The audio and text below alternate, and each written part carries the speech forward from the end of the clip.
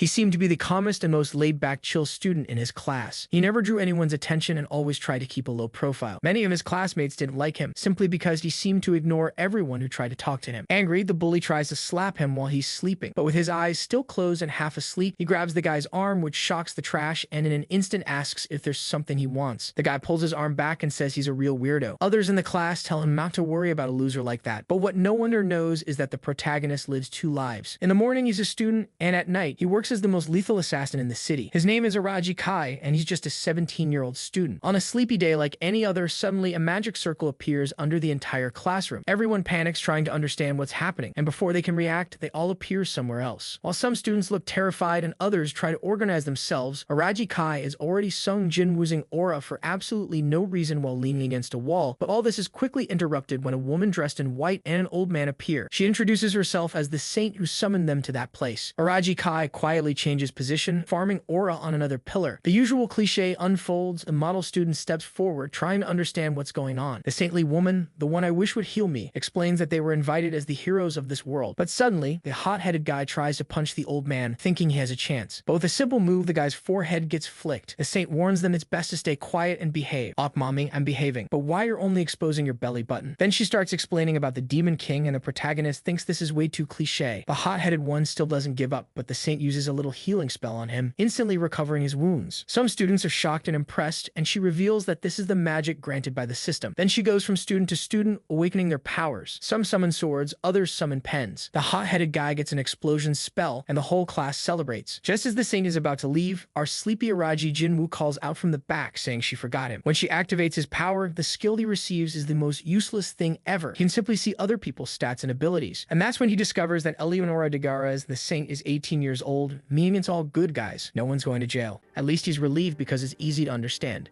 Then he feels something at his side. It's Arashi, punching him into the ground. Apparently, he tried to hit the protagonist and asks, "Hey, idiot, what'd you think of my explosion, huh? What did that little red eye of yours see?" The others laugh at him just because he has a red eye. They treat him like the class loser. "You guys want to pick a fight with our aura farmer?" Nagash says that's what he gets for thinking he's special and being last to receive a talent. Araji, though, doesn't understand why they're acting like that. They don't even have enough info to know what will be useful. Besides, the divine protection feels like a borrowed power. Who knows when it might be taken away? And he's sure there are countless other ways to kill people. The saint cuts through the chatter, saying that now that they've received protection, it's time to start learning how to use these powers to kill the Demon King. She asks that for today, everyone rest. Later that night, each of them is taken to their rooms. Araji, however, decides it's time to start the second shift of work. He's going to gather information. Some guards are patrolling around the castle, complaining, "Damn, why the hell are we walking back and forth out here?" Another one answers it's because the so-called heroes showed up and they can't be allowed to escape. Still, he doesn't believe those guys can even fight. How would trash like that ever defeat the Demon King? The saint must have some trick up her sleeve. Of course, Araji overhears all of this. He also realizes that, for some reason, the saint is tightening the castle's defenses to keep a closer watch on them. He activates his talent and sees that one of the guards is named Jin and has fencing at level 1. Then he bolts like Naruto, thinking they can't detect when he uses his ability. He manages to get a rough map of the castle's layout and notices how heavily fortified it is. In front of a huge gate, 2 soldiers stand guard. Escaping this place is going to be harder than he thought. While sneaking across the grass, he stumbles upon 3 girls chatting in the middle of the night. The brunette on the right says maybe they shouldn't be doing this. He'll get mad. The one on the left insists it's fine, they're only practicing a little. Nagash lifts up her flames, saying they all have to understand. Nobody's able to sleep anyway, and a bit of training will be great for strengthening their powers. Soon they're at it. Fire, plants, water, all flying around while Araji quietly watches. They're using divine protection, and he's curious to see how it works. But suddenly, something rushes past him, giving him a strange sensation. One of the girls glances sideways, wondering what that weird noise was. Before they can figure it out, a huge beast bursts out of the bushes in front of them. The 3 freeze in confusion while Araji wonders what kind of lizard this is. He's never seen this species before. He uses his power and learns it's a 4-year-old lizard Val, aggressive but without any special abilities. The problem is that its stats are way higher than the girls. The monster raises its head, inhales, and unleashes a roar. The girls start running, but the creature charges right after them, while Araji observes from a distance. Its aggressive nature drives it to attack without hesitation. It moves quickly, but its legs only carry it straight forward. No strategy, no real intelligence. Araji decides to test its skin's durability, so he throws a knife. It hits, drawing only a shallow cut. The beast halts for a moment, and Araji notes the throw was effective, though the wound wasn't deep. The trio is sprinting in panic when Nagash stumbles on a rock and falls. She's scrambling to get up, but the lizard is already closing in. Seeing how near it is, she screams desperately, but the creature is already swinging its claw. She raises her arm and cries out for help, when suddenly, boom, the beast collapses dead right in front of her. She's left shocked as the other two rush to pull her to her feet. They wonder who saved her.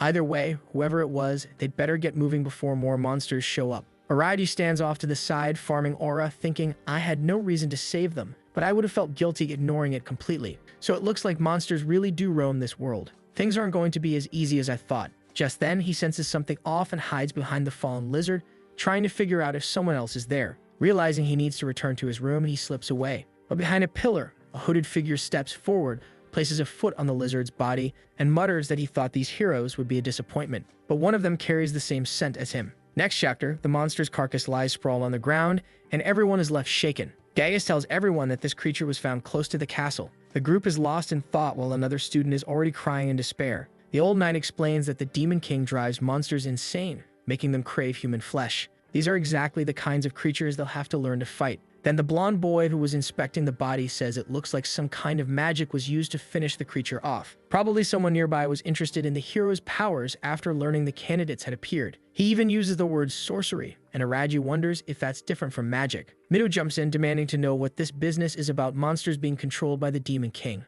The blonde explains that powerful demons have servitude magic, which allows them to control weaker creatures. Basically, he's saying the Demon King is extremely strong and controls everything. But the old knight cuts him off, saying not to listen to that weirdo. Araji already knows who he could ask for more information, but he's also worried about the idea of this monster having been controlled. He remembers when he saw the monster's profile earlier. It showed that condition, and now it makes sense. That murderous intent he felt must have come from a demon. He has to be careful. He barely noticed that presence, and only for a moment. Whoever it was could even be among them right now. Suddenly, he feels something watching him from behind, and a voice says that this fear will only lead him to death. Araji is shaken, while Arashi loudly declares that nothing has changed. He just has to kill these demons as fast as possible and get back to his country. For once, the classmates actually agree with him. They know they have to get stronger because fighting is their only choice. The poor side characters are trembling, knowing they're just cannon fodder waiting to die. Araji realizes that reality is finally sinking in for all of them. That's when Leonora steps forward and tells them not to be afraid. All they need to do is learn how to use their powers. They were chosen as hero candidates, and their growth rate is much faster compared to the people of this world. A week passes after the training begins. Flipping through a book, Araji mutters, well, I can understand all the words written here. Honestly, it's already strange that we can communicate so easily. I look outside the window and see everyone having fun. It looks more like an amusement park than a group of heroes in training. At first, I thought my divine protection, the Eye of Judgment, would be useful in battle. But the truth is, it's useless so far, and I've only been allowed to stay in this library. The saint had even said, how about you read a book, boy? And of course, the whole class laughed at him. He thinks to himself he really should have let the trio of girls die back then. But something doesn't add up. This is too suspicious. If they're so worried about monsters, why is there nothing in their history or culture about demons at all? Watching the training, he notices that just like Leonora said, everyone is improving at an incredible pace. The strongest are Narumi, Arashi, Kenzaki, Hashimoto, and Nagas. But even more than them, there's one person growing at a truly insane rate. Someone attacks, a sword spins out of his hand and sticks into the ground, and the soldier immediately surrenders. Of course, it's Mido. He thanks everyone for their advice and says it's thanks to them he's growing so fast. Araji checks his stats. Mido is already rank A in attack, and his divine protection is level 8. Araji thinks, unbelievable. Just a week ago, this guy's stats were low. Even among us who are all growing quickly, this guy stands out as a real genius. But could it be that divine protection affects more than just power? The classmates walk up to the protagonist and sneer. Hey, look, there's the loser. Get out of here. Go read your little books. Araji just thinks to himself, everyone's the same as always, looking at me like they're trying to humiliate me somehow. And now, after getting these powers, they're only getting more reckless. One guy stretches out his hand, asking why he's being ignored. But then something brushes his foot, and suddenly that fool sees himself flip upside down, while Araji calmly asks, what happened, Muda? You tripped for no reason? You alright? The poor guy has no idea what just happened. That's when Arashi steps in, telling everyone to calm down, because they're coming. The Saint and Gaius appear, watching them all. She praises their work and says they've been developing faster than she expected, which is why the time has come to move forward with the plan. Narumi immediately asks, you crazy saint, don't tell me you're gonna ask us to kill the Demon King already? She replies, of course not, she wouldn't go that far yet. All she wants is for them to start training by fighting monsters. The group is hesitant. No one's eager to put their life on the line. Araji, though, looks more worried than anyone else. In reality, he probably won't even have to fight, so he should just relax. Next chapter, they're explaining how the combat exercises will work in the forest. The place is full of obstacles. so they won't be able to move in big groups. That's why they'll be split into teams of 2 or 3. Right away, the eager girls jump in. Mido, can I go with you? I want to go with you too. He of course accepts. The guy's got women clinging to him, the harem practically building itself. Meanwhile, poor Arashi ends up stuck with a bunch of guys around him. Narumi uses his pre-boy charm to pair up with a purple-haired girl. Gaius beams, saying everyone's formed incredible teams. But there are still 2 people standing off to the side. The blonde girl admits it looks like no one wants to team up with her. Apparently, it's because everyone's afraid. She tells Araji they don't really have a choice, so they'll have to go together. He says he doesn't mind, while thinking it's odd that he got paired up with Kenzaki Rin of all people. She's confident that her personality feels somewhat dull. On top of that, she's prideful, the type who won't let anyone block her path. She glares at him and asks, "What are you staring at, loser?" Araji just turns his head slightly and answers, "Nothing important." She turns away too, and it already feels like they'll make a solid pair. Then the Sing announces a special mission. Whoever kills the most creatures will receive prizes. With that, the tests begin. Inside the forest, Araji trails a little behind, while Kanzaki declares her ability is superior to everyone's, so he should just stand back and not get in her way. Araji shrugs. "All right then, go ahead, strong girl. Handle it." She looks a little hurt and asks if he has no pride at all, saying something like that. But he's thinking he doesn't care about any of it. He's more interested in observing her combat skills. After all, he's already sensed 4 strange presences surrounding them. Suddenly, a shabby goblin shows up, and Kenzaki asks if that's the monster they were supposed to fight. The creature approaches, but she simply stretches out her hand and orders it to kneel. Immediately, it slams face first into the ground. Araji is impressed. Her domination ability really is powerful. Basically, any command she gives directly influences her target's actions. But Araji points out there are still others around them. She orders the goblin to drop its weapon and put its hands behind its back. Soon enough, though, sweat beads on her forehead, and Araji asks, "What's wrong? Already tired?" She admits she can't keep using her blessing for very long. Araji understands it must consume a lot of mana. Araji warns her it's better to finish that one off quickly because more creatures are coming. But Kanzaki hesitates, saying that monster, whether she likes it or not, looked almost human, and it was even crying in fear. The protagonist tells her it's strange for her to say that since the thing literally just attacked them. Clearly, it's an enemy and there's no reason to let it live. She admits she already knows that. Araji thinks that even though she has good power, she's still too weak. She's used to peace, and in dangerous moments like this, hesitation will only get her killed. And sure enough, right in front of them, 3 more appear. Calmly holding a stone, Araji tells her, "They're here, girl." She answers that she knows, uses her word magic again, and the 3 drop to the ground. Araji doesn't move. He just asks, "So, what are you going to do now? Tell me." She snaps at him to stop standing around and do something to help her. But he replies, "Wait, weren't you the one who told me not to do anything at all?" Realizing she's contradicting herself, she says, "Fine then. She'll do whatever it takes." She orders the monsters to snap their own necks, and incredibly, it works. Araji thought they'd hesitate and she'd have to improvise somehow, but no, it actually worked. Even he's impressed. "You can force a command like that?" She admits she can, but unfortunately, it's harder and the success rate is low. Now that she's felt how it works, she realizes it won't be easy. Araji reminds her that these monsters are enemies who attack them. Whether they're creatures or even humans, they have to kill anyone who tries to kill them, unless she's not interested in staying alive. Kanzaki frowns, asking why he's so calm when he doesn't even have a power. He tells her not to worry, staying calm is one of his better traits. Then he asks, "So, what now? You want to head back since you're scared?" Kanzaki freezes for a second, but turns away, saying, "No way, we're moving forward." Araji thinks that since she's this motivated, maybe their team will work out after all. They start wondering how the others are doing. Narumi is sprinting through the forest in a panic with the only girl who agreed to team up with him. He asks what they should do, and she admits she has no idea. She thought the monsters would be weaker. Suddenly, Narumi stops and declares it's all or nothing. At the same time, he unleashes a burst of wind, she launches a rock bullet, and they combine the attacks to hurl a massive stone. But when it crashes into the creature, it doesn't do a thing. Narumi stumbles back, terrified at what they've run into. Turns out they're up against an armored bear. That's just cruel, throwing side characters against something like that. Next chapter, Kanzaki is thinking she has to give everything she has so she can return to her world and see her grandfather. She's sure he must be very sad without her right now. Araji, however, asks, "So, what's the plan, girl? Feels like we're kind of lost, don't you think?" She tells him not to worry. They're moving in a straight line, so all they need to do is keep going and then head back. But Araji responds that she's underestimating this forest. She snaps at him to shut up, and he realizes her biggest flaw is that she's overly confident and full of herself. He tells her to stop staring at him, when suddenly they both hear a scream. Kanzaki instantly recognizes it as Hashimoto's voice. When Araji asks what they should do, she says they're going to help. He finds it odd. Why is she suddenly acting so kind? She tells him to quit nagging and hurry up. Elsewhere in the forest, Hashimoto is being slammed to the ground, completely battered. Narumi shouts, asking if she's okay, and she answers yes, but begs him to just run. He grabs her, saying there's no way he's leaving her behind alone. Nice words, but when he looks back and sees that Armored Bear's paw coming down, he nearly soils himself. Then suddenly, some power freezes the monster in place. It's Kanzaki using her command ability. Narumi asks what they're doing there, and she warns it won't last long. Araji glances over and realizes, of course, her power is weaker against stronger creatures. He asks if Hashimoto can move, and Narumi says she's in a lot of pain but at least still breathing. Araji tells him to throw her over his back and get out of there. Narumi insists he wants to help, but the protagonist snaps that he's risking her life by staying. That's all it takes. Narumi slings her over his shoulder and says, "Thanks, man, I'm out. Later, bear." Now the problem is Aravi's to handle. He activates the Eye of Judgment and it reveals the beast's defense is rank A. Its fur is thick, and the armor looks impenetrable.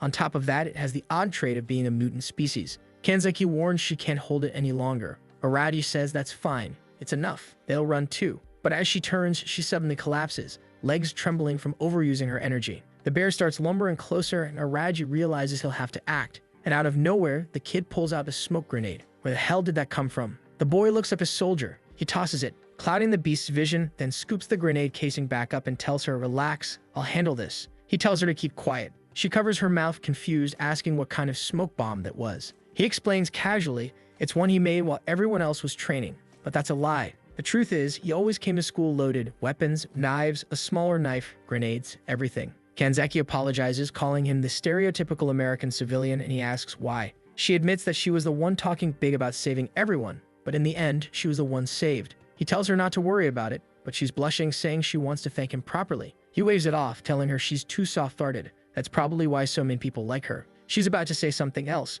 but he tells her again to shut it before the bear comes back. She asks if they should run, but he says, no way. That bear's still nearby and will just get spotted again. Sure enough, the armored beast crashes into the path of the fake protagonists of this story. And that silly guy really did gather a harem already. First mission, and it's starting like this. He activates the evil-slaying sword and charges forward, or at least he activates it, freezes up for a second, then rushes in. The bear lunges to bite, he dodges, grips the sword tight, and hacks at its arm, managing to land a blow outside the armor. But the skin underneath is tougher than expected. Then Nagash hurls a blazing fireball, screaming for the monster to die. The attack hits hard, actually tearing into it. That girl came in hot. Mido praises her, but the bear lets out a roar that snuffs out her flames. It fixes her with a glare, and she stammers in disbelief, asking how that's possible. He tells her to calm down, reminding her that her attack worked. The beast is clearly moving slower now. If they keep pushing and fighting together, they can take it down. She nods, and the trio of trouble continues the fight. But from the shadows, a sharp-toothed figure watches, muttering that it's only a matter of time.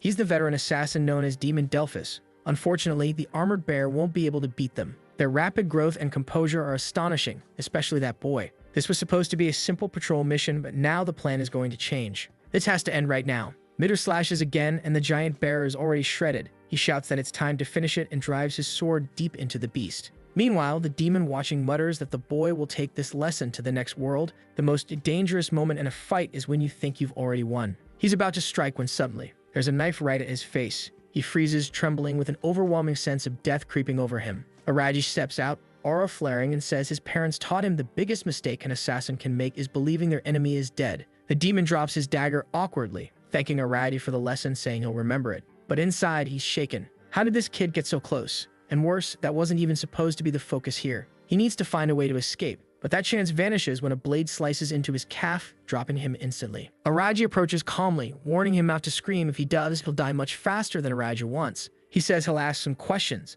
and the demon had better answer truthfully. Any lie means instant death. First question, who is he? But instead, the demon snarls, who the hell are you, kid? Araji drops a cringeworthy line. I am one who lives in the shadows, someone from another world. The vampire-like demon is rattled. What kind of ominous presence is this? Araji presses, asking if the man he killed earlier that day was him lurking nearby. He admits he knew he was being watched, but he didn't expect his stalker to reveal himself so easily. That's why he deliberately used Mido and the others as bait to draw him out. Delphus is shocked that this kid had planned it all from the start. Araji says what he needs now is information. Since he's new to this world, he'll squeeze everything he can about the demons out of him. Delphus laughs, saying it won't be easy to make him talk, but then he screams in agony. Araji is merciless. He already slashed behind his knees, and now he cuts the tendons behind his arms, leaving him completely immobilized. He tells him flatly that unless he wants to taste death in hell itself, he'd better start talking. Frothing with rage, the demon spits back that this brat is underestimating him. Then a strange purple liquid starts leaking from his mouth, eyes, and nose.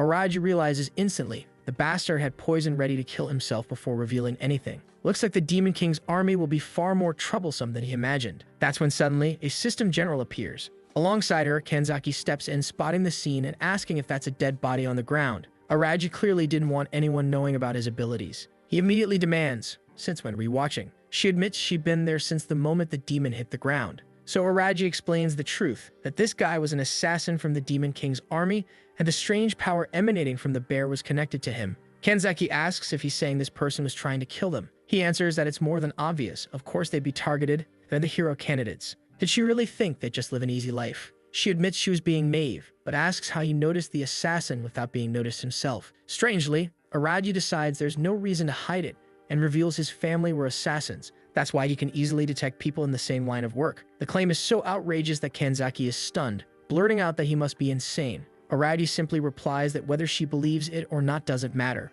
What does matter is the corpse lying at their feet, that he's certain of. Besides that, he warns her not to tell anyone what she just saw. The class will already be shaken enough because of Hashimoto's condition. Kanzaki agrees, saying it's fine since he actually seems like a good person. She never imagined he cared that much about his classmates. He pulls his hood back, saying he understands that not everyone there is like him, used to fighting. Now it makes sense. He's revealing part of his abilities to Kanzaki because he knows she could be useful later on. The whole group gathers again in another part of the forest. Hono Shiori, who awakened healing abilities, starts using her power. She asks her friend to hold on while the golden light spreads across her body. Everyone watches, and Narumi quickly asks if she thinks Hashimoto will be okay. Shiori says yes, but it'll take at least an hour to fully heal her. He thanks her, then says Midu is truly amazing. Midu brushes it off, saying it's nothing, he just has strong people on his side.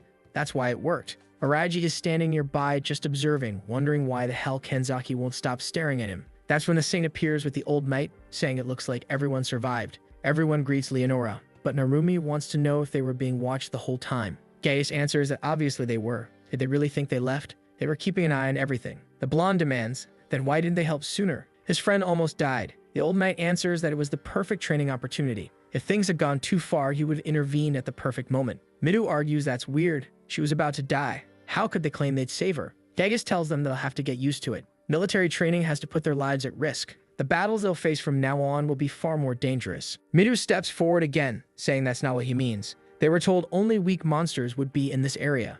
Leonora steps forward and explains that it was the work of a demonic assassin. Of course, nobody understands what that means. She clarifies that armored beasts don't normally live here, so most likely the assassin was scouting their strength as hero candidates. The old knight adds that if that's the case, then the assassin is still hiding somewhere. Leonora agrees, saying they truly need to strengthen their defenses. She urges them to understand that this is actually a good sign. They need to get stronger or soon every one of them will die. The students look uncertain. How could they possibly get stronger than this? They were already training hard every day and risking their lives. Midu tells her to stop. This is going too far. Everyone is shaken after that fight. She admits maybe it is too much, but if they don't grow stronger, they'll die. Of course, this doesn't sit well with the so-called hero, who thinks this woman clearly doesn't care about them. That's when Arashi finally reappears after so long, shouting that she summoned them here just to throw them to their deaths. In a flash, Gaius steps in front of Leonora, warning Arashi to watch how he speaks to Lady Leonora. Everyone realizes it. If they keep mouthing off, the old knight will beat them down. Midu tries to calm things, but Arashi keeps going, saying that woman must have a death wish,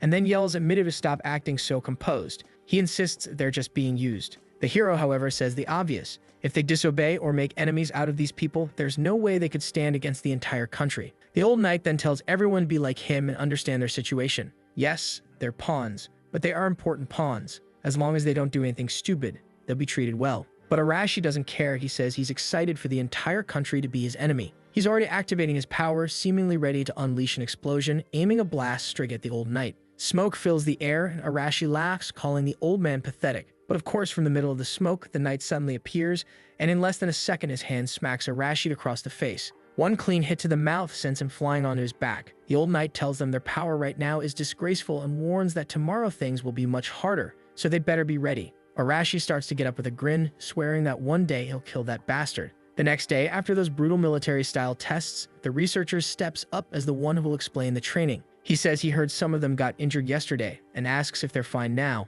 Hashimoto says yes, she was wrecked yesterday, but after being healed, she's doing okay. The blonde asks about the guy who got punched in the face. He doesn't answer, but it's clear he's fine. The blonde remarks they're lucky to have someone nearby with divine protection. Now it's time for him to explain today's training. They're standing in his research area, and he's bringing out monsters for them to practice against. Midu asks if the monsters are inside that building. The blonde just puts his hand to his eye and says it'll be easier if they take a look. The doors open, and inside the cages are tired goblins. Oh my god, put those poor things down already. They don't even deserve to live. There's also a starving lizard. And great, at least one ogre. Okay, so it's basically a whole prison full of creatures, and they're walking around observing them. The blonde explains that all of them are monsters he created himself for his experiments. And honestly, he doesn't give off good vibes at all. The saint says this is Steady's laboratory. He's supposedly perfect for training soldiers. He answers cheerfully that he's glad to help, collecting data on the monsters. But Midu already notices something feels very wrong here. Not long after, they're standing in the middle of an arena, and the monster tests begin. From above, Araji watches, noticing that everyone's surprisingly calm. They're being forced to fight, but it seems the experience in the forest yesterday toughened them a bit. Still, when he sees Nagas fall to the ground, he realizes they're still afraid deep down. She gets up exhausted, while the ogre in front of her looks more like a puppet, huge, deadly, yet barely moving. Midu complains to Steady that this monster is way too strong for her. Steady just smiles and says he doesn't think that's the case. Besides, Leonora told him to keep training strict, and Midu is wrong. Since they have divine protection, they shouldn't be losing to a monster of this level. That's when Nagas snaps, shouting she's sick of this. She conjures a massive fireball, declaring that the most important thing in battle is willpower. Well, that's actually Steady's line, saying that's exactly why they can't hesitate, because hesitation could mean death. Midu asks if they really stand a chance. The blonde says of course they do. Thanks to divine protection, they can unlock new derivatives, new skills. At that moment, Araji passes by and Midu asks if something's wrong with him. Araji tells him that with the Eye of Judgment, he can see the boy gained a new skill, something called Divine Attack of the Kamikaze Monster,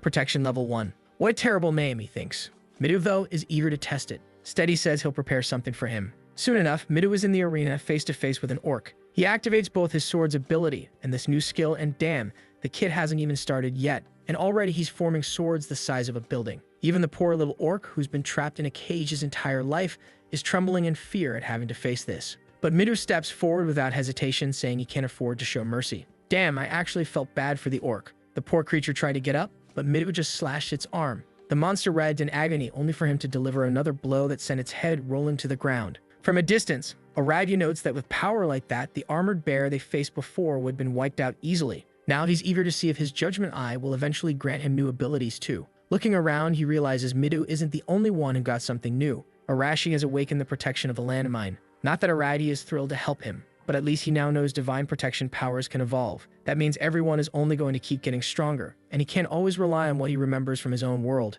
Night falls and everyone gathers in Arashi's room. Narumi asks if he's serious, and Arashi confirms. The plan is to kill Gaius. After that, they'll tie up Leonora and force her to reveal how they can return to their world. To be honest, their chances are slim to none, but it's not the worst plan since clearly this world isn't treating them well. The idiots are fired up, shouting things like, "Yeah, it'll work, let's kill them all." Arashi asks Narumi for help too, saying he must be sick of those people's attitudes. Narumi asks if he really thinks they stand a chance. Arashi admits he's not sure, but insists that if everyone works together, their chances improve. Narumi is afraid of dying, but he also realizes the missions they're being sent on are far from safe. After some thought, he agrees to join the plan. Next chapter, training continues. Midu shows off his massive sword while everyone else practices honestly. Araji can't stop watching, thinking about how hard the guy works, trains tirelessly. Midu responds that he's still weak, so he has to keep getting stronger. But Araji points out that he could probably already beat half the knights in the country. Midu, however, says that's not enough. To defeat Gaia, he needs overwhelming destructive power,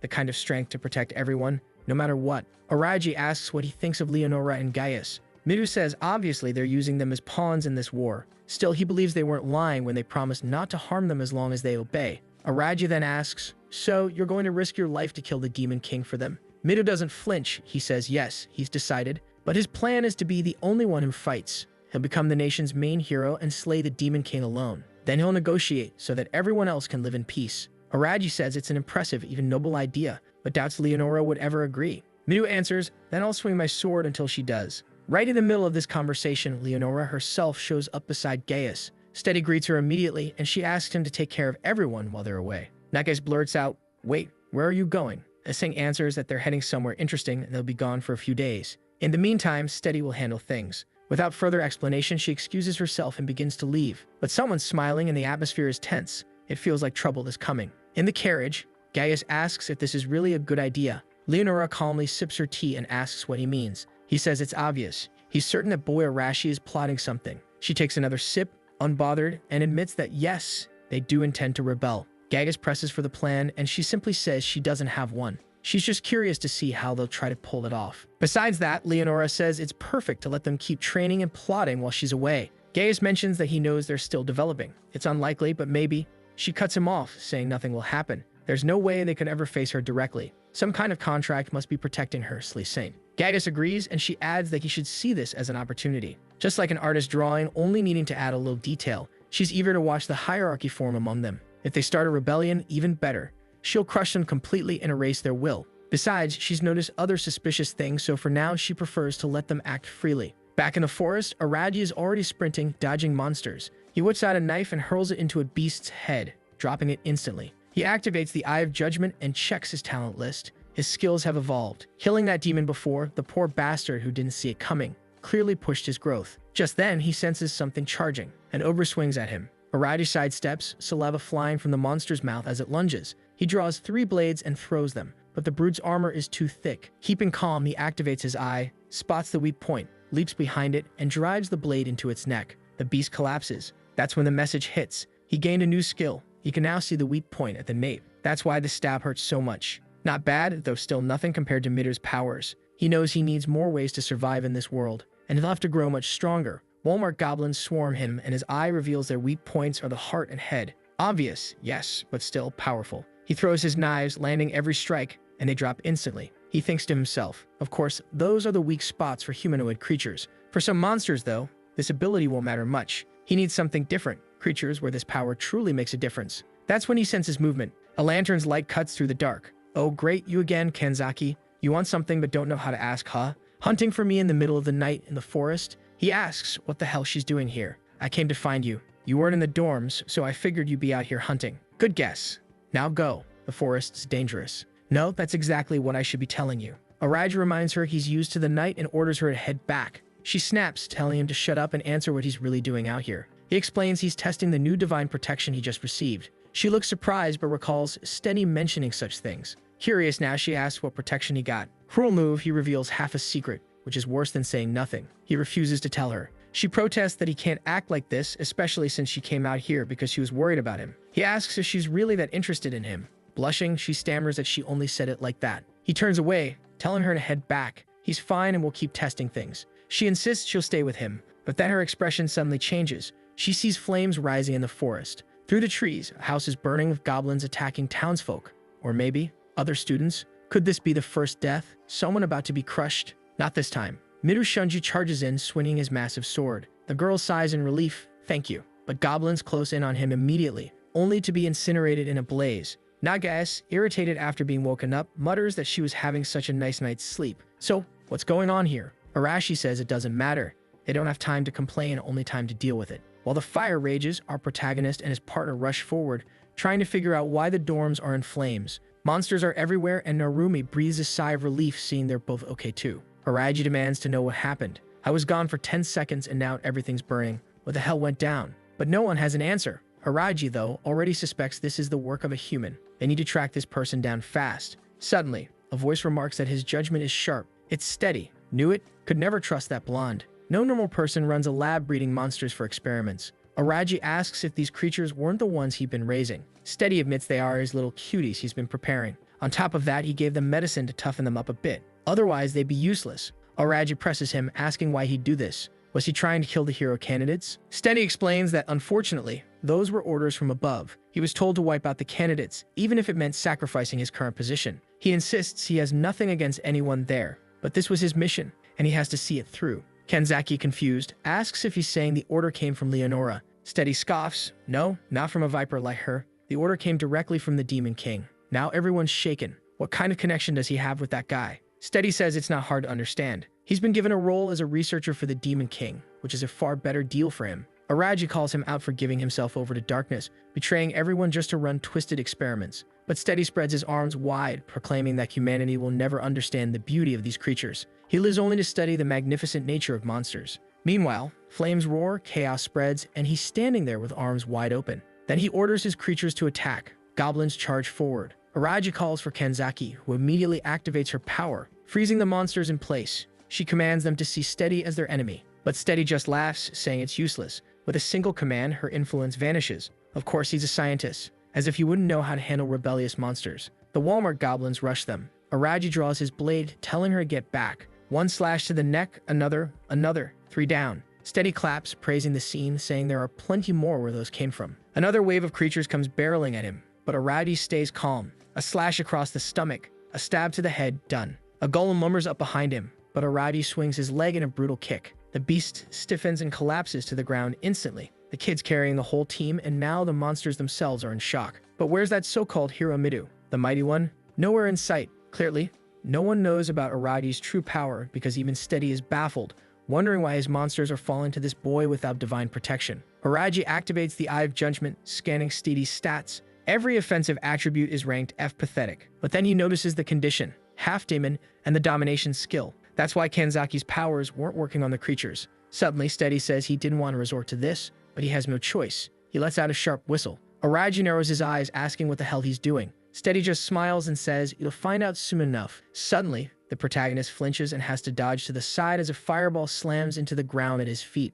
And just like that, damn, the guy summons a dragon. The beast immediately inhales, preparing another fiery breath, while Steady smugly declares that yes, he has a red dragon. That's his trump card. The creature charges forward, smashing through houses, sending stones flying everywhere. Kenzaki freezes in shock, saying there's no way to dodge that, but Araji reacts fast. So fast, it's almost ridiculous. Just a single step back and he's clear. He asks if she's alright and orders Narumi to take care of her while he handles this. But seriously, where's the so-called hero? Did he die? Where the hell is he? The dragon bears down on him, ready to finish him off, and that's when Araji spots it, the weak point beneath its neck. Finally, his ability has found a real purpose. As the beast shoots past, he ducks under and slashes at the spot, but his cheap dagger snaps on the first strike. The dragon barrels past, its bulk crashing down, and Araji realizes that with his current power, there's no way he can end this fight alone. Just as he wonders what to do, Arashi makes his flashy entrance. He leaps from a rooftop, smashes the dragon across the face, and lands near its knee, grinning, asking what the lizard thinks of that. The dragon answers with a fire blast to his face. Surprisingly, instead of being roasted, he just ends up singed, a little smoky but standing strong. Seeing this, Araji thinks to himself, this bastard really did get solid powers, strong and tough. Arashi smirks, saying it hurt. But before he gets carried away, Araji steps up and tells him to listen. They'll have to work together to bring this beast down. Of course, Arashi scoffs, asking why he'd ever need help from trash like him. Araji stays calm and admits it's because he can see the weak points, but he doesn't have the strength to hit them properly. Arashi sneers, saying it sounds like the rookie's begging for help, not that he's interested. But Araji just warns him an attack is coming, and sure enough, the two of them leap aside as the dragon's massive tail sweeps past. In midair, though, the beast is already preparing another breath, and this time Arashi takes the full blast. He's scorched badly, almost done for. Araji asks him flat out, "So, you think you can do this alone?" Arashi, surprisingly, doesn't hesitate. He admits he can't. He asks where the weak point is. Araji explains it's in the scales just under the neck. Strike that exact spot, and it'll take far more damage. If he combines it with his destructive explosion, the beast will fall. Arashi nods, saying fine, and he'll trust him this time. From a distance, Steady shouts, confused why the dragon has stopped moving. Then he raises his voice like it's a duel in Yu-Gi-Oh, commanding the red dragon to kill him. The beast roars, the wind alone knocking them off balance, sparks filling the air as his voice shakes the ground. Araji dashes sideways, throwing knives to draw its attention, trying to create an opening for Arashi. The dragon snaps at him, but he keeps slipping just out of reach, forcing it to follow. Meanwhile, Arashi circles toward the neck, sliding into position with a smirk, saying he knows what needs to be done. He ducks low, activates his destructive explosion, and slams the strike right into the weak point. The dragon shrieks in agony before crashing to the ground, defeated. Steady can't believe his monster has fallen. Arashi grins, boasting it was too easy. Araji, unimpressed, tells him for someone who just got roasted, he sure talks a lot. Then he turns to Steady and asks if he still wants to keep going now that his trump card is gone. Steady insists yes, he still has countless other creatures, until he realizes every last one he brought is already lying dead on the ground. And of course the missing hero Midu finally shows up, not from fighting the dragon, but surrounded by 4 girls. He smugly says, "Looks like the only one left is that bastard." Steady thinks about running, but just then Narumi appears at his side, saying he's not going anywhere. Startled, the fool stumbles like a complete idiot, nearly falls flat, but gets caught by a water spell. As soon as he lifts his head, a sword is already pressed to his face. Araji glares at him, saying this bastard wasted the whole night that should have been for resting on a pointless fight like this. Steady panics, begging for calm, promising to tell them everything if they don't kill him. But suddenly, his eyes turn red. No one understands what's happening. Then purple tears stream down his face, and just like that, he's dead. Araji comments that he must have been under some kind of curse. Mido guesses it's because he was about to spill information. Meanwhile, Arabi's mind lingers on the Demon King. The enemy never stops, always sending someone after them. A day after the incident, someone says it's unbelievable. It's the Saint Leonora looking troubled, saying she's deeply concerned that something like this happened while she was away. Narumi shoots back that she should take responsibility, since she was the one who left Steady in charge of everything. Leonora laughs softly, apologizes, calling it a misunderstanding. She explains she never thought a demon tamer that weak could cause so much trouble. That's all she meant. The meaning is obvious enough. Nagase asks if she already knew he was a spy and still allowed him to act. Leonora only repeats that she warned them training would grow harsher, and this was part of it. One of the students snaps back, calling her a witch, asking if she realizes most of them nearly died in their sleep. Gaius cuts him off, telling the child to control himself and blaming him for being careless while sleeping. Araji knows it's insane, but in a way, they're not wrong. He reacted too late to the monsters and only stepped in when things were already dire. The Saint then says it's time to talk about something more important. They'll be traveling to the royal capital. Midu asks what for, and she explains there will be a parade to celebrate the arrival of the hero candidates, and of course, they'll be leading it. Night falls, and Gaius tells the soldiers to get some rest. They're clearly already on the journey, setting up camp. Someone counts a total of 30 men. It's Arashi, noting the number of soldiers. But what he observes is that most of them aren't impressive. One of his followers points out that he could drop one with a single punch. So what should they do? Arashi says it's obvious. The perfect chance to put their plan into action has arrived. His friend agrees. Only 30 soldiers, and the camp is set up in an open field. They're being underestimated. No one suspects tonight will be the night of their rebellion. All they need to do is alert Narumi's group and prepare. But Aragi, watching from the corner of his eye, already knows the truth. They are more than ready for this. Leonora and Gaius carry themselves with total confidence, certain they can handle any problem. At that moment, Araji pulls Midu aside for a private talk. Meanwhile, in the shadows beyond the trees, Arashi's group prepares to strike. He knows that anyone not paying attention must already be asleep, making this the perfect opportunity. Narumi agrees, giving the order to begin. But just as they move, Midu and his group step into view. He takes a step forward, declaring that he heard about their plan to kill Leonora and Gaius. Naturally, Arashi demands to know who the bastard was that revealed it. Midu just says he overheard while passing by. Nagas asks if they're really plotting something this insane. Sure, Leonora and Gaius are a pain, but this crosses the line. Arashi snaps back that the insane ones are them, for seriously thinking they keep obeying and serving as lapdogs for those two. Midu admits the situation isn't exactly good for them, but insists they need to find another solution. Arashi snaps back, telling him to come up with a better plan then. Midu says his plan is to become strong enough to defeat the Demon King alone. In exchange, he'll demand safety for everyone else. Arashi laughs, telling him to wake up like Leonora would ever listen to something that ridiculous. But Midu insists that once he has the strength to make it happen, he'll also have the strength to negotiate. Even so, Arashi responds that it's out of the question. He doesn't want some so-called hero protecting him, so Midu better step aside because he's not taking back what he said. And just like that, it's fight time. Midu warns him that if he wants to go through with this, he'll have to get past his group first. But his people don't look shaken at all. Arashi charges in, saying Midu will regret it, and slams a knee into his stomach. Midu is sent flying back, shocked at Arashi's raw speed and power. At the same time, Arashi is stunned too because Midu actually managed to block part of the strike. Right then, the few soldiers rush over, asking what's going on. Midu quickly answers that they're just having a disagreement and doing some sparring. The soldiers tell them to calm down, it's too late at night for this nonsense. Realizing the situation will only get worse if he keeps pushing, Arashi spits that he's done with this. He walks off, saying it's pointless dealing with such a bunch of weaklings. It's not worth talking to anyone there. Next chapter, we're finally arriving at the capital of Daguerist. Everyone's celebrating, selling their stuff, and Narumi, that fool, is all impressed. Hashimoto complains, saying there are too many people around, while Nagata shrugs and says that compared to her concerts, this is way less crowded, so it's fine. Meanwhile, the citizens are staring, whispering, wondering if it's really who they think it is. Gaius shouts for everyone to clear the way, announcing that the candidates for heroes have arrived. The crowd raises their arms, yelling, "These are God's chosen ones. They're incredible." The heroes of Team 1 stand there confused while everyone cheers wildly. Except for Mido, of course, acting like a tough guy again. Honestly, he's getting tiring, really looking like he deserves a good beating at this point, strutting around with his arm raised like he owns the place. Naturally, Arashi isn't thrilled, while the protagonist realizes that people actually put a lot of faith in these so-called heroes. Kanzaki feels uncomfortable with the thought of so many lives depending on them like this. Araji, meanwhile, notices the castle towering over the city. At the very top, King Reigns welcomes everyone, telling them to rest after their long journey. And that's exactly what they do. Some collapse straight into bed, others go off to heat things up. But later that night, there's a grand feast, and by the next morning, Mido's already out training again. The protagonist, as always, is off farming aura and gathering information about the region. He notices a heavily guarded gate, realizing it's riskier than he thought to move around inside the castle. By the way, when I said Reigns was the king of the kingdom, I misspoke. He's actually a holy knight. Anaraji quickly sees that this man has serious influence in the city. He observes him talking to soldiers asking, "Where are the hero candidates?" Reigns calmly replies that the kids are resting in their rooms. The soldiers want to know if they're truly the ones chosen by the creator and God. Reigns answers that he's already noticed they're far more powerful than children have any right to be. The knight admits he knows this, but he's worried about the Demon King's followers. Allowing the heroes to enter the capital so openly will definitely stir those people into action. Some mustached fellow agrees, saying there's been too much suspicious activity lately.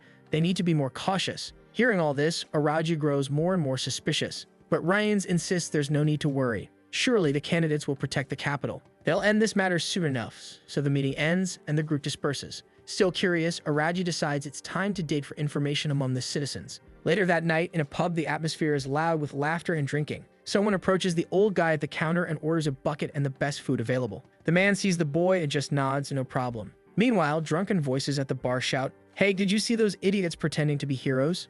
Just a bunch of stupid kids." A blonde guy snaps back, "Don't trash them like that, man. We have to trust the saint. Unless you want to hear the church nagging you non-stop, right? That clears things up. The church holds real power here. It seems people fear the church even more than the king or nobles." The old man slams a mug on the counter and serves him. The boy takes the chance to say he wants to discuss a few things, like he's new to this country and doesn't know much yet. He's been hearing talk about the Demon King's followers. So who exactly are these people? The old man scratches his ear and says, "Well, you already know the country's at war with the Demon King's army, right? And from what they say, that guy is terrible. He's got powers that easily tempt greedy humans, so a lot of people end up corrupted. From the looks of it, some of those working for the Demon King are even among the nobles." Araji says that's truly awful, while thinking to himself that this place feels like it has some kind of terrorist organization. Walking through the city, he realizes that everyone genuinely believes the heroes will defeat the Demon King. That faith, along with the existence of his followers, is exactly why the hero's presence makes everyone restless. Suddenly, Kenzaki shows up, saying she found him again. Seriously, this girl must have a bloodhound's nose. There's no other explanation. She asks what he's doing, and he replies that he's gathering information. They're in an unfamiliar place, so that's just basic. Hesitant, she admits she understands, but warns him it's dangerous to be wandering alone. On top of that, if he ever needs help, he can just ask her. You can already tell he's stringing her along with his aura farming act. He waves her off again, saying, "I'm fine, really. Just go stay with the other students." But she insists he stands still right there. Looks like she's not actually leaving. She pushes him to accept the help she's offering. Araji says fine, he'll accept. He's rushing too much into digging up information about the royal capital anyway, so why not? Let her talk with the townsfolk. The poor girl falls right into his trick, leaves happily humming, while a hooded figure nearby chuckles quietly. Back home, he realizes he didn't manage to learn anything useful, but he did discover the existence of a new enemy. Just then, a loud commotion breaks out, making him wonder what's going on so late at night. He arrives in a hall where all the candidates are gathered. He asks what's happening, and they explain Kanzaki has gone missing. Ronia was the first to notice, since they're roommates and now everyone's out searching for her. Araji realizes that no one noticed he'd been gone except Kenzaki herself. Really? No one cares about the boy. But whatever. That's when Midu wants to know if he has any idea what happened. He says no.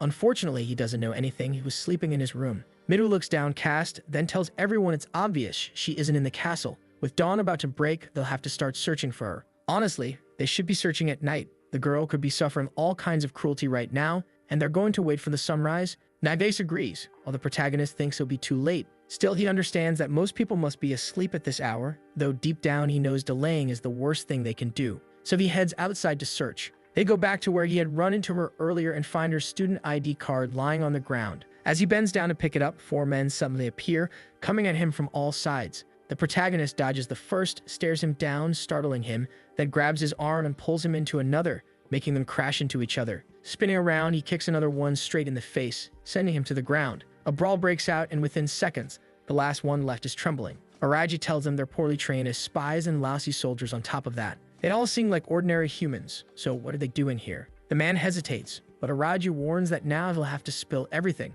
Meanwhile, somewhere else in the city, Kanzaki is tied up with her arms stretched out, furious, while her captors mock her, saying she looks fisty. From the look of it, she still intends to fight. She says her answer will always be the same. She's not going to reveal a single thing. The man asks her not to be so cruel. They just want to learn a little more about the candidates.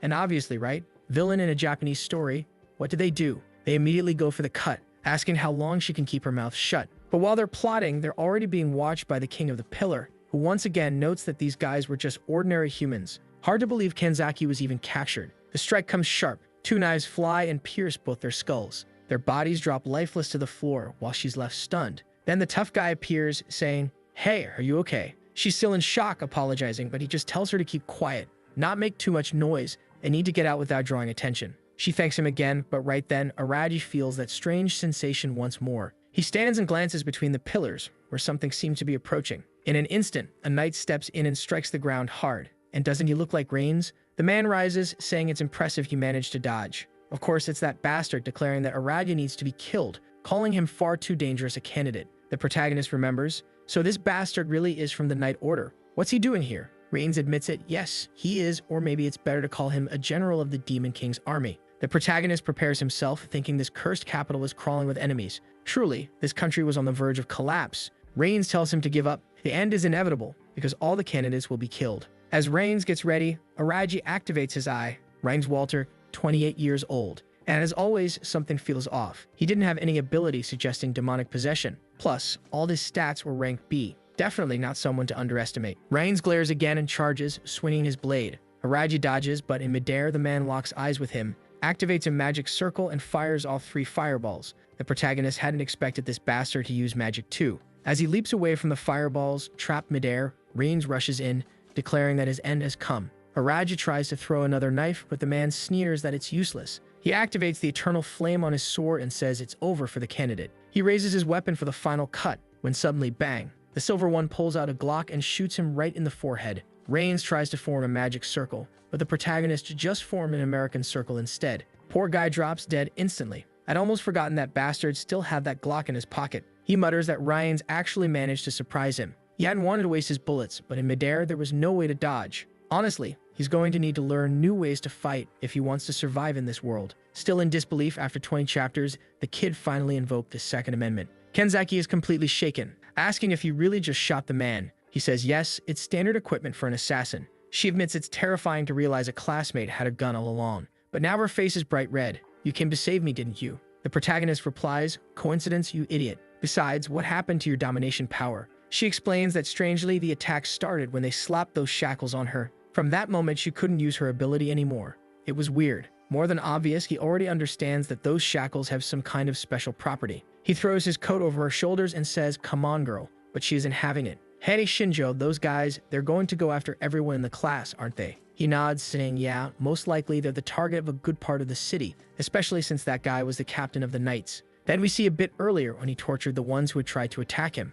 The man was begging to live, but Araji told him it would depend on what he revealed. The guy dropped to his knees, saying, "I'm just following orders." Everyone said the candidates are enemies of the Demon King, and we had to kill them. Araji pressed him, asking if they had killed Kanzaki. The man replied, no. Of course she was still alive. They were planning to keep her captive for a while to lure the other heroes and get information. That made it clear to the protagonist that these people were everywhere, in large numbers. The sun was rising, right? And that's exactly when the others would have started searching for her. Luckily, Araji went out during the night and saved her. The protagonist also notes that this man who gave information didn't die from a curse, unlike Steady before. Kanzaki realizes that these people were Demon King worshippers, even without any demonic powers. She had thought the people of this world were all allies. But Araji just tells her that from now on she has to be careful not to be tricked again. The only reason they managed to slap those shackles on her was because she clearly let her guard down. Embarrassed, she admits they were answering all the questions she was asking. She wanted to learn more and ended up distracted. Then she snaps at him, telling him to stop nagging her. All she did was lose focus for a second. And right then, someone calls their names. It's Mido showing up late as ever. But at least he's relieved to see they're safe. He gets all cheerful and asks if it was Shinjo who found her. The protagonist says they need to talk, and Mido immediately realizes something happened. Araji explains about the Demon King's cult, this group of humans who look like worshippers of the very enemy they're supposed to kill. And obviously that makes them the targets. Mido admits that now things are complicated. Since these are humans without any magic involved, it'll be much harder to identify who they really are, unlike with monsters. Araji agrees. That's why things are about to get much more difficult. Mido says he'll have to report this to Leonora, so she can strengthen their defenses. But Kanzaki cuts in, saying she's certain that woman will just tell them to deal with it on their own like always. Mido pauses, thinks, and admits she's probably right. She won't want to help, so it'll be better if they join forces and decide for themselves how to act. Meanwhile, the entire class is still out looking for Kenzaki. But then their talk is cut short by the sound of an explosion echoing through the whole city. In the distance, smoke rises and they immediately dash toward it. At the same time, they find themselves surrounded. Hooded figures all around snickering. Midu realizes it's exactly the bastards they've been hunting. Arati says it looks like they don't have a choice and tells everyone to get ready. Those guys don't stand a chance anyway, not with the three strongest right here. At the same time, Arashi's group and Nagasa's group are also surrounded. Poor totally spies, huh? They'll probably all get wiped out. Arashi must be thrilled, since he loves a fight. Meanwhile, the protagonist scans their stats. As usual, hostile, but nothing showing demonic traits. Most of them ranked around D and F. Strangely, Araji mutters that these guys are a real problem. They were trained fighters, maybe not a big deal, but we'll see. Then the order is given and the whole group charges. At that moment, the protagonist calls out to Kanzaki, who activates her power, freezing 5 of them in place for a second. He throws 5 knives with deadly accuracy, and it's over. Truly, tough fighters. Midu's there shouting, "You guys are amazing." But then, what the hell, people? They're humans. You can't just go around attacking them like that. Aradi, though, says he doesn't care. Enemies need to die. Midu's trying to play that knightly hero act. No, you've got to save people from evil. Suddenly, another attacker comes from behind, and Aradi has to defend himself. Still insisting on being the good guy, Midu shouts, "Why are you doing this? We're all human. Why are you helping the Demon King?" The attacker just answers that they do everything for their master. Kanzaki reaches out, but the protagonist tells her not to. He wants Midu to handle it. Midu attacks, breaking the man's sword. "Damn, you broke my blade." Midu says, "Buddy, drop that little sword and surrender, or you're gonna get your ass handed to you." The guy just laughs and screams that he'll never surrender to a filthy hero like him. He lunges for another strike. The cut sprays blood, and my god, Midu chose to get torn up rather than kill that idiot. The attacker is enjoying it, laughing like a psychopath. Then Midu moves in, "You son of a bitch," and hits him straight in the middle. Done. Tired of it. "Is that what you wanted, you bastard?" There he is, ripped open on the ground. But the weirdo on the side begs for more, saying that's not enough. Araji tells Midu to finish him because he replies that he can just leave the guy to die on the ground, right? But our protagonist says that's not how the world works. You have to make sure threats are eliminated. The attacker's terrified. How can a classmate speak so calmly about this? He's just human too. The protagonist says it's a matter of choice. At that moment, their classmates are probably under attack across the city. Is he going to leave this guy and put everyone's lives at risk? He asks Midu to decide what's more important, the life of this guy on the ground or the lives of their classmates. This kid really convinced the hero on the psychological level, huh? Midu says he understands and plunges his blade in. He swears he'll save everyone and won't let anyone die at the hands of those people. Elsewhere in the city, it's a bloodbath. They go pick a fight with Arashi, who's thrilled. He's beating everyone up, collecting information with a grin. He gets everything he needs, thanks the informant, tells him to die, punches a blast straight into his chest. The man is scorched, his body falls charred while the heroes celebrate. At the Totally Spy scene, Nagaki's swinging around, throwing fireballs and roasting everybody. This is way too easy. Surely some enemies coming that they can't handle. She can't figure out why there are so many of them. She tells her friends to do something instead of standing there watching, but they're all like, ugh, they're humans. I can't kill them. They're human. Nagaki snaps, asking if they want to die, when suddenly one of them gets kicked in the back, another sliced. She can't understand why these two girls can't do anything. And of course, behind all this, the Saint's wondering whether everyone will actually pass the test. Yikes. In the little group of 5 girls, they're completely surrounded. Then the Saint appears and says maybe everyone's passed. I thought those guys were part of her plan, but they're actually angry at her, shouting that the Dan Saint showed up.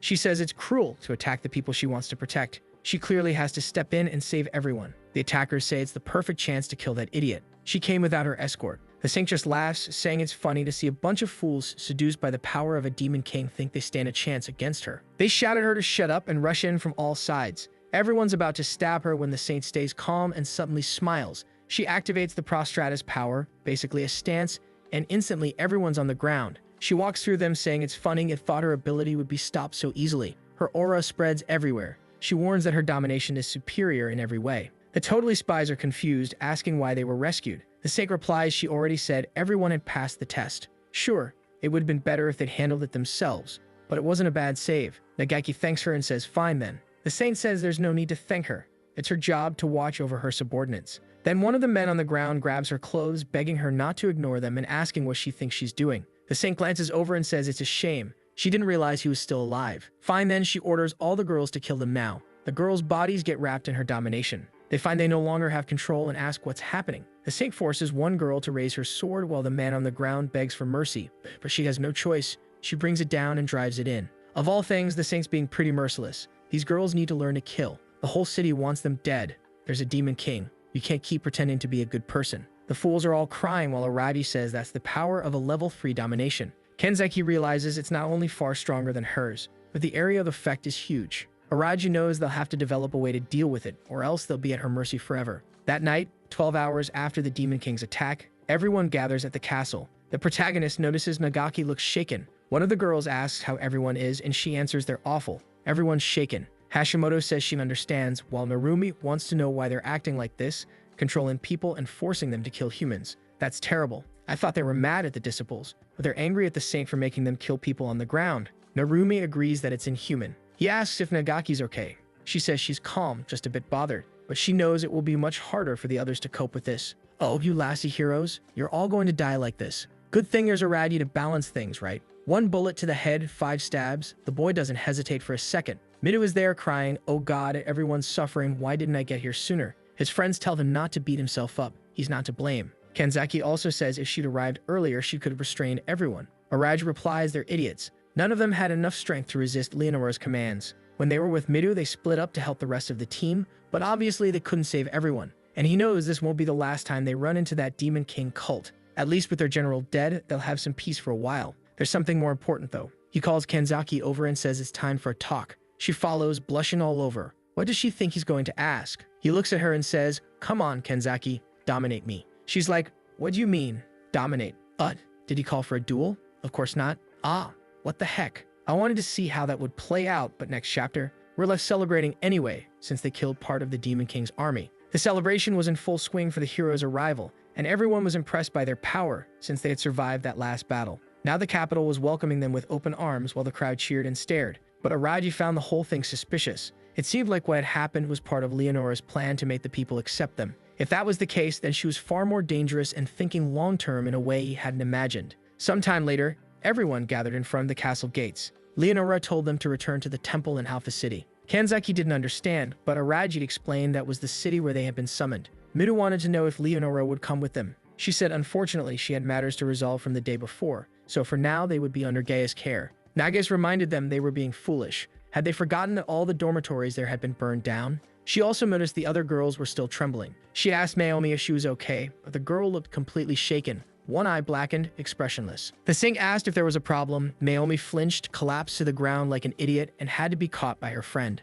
Nages tried to calm her while the Saint turned away, saying the matter was settled and she was leaving. But the shaken girl demanded she stay put. Her friend quickly told her to be quiet instead. Really, all the Saint had done was split the skull with her sword. Stop suffering already. This is a magical world where the goal is to kill the Demon King. Wake up. Honestly, I was starting to support the Saint with the exposed midriff. She was the real deal. Midu, however, wasn't in the same mindset and kept glaring. Araji noticed that Arashi, on the other hand, was itching for a fight. Then Gaius announced it was time to depart. Night fell, and they camped in the forest. Once again, that little gang gathered behind the trees. As Araji already suspected, they were planning something. Kenzeki guessed the same, but the protagonist confirmed it. Of course they were. Leonora wasn't around, and only about 30 soldiers remained, most of them weak compared to the heroes. It was the perfect chance to kill Gaius. Under those circumstances, he wasn't about to stop them. He'd just watch and see what happened. In the forest, Gaius asked if the monster that looked like a dragon was really nearby. Narumi said yes, come with him. He had seen something strange in the area. Was Gaius being tricked, or was he just playing dumb? He warned that this road led to the royal capital and would be dangerous if a dragon actually lived there. At that moment, Narumi cried out in alarm, saying the beast had appeared. Was that it? When Gaius turned to look, Arashi was already at his back. He unleashed a destructive explosion that looked like it landed full on. Narumi activated his legs and flew clear. Gaius managed to dodge, but his head was scorched and his forehead was bleeding. Arashi laughed, saying it was funny. Even his maximum explosion wasn't enough. This guy was one tough bastard. But judging by his condition, he clearly wasn't at 100%.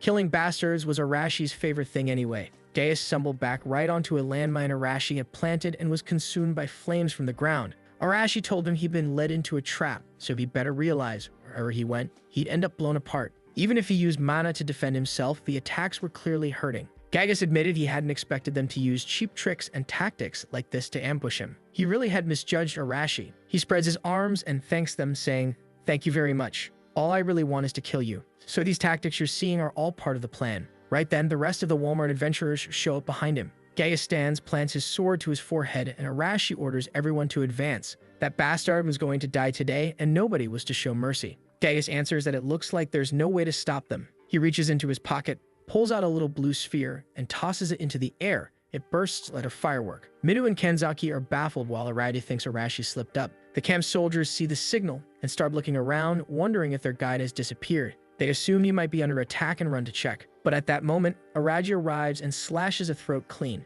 One guy tries to fight back, but Araji gets close and tells him it's nothing personal. Unfortunately, they have to die. Damn, Araji really gets involved. The attackers curse at him, but he dodges another strike and delivers a brutal blow under a chin. He throws one body onto another, so his survivor has to grab his friend, then stabs under the armpit as he passes. The attackers can't understand why the candidates are doing this, and Araji just replies it's not the time to ask questions. It's a brutal sequence. Back in the forest, Vayas is surrounded and everyone assaults him from the sides. He defends against a straight-on attack and blocks a punch from another. Narumi creates a wind spear and throws it, striking a man dead. Meanwhile, another kid channels power into his allies to make them stronger. Gaius realizes it's too dangerous and has to back off to dodge. But another kid comes in to hammer him from the side. Gaius says the kid's slow, but the attacker laughs and says that's useless. The kid's sword hits Gaius in the chest and nearly breaks. The knight can't believe these divine protections are really this strong. Then he senses something coming from his left. Arashi lands another explosive punch and hurls him back. Wow, he defended himself, but where's his arm now? Arashi laughs that the old bastard is persistent. Narumi says he's sure that signal was a call for help, trying to buy time. But Gaius says there's no need for that anymore. Look who showed up. The fierce one herself appears, the saint with the exposed midriff, saying Gaius looks cornered. Oh boy, you're screwed. Back at the camp, everyone else is tied up. Midu asks what they're doing. It was Kanzaki helping our guide, who says she's simply following orders. Midu's confused and Naga says it's unexpected. Normally, Kanzaki ignores people. Then Arashi shows up and says, sadly for Midu, that Kanzaki is following his orders. Midu is stunned. Kanzaki says she captured 7, although some escaped. She tells him not to worry. The rest are taken care of. Right then, Midu steps in and asks what she means by taken care of. Arashi just says, yeah, I killed them all except those soldiers over there. None of the others are standing. Kanzaki comments that, as always, he showed no mercy while Midu asks why. The protagonist explains Arashi and his group were confronting Gaius, and to help, he decided to deal with the guys who would be easy targets. Now Midu understands why he hadn't seen Arashi that night. Naga says this rebellion might turn into something more serious than they expected. Is he really going to go through with a plan like this? Araji just tells her to take a look at what's going on and she'll get her answer. Midu, though, doesn't get it. Why is he teaming up with Arashi? He thought they were allies. The protagonist just says there are things he needs to do. Besides, if Midu wants to complain to someone, he can complain to Arashi. Don't bother him. The hero admits Midu's right. He doesn't have time to talk and orders them to move. They need to stop this lunatics group. The saint with the exposed midriff says it's impressive that Gaius lost. He answers that it's shameful. No escape. His time is up. From above, Narumi asks what they're going to do. Arashi replies they have no choice. There's no way he'll tuck his tail and run after coming this far. The others hesitate. They know she can control people. The saint herself explains there are limits to her ability. If someone has too much mana, even she has trouble controlling them. But these folks always rely on divine protection and barely know how to handle their own mana, so they're failures. That's why she can easily control everyone here. Arashi calls her a coward and says if she tried to face him head-on, she'd have no chance. The saint laughs and says their taunts are cheap. Since that's the case, she'll deal with him and break those claws of his. Even Gaius looks frightened and begs her not to use that enslavement magic. This would be over the top. The queen of the belly button tells Gaius to calm down. After all, she's the saint. She's way more beloved by God than any of them. Arashi charges and tells her to come at him with everything. Gaius is scared, but the saint simply reaches out,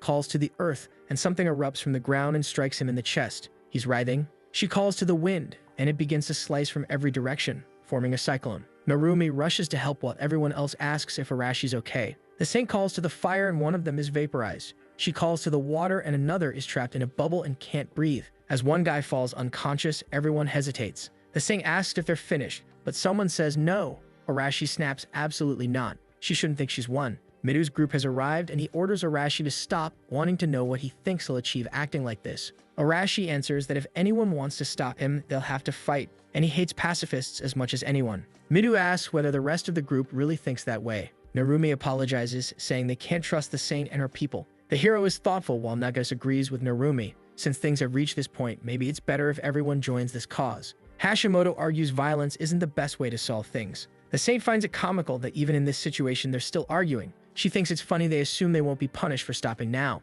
The vibe is bad for everyone. No one can escape this. The saint stretches out her arms and orders the wind to destroy their enemies. Narumi says he won't let that happen and seems to try to summon a tornado to counter hers, but from the side you can see the saint's storm is much bigger. Poor Narumi is thrown around, spinning helplessly with everyone else. Midu steps back. The dorm room crew is all down on the ground. He asks if they're okay. Arashi tells Midu to calm down. No one's dead. If he wants to help, he should start fighting instead of just watching. He readies his sword and says there really is no other option. Someone in the back agrees. Naga says she's also tired of holding back her patience. Hashimoto adds that it looks like this is their only choice, and with that, everyone gets ready. The saint says fine, today she'll show them the distance between them. Behind a tree, Kenzaki asks Araji what they should do. As always, he's leaning against something with his arms crossed, saying that the moment she uses her magic to enslave them is when they'll step in. Until then, all they can do is trust their friends. The fight is about to begin when suddenly someone calls out to Leonora. It's Gaius, saying that even though he's not in the best condition, he's still her knight. The saint tells him not to worry and says she'll bless him with healing. In an instant, he's back at 100%, his arm restored. They get ready to face the heroes while Narumi is stunned. They went through all that to kill Gaius, and in a second, he's completely fine again. Nagais tells him not to worry. Everyone's here and they'll manage. Now all I can see is the saint's exposed stomach for some reason, and she says they can attack anytime. In her eyes, this battle is perfect to test them. After all, if they never defeat her, they'll never become true heroes. Midu charges in, asking for cover, and goes for the first strike. Gaius steps in front, blocks his attack, and they clash sword to sword. But Midu's blade is cutting right through his. Gaius is forced to retreat, realizing this kid really is powerful. Meanwhile, the saint calls upon ice, shaping it into spears to pierce her enemies. She launches them at Midu, but Naganes forms a fireball that intercepts them midair. The saint just says that's not enough, as shards continue forward. Midu has to cut them down, though some still pierce him. Narumi calls out to him, telling him to brace himself. At the same time, Hashimoto raises stones, vowing she won't let the saint strike their leader.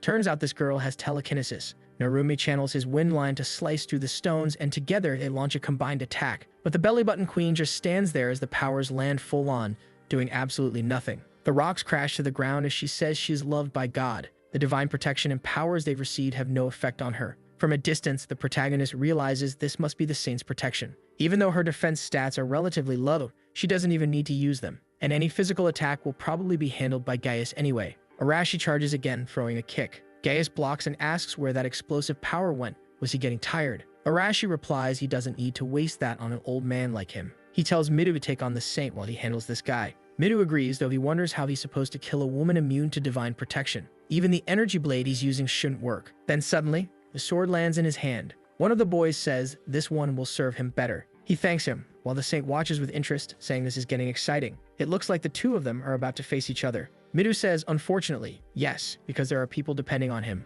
And that's why Leonora must be defeated. He charges while she keeps smiling, slashing arcs like Street Fighter half-moons. He dodges them as Nagaz, from a distance, wonders how they're supposed to help. All they can do is use their blessing powers, but they don't work. Hashimoto agrees, saying it's frustrating, but all they can do is stand and watch. No, you idiots. The saint is immune. Throw rocks at Gaius to free up Arashi so he can fight. Without meaning to, I'm pointing out plot holes here. Arashi dodges, slits past another strike, and swings a punch at the old man's face, sending him back. But the kid stays flexible, follows up with a kick that forces the old man to retreat, then drives a solid blow into his gut. The blast of force hurls him away. Arashi mocks him, asking why he's moving so slow. He thought his wounds had been healed, but clearly he hasn't regained all his strength. The old knight retorts that Arashi's at his limit too, and he can't rely on the divine protection he once had. Meanwhile, the saint launches 3 fireballs at Midu, forcing him to dive aside. He knows at this pace he can't win. None of his attacks are landing. He needs another way to defeat Leonora. After evading again and standing face to face with her, she says it's just as expected of Midu. Very few people in this nation could dodge so many attacks. Midu knows dodging alone isn't enough, but the fight feels completely one-sided. He needs to close the distance, yet her attacks never stop. His friends are useless here since they can only attack from afar. He has no choice but to push harder, risk everything, and close in. Leonora looks surprised as Midu suddenly dashes forward. He summons spears behind him as his body shoots like lightning. She slams her hand into the ground, turning it into quicksand beneath his feet. Before he can react, she ignites flames in her palm and scorches the boy's head. Nagai screams his name while Leonora realizes he had been storing energy the whole time, waiting for the perfect moment to release it all at once. His talent is terrifying, but even then, she's still above him. The poor kid collapses. Arashi is still locked with Gaius, wondering how he'll win without using his explosion. Gaius doesn't give him a moment's rest and presses forward, saying he's hesitating far too much. The blade slashes, blood sprays, and Arashi stumbles back, asking himself how he ended up in this mess. He's beaten this old man before, so why is he losing now? Gaius rests his sword on his shoulder and says that in the end,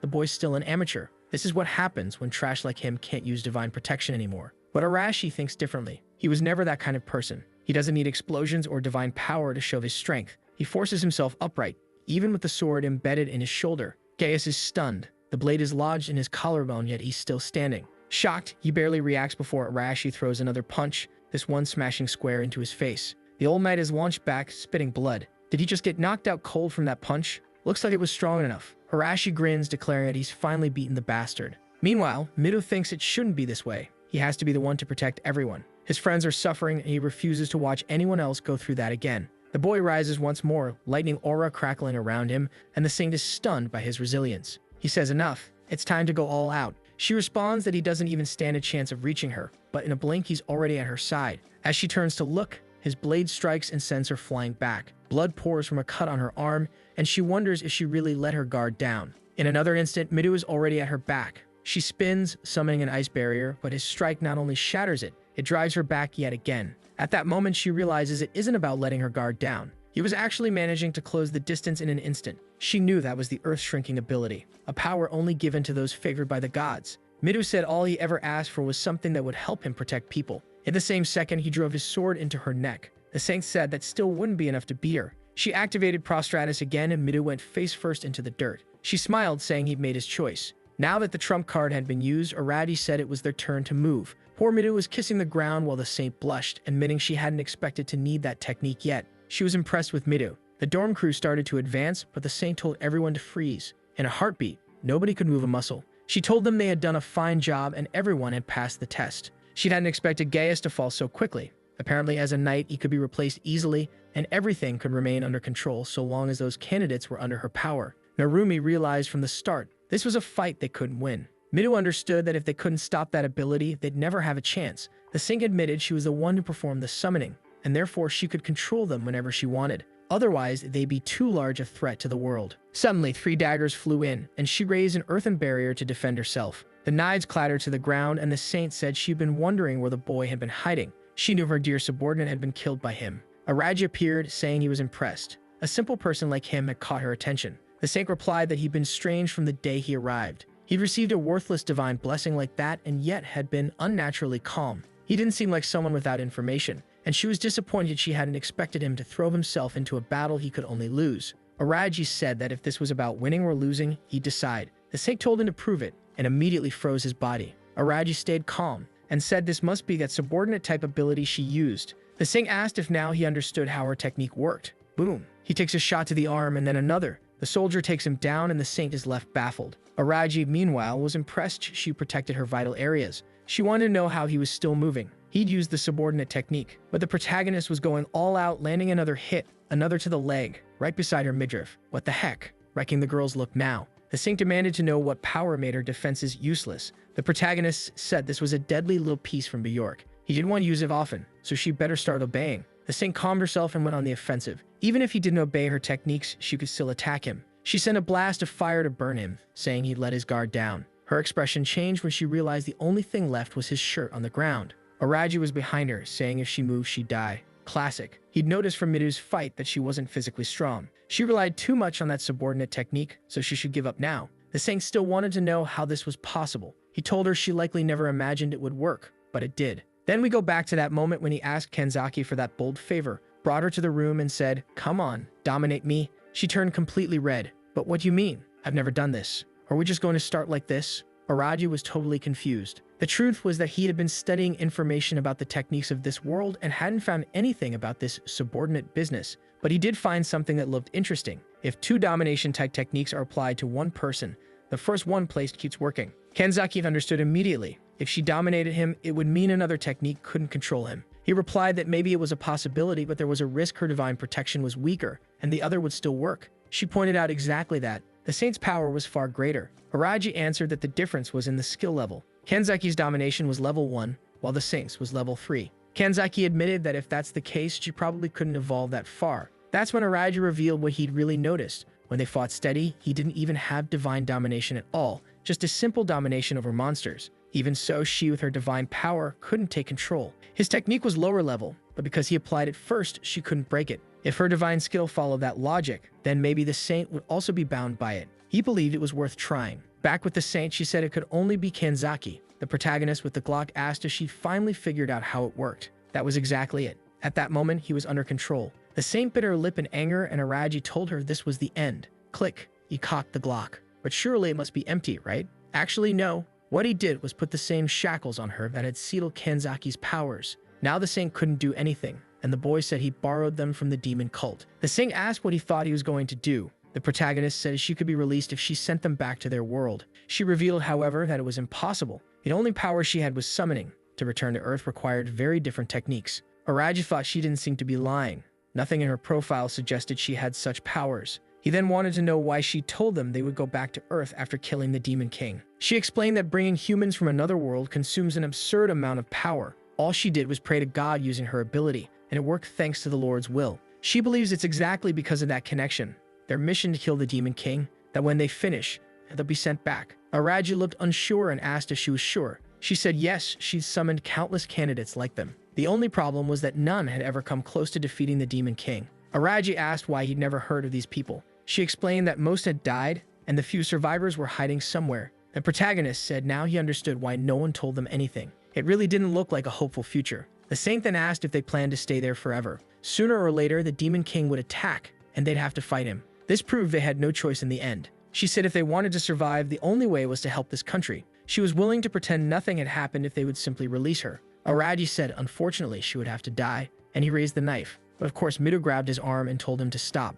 Araji wants to know why he's acting like this. As far as he knew, Mido had already abandoned those foolish ideals. Mido replies that he agreed because he thought the saint had a way to send them back home. But now he knows they can't kill her, because doing so might risk them losing their hero candidate attribute. The protagonist says they've already started a rebellion. At that moment, the saint herself says Mido is right. She let herself go too far, but they still need her to maintain their powers. Araji admits it makes sense, but there's no way he's letting such a dangerous woman escape. The plan wouldn't work twice, and all she has to do is kill Kanzaki, and then she's untouchable again. Mido, however, insists that all they need to do is force the saint to make an oath that she'll take better care of them, and then they can release her. Predictably, the rest of his group agrees, saying none of them are fighters. Plus, if they become criminals, how could they ever hope to defeat the Demon King? Even Nages agrees, saying it's better to have her on their side than against them. Just force the oath. On the other hand, Narumi says absolutely not. He doesn't agree with trusting this woman. She's far too dangerous and should be eliminated. Mido says he knows she's dangerous, but if they kill her here,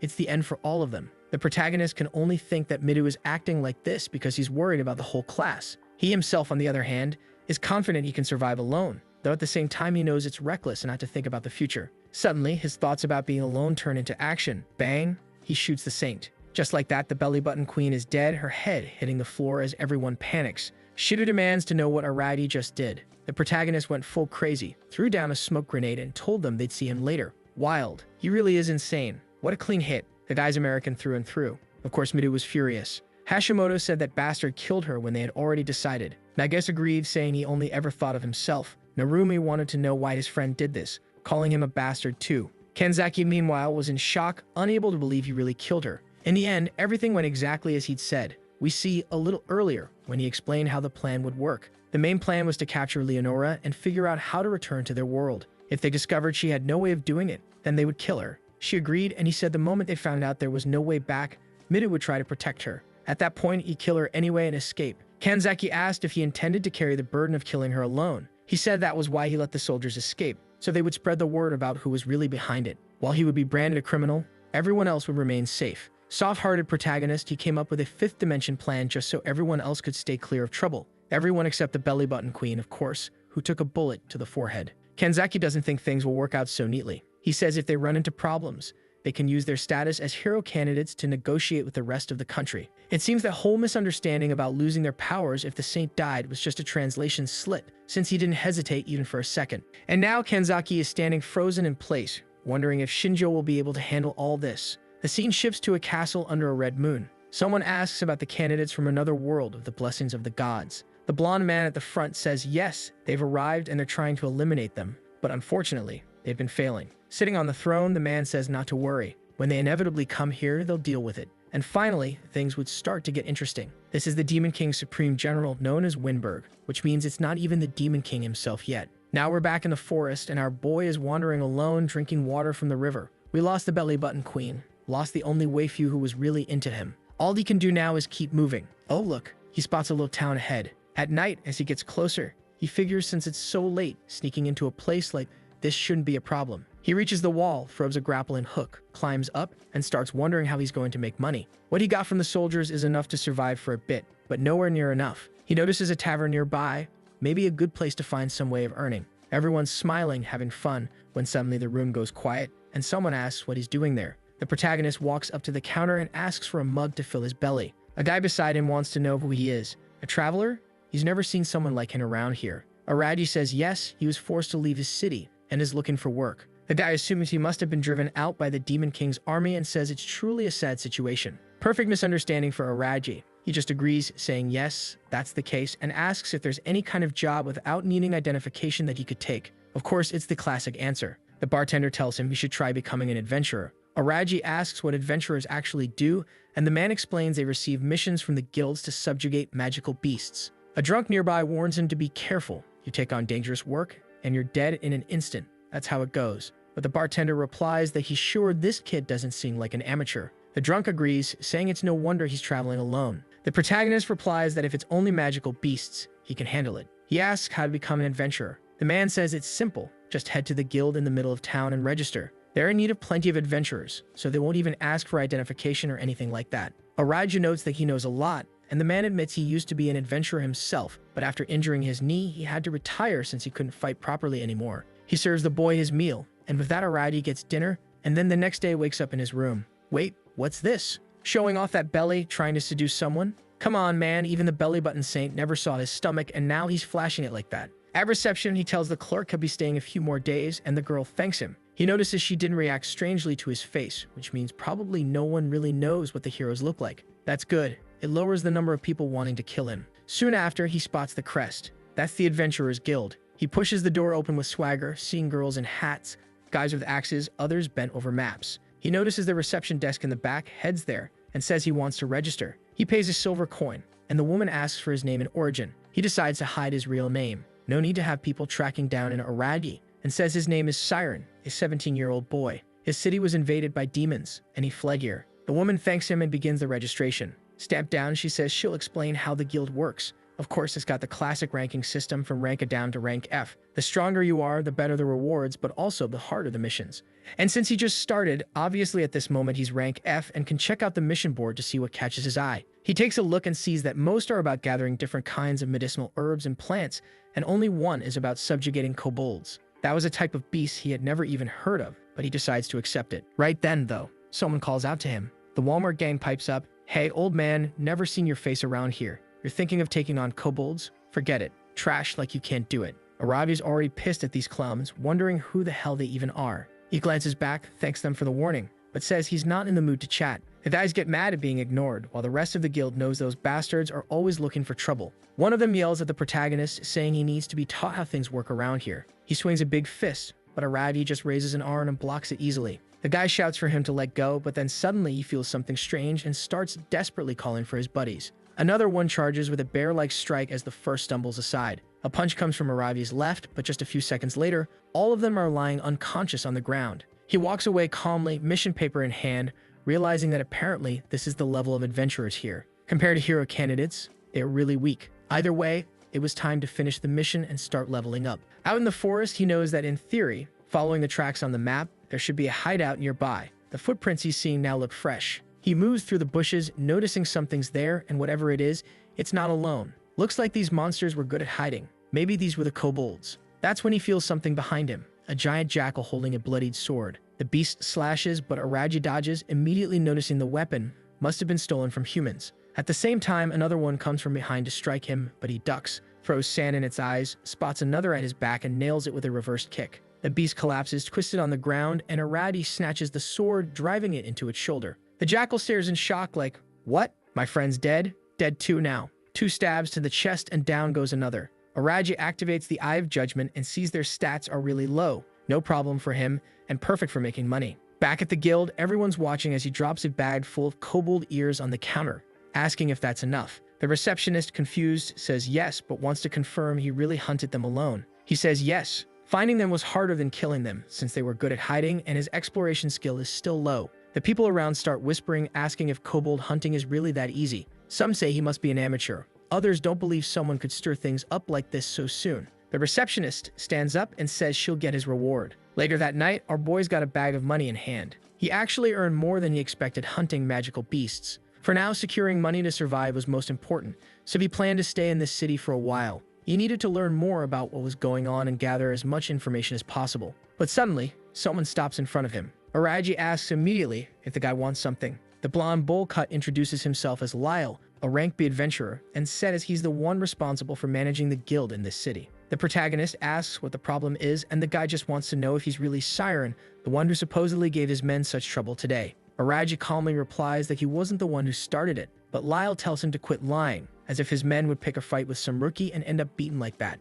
The protagonist says he understands what's about to happen, and in the next second Lyle rushes him, saying he won't hesitate to teach him a lesson. He swings the first punch, but Araji dodges it with ease, then the second, then the third, while Lyle starts losing his temper. He shouts that he's done playing, stomps the ground, and goes for a spinning kick, but Araji just ducks and snaps his balance foot. Lyle crashes flat on his back like an idiot, while Araji walks off saying that yes, Lyle is strong, but his moves are full of openings. Lyle starts to get back up, telling him not to leave, but in the next moment Araji's on him again, grabbing his arm and leg, locking him down with a hold on the ground. He even remarks that Lyle seems completely unused to fighting humans, probably what happens when someone only ever fights beasts. Lyle then asks why, if Araji is that strong, he's picking fights with his men. Araji just replies it was a misunderstanding and that he'll explain. Turns out Lyle isn't much of a villain after all. He's sitting at the bar downing a drink, saying it's clearly all his fault then. He glares at his lackeys and says those bastards lied to him. They deserve a beating themselves. The shaved head goons all start apologizing, saying it wasn't on purpose.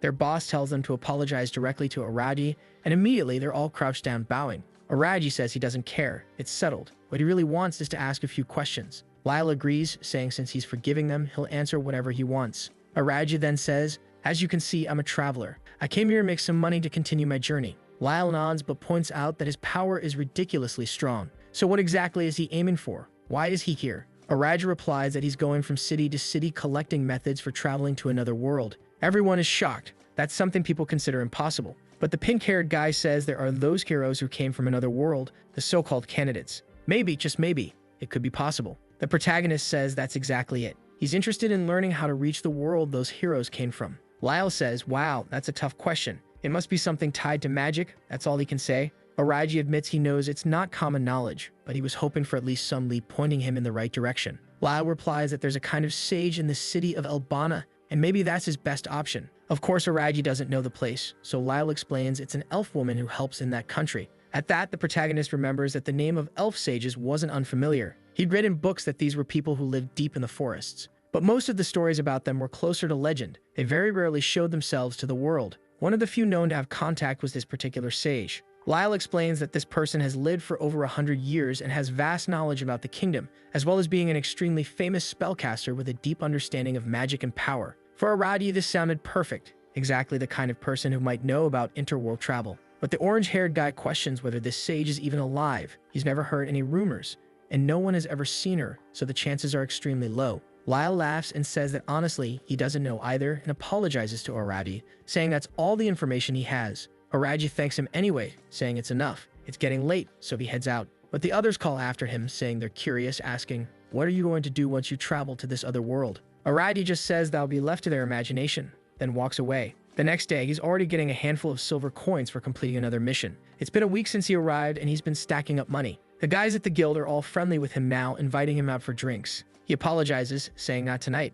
They think he's kind of a buzzkill, but say they'll see him later. During that week, he's been gathering information about the so-called sage. The name seems to be Albana Carrot. About a decade ago, she was one of the kingdom's advisors, but now she's retired and lives out on the eastern border, right where the country is currently clashing with the Demon King's army. He no longer has a reason to stay here. It's time to seek out this person. Meanwhile, in the Holy City, a meeting is underway. The purple-haired man says that for the next month, he'll be the one responsible for treating the heroes. He asks if there's anything they want to complain about. He's a knight of the 8th Order, known as Captain Heinrich. Midu says they've had no problems so far thanks to him, that he's done a great job. The captain thanks him, saying those words make him happy, since the heroes are precious to this country. Hashimoto also thanks him while thinking he really is quite different from Leonora, even if he still comes across a little suspicious. Heinrich then says it's time to move to the main topic. It was decided in yesterday's council meeting that the hero candidates will be mobilized. Immediately, Midu asks if they'll be sent to the front lines. The captain answers yes and adds that there are countless battles happening now along the eastern border,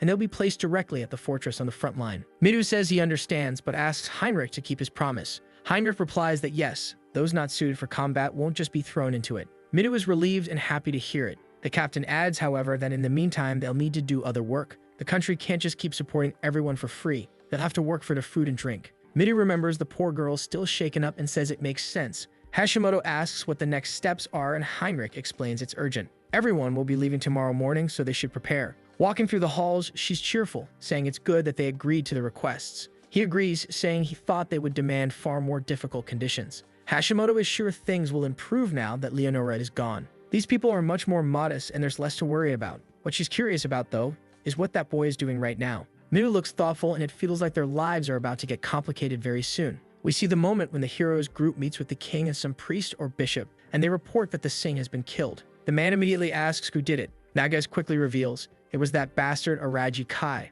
one of the hero candidates who possessed a strange power. The old man asks where that boy is now. She replies that the traitor ran away. The knights consider it, saying if that's true, they need an inquisitor to deal with the matter quickly. The old man, however, says it's an interesting story, and that it seems awfully convenient for all the heroes. Arashi immediately demanded the old man explain what he was thinking. The bishop replied that he didn't want to deny their story, but there was still the possibility that all of them together had come up with a plan to kill Leonora. One of the knights interrupted and said, "Bishop, that's not what happened. I was there and saw everything. The candidates were trying to stop the fighting, trying to protect the saint, even discussing keeping her alive when a rowdy suddenly killed her out of nowhere." Other knights nearby agreed, saying they saw the same thing. With so many voices confirming it, the bishop said that since most of her knights were reporting the same, it made sense. But then he asked, was this boy Araji really that strong? Midu answered yes, the boy was strong, and had been hiding his power the entire time. He was so strong that with just the movement of a finger, he could kill someone. The old man thanked them for their concern and led them to another room. Strangely,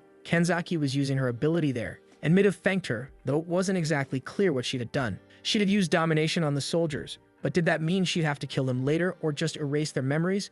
It wasn't clear. Still, Midu felt relieved while Hashimoto said it was good to know they no longer had to worry about anyone. Besides, Araji would do whatever he wanted with his life. They didn't need to keep thinking about him. Midu laughed and agreed, but deep down he knew the truth. Araji had taken all the blame onto himself, and Midu, who had promised to save people, in the end hadn't been good for anything, not even a... Now the class president is gathered with everyone else. He immediately informs them that they'll be mobilized to the front lines and that those fit for combat must depart the next day. With battle approaching, many of them are terrified. After all, things are starting to get real. Hearing that, Rihanna asks why they're scared now. It's too late for that, and they need to make up their minds. Harsh words from her, leaving the extras even more frightened. Another girl asks if they're the only ones being sent to the front lines. That's when the class president explains they'll be accompanied by a squad of knights with Heinrich as their captain. At that moment, the blonde girl everyone likes decides to ask a question. She wants to know if there's any news about Shinju. Then the class president announces that a bounty has been placed on that man's head and that many are already after him. That news seems to have left her a bit saddened. But before Kanzaki can leave, the boy has something to say to her. However, he's immediately cut off by Nagasarina, who declares that it doesn't matter if he's a traitor. On the day she meets him, she'll burn him to the bone. Now, with her hands against the wall, the blonde gazes out the window, lamenting deeply, wishing she had been taken away by that criminal. The next day goes just as promised. The caravan of students heads toward the front lines. Arashi, as usual, isn't in a good mood. One of the girls complains about the march, saying it's getting way too exhausting. But she's quickly reminded by one of her classmates that their last break wasn't long ago and that they'll march until sunset. Other students begin to complain about the exhaustion too, since all they've been doing for the last 2 days is walk. Amid all the whining, the brute raises his hand, signaling everyone to stop. The extras immediately ask Arashi if something's wrong. He tells them he sensed the presence of a magical beast behind those bushes. Instantly, his classmates are gripped with deep fear. They're already worn out. But one of the mounted soldiers doesn't like that at all and demands to know why the boy stopped the march. At that moment, the class rep apologizes, explaining that he also sensed magical creatures nearby. The soldier, now traveling with them, says he can't see anything, and even if that's true, they must still obey orders. Those arrogant words make Arashi furious, ready to solve things with violence. And since that's his role in this story, he grabs the soldier by the neck. He lifts the man clean off the ground, showing who's really in charge. Everyone's getting agitated now, and the class president tells Arashi to stop, but the brute refuses to take orders from trash. While he's talking, something wicked begins to stir. Arashi has to let go of the poor soldier, letting him drop back to the ground. Turning his eyes toward the bushes, several Trumbolone rabbits emerge, ready to prove they've watched every movie Wolverine ever appeared in. The poor soldiers recognize those creatures instantly. It's time to prepare for battle. The Trembolone rabbits charge forward, ready to show those claws aren't just for decoration. The first soldier in the front line is about to experience the worst moment of his life. He raises his sword in front of his face, but it's swatted away effortlessly. Looks like this nation's conscript training is seriously lacking. Now the Trembolone rabbit is ready to turn its prey into mince. The soldier stares in terror, but luckily for him, a massive fireball explodes nearby. It's the class brute showing just how much he loves violence. He's already crushing skulls with ease. The first rabbit's been sent straight to its maker. The soldier with his underwear completely drenched in filth, thanks to the young man, who simply tells the trash not to get in his way during this fight. After saying that with a satisfied grin on his face, Arashi goes back to doing what he was born to do, living for violence. His flaming fists carve a merciless path forward. He shouts with joy, smashing through and annihilating every creature in sight. The extras behind him breathe a sigh of relief. If things keep going like this, they probably won't need to fight. But for Arashi, that's not enough. The strength of these beasts and what he is now are nothing compared to that fool known as the protagonist. Slowly his mind drifts back to that dark night when that man stood there holding a gun. He fired straight into the saint's head, her skull blown apart. From the start, he never feared Arashi. In fact, he didn't react at all, and that coldness always drove Arashi insane. Until the brute found out the hard way that this guy was way too strong. Now that he's got explosions in his fists, he sees this as his chance too, believing that this way, he's become far stronger than his challengers. That's when the class president notices Arashi deep in thought, as if his mind's somewhere far away. Snapping back to reality, the brute says it's nothing. Back on his horse, he declares that he doesn't like taking orders from weak people. Meanwhile, something's happening at the border of the Daguerreist kingdom. The walls are heavily guarded by soldiers who, as we learned from the last battle, are extremely unprepared. Captain Amelia, representative of the Holy Order of Knights, warmly welcomes the hero candidates. She's in charge of patrolling that border, though she was promoted not too long ago. Heinrich immediately asks what happened to the previous captain. To everyone's surprise, the old captain died a few weeks ago. She wishes these young ones could rest a bit after their short journey, but before she can finish speaking, she's interrupted by some alarming news. The Demon King's army is approaching at great speed. Turning her attention back to the students, the captain says they'll be tested immediately. The class president is eager for it. Looking at his classmates, he tells everyone to get ready for battle right now. Arashi, of course, loves that news. He's dying to burn creatures with his flaming fists. The fortress alarm blares through the air. The Demon King's army is closing in. Looking out to the horizon, they can see the great march of demonic creatures approaching. The class president and his friends stare in fear. Heinrich quickly orders everyone to open fire. They must annihilate the creatures while they're still at a distance. The archers are already in position, and the mages begin casting their spells. Within seconds, flaming arrows soar through the air, striking monsters that haven't yet reached the fortress. Even so, they keep advancing. Those wounds mean nothing to them. The class president is shocked by their resilience. Captain Amelia warns that they don't die easily and must never be underestimated. Now, the young man wants to know how they're supposed to defeat enemies that strong. The captain orders everyone to follow Heinrich's commands. She's heading to the battlefield herself to stir up some chaos. In the middle of the chaos, Heinrich is struck by nostalgia, wondering what the old captain would have done in this situation. And just like me, the class president's baffled by how calm he is. Near the wall, Netgeist Rena says there must already be people down there. Before the class president can process her words, a massive explosion erupts. Now the demons are confused, they don't understand what's happening. That's when the brute reveals himself, standing atop a pile of corpses. A few other students are with him. The demons are enraged by such audacity, but before they can react, another explosion goes off. Arashi couldn't care less about what the demons think. He's simply going to wipe them out no matter what. While the battle rages outside, some creatures manage to breach the wall. They're cutting down soldiers with ease. One of them is about to turn a soldier into sashimi. But before that can happen, the demon's taken down. It's the class president who saved that extra. Thanks to his heroic actions, he ends up attracting even more enemies. But the blade he wields is special. It slices through anyone who tries to kill him, leaving nothing but a trail of corpses behind. A bit more confident now, he believes he can win. His power keeps growing stronger. Trying to motivate his classmates, he says this is a winnable fight. They just need to let go of their fear. And indeed, those poor extras start to feel a little braver. Charging to the front lines, the class president realizes he can't hesitate. After all, if he falters, his friends will too. And as their leader, he can't afford to be naive. That's something he learned from our protagonist. Immediately, the nerdy girl joins the fight using her telekinesis, quickly followed by her classmate, who controls fire. All the students are engaged in the battle now. In no time, countless demons are finding out whether there's life after death, and those less fortunate are being torn apart while still alive. The soldiers are stunned by this display of power. At that moment, Heinrich orders his men to provide tactical cover for all the hero candidates. Following his command, they advance into the fight. Outside, the brute has already wiped out all of his enemies, yet his face shows nothing but disappointment. Before long, they manage to withstand that wave of attack. Captain Amelia raises her sword, announcing that the Demon King's army has been defeated, lifting everyone's spirits high. As the sun sets at the end of the day, the class president stands lost in thought. Heinrich approaches him. After all, this was his first battle,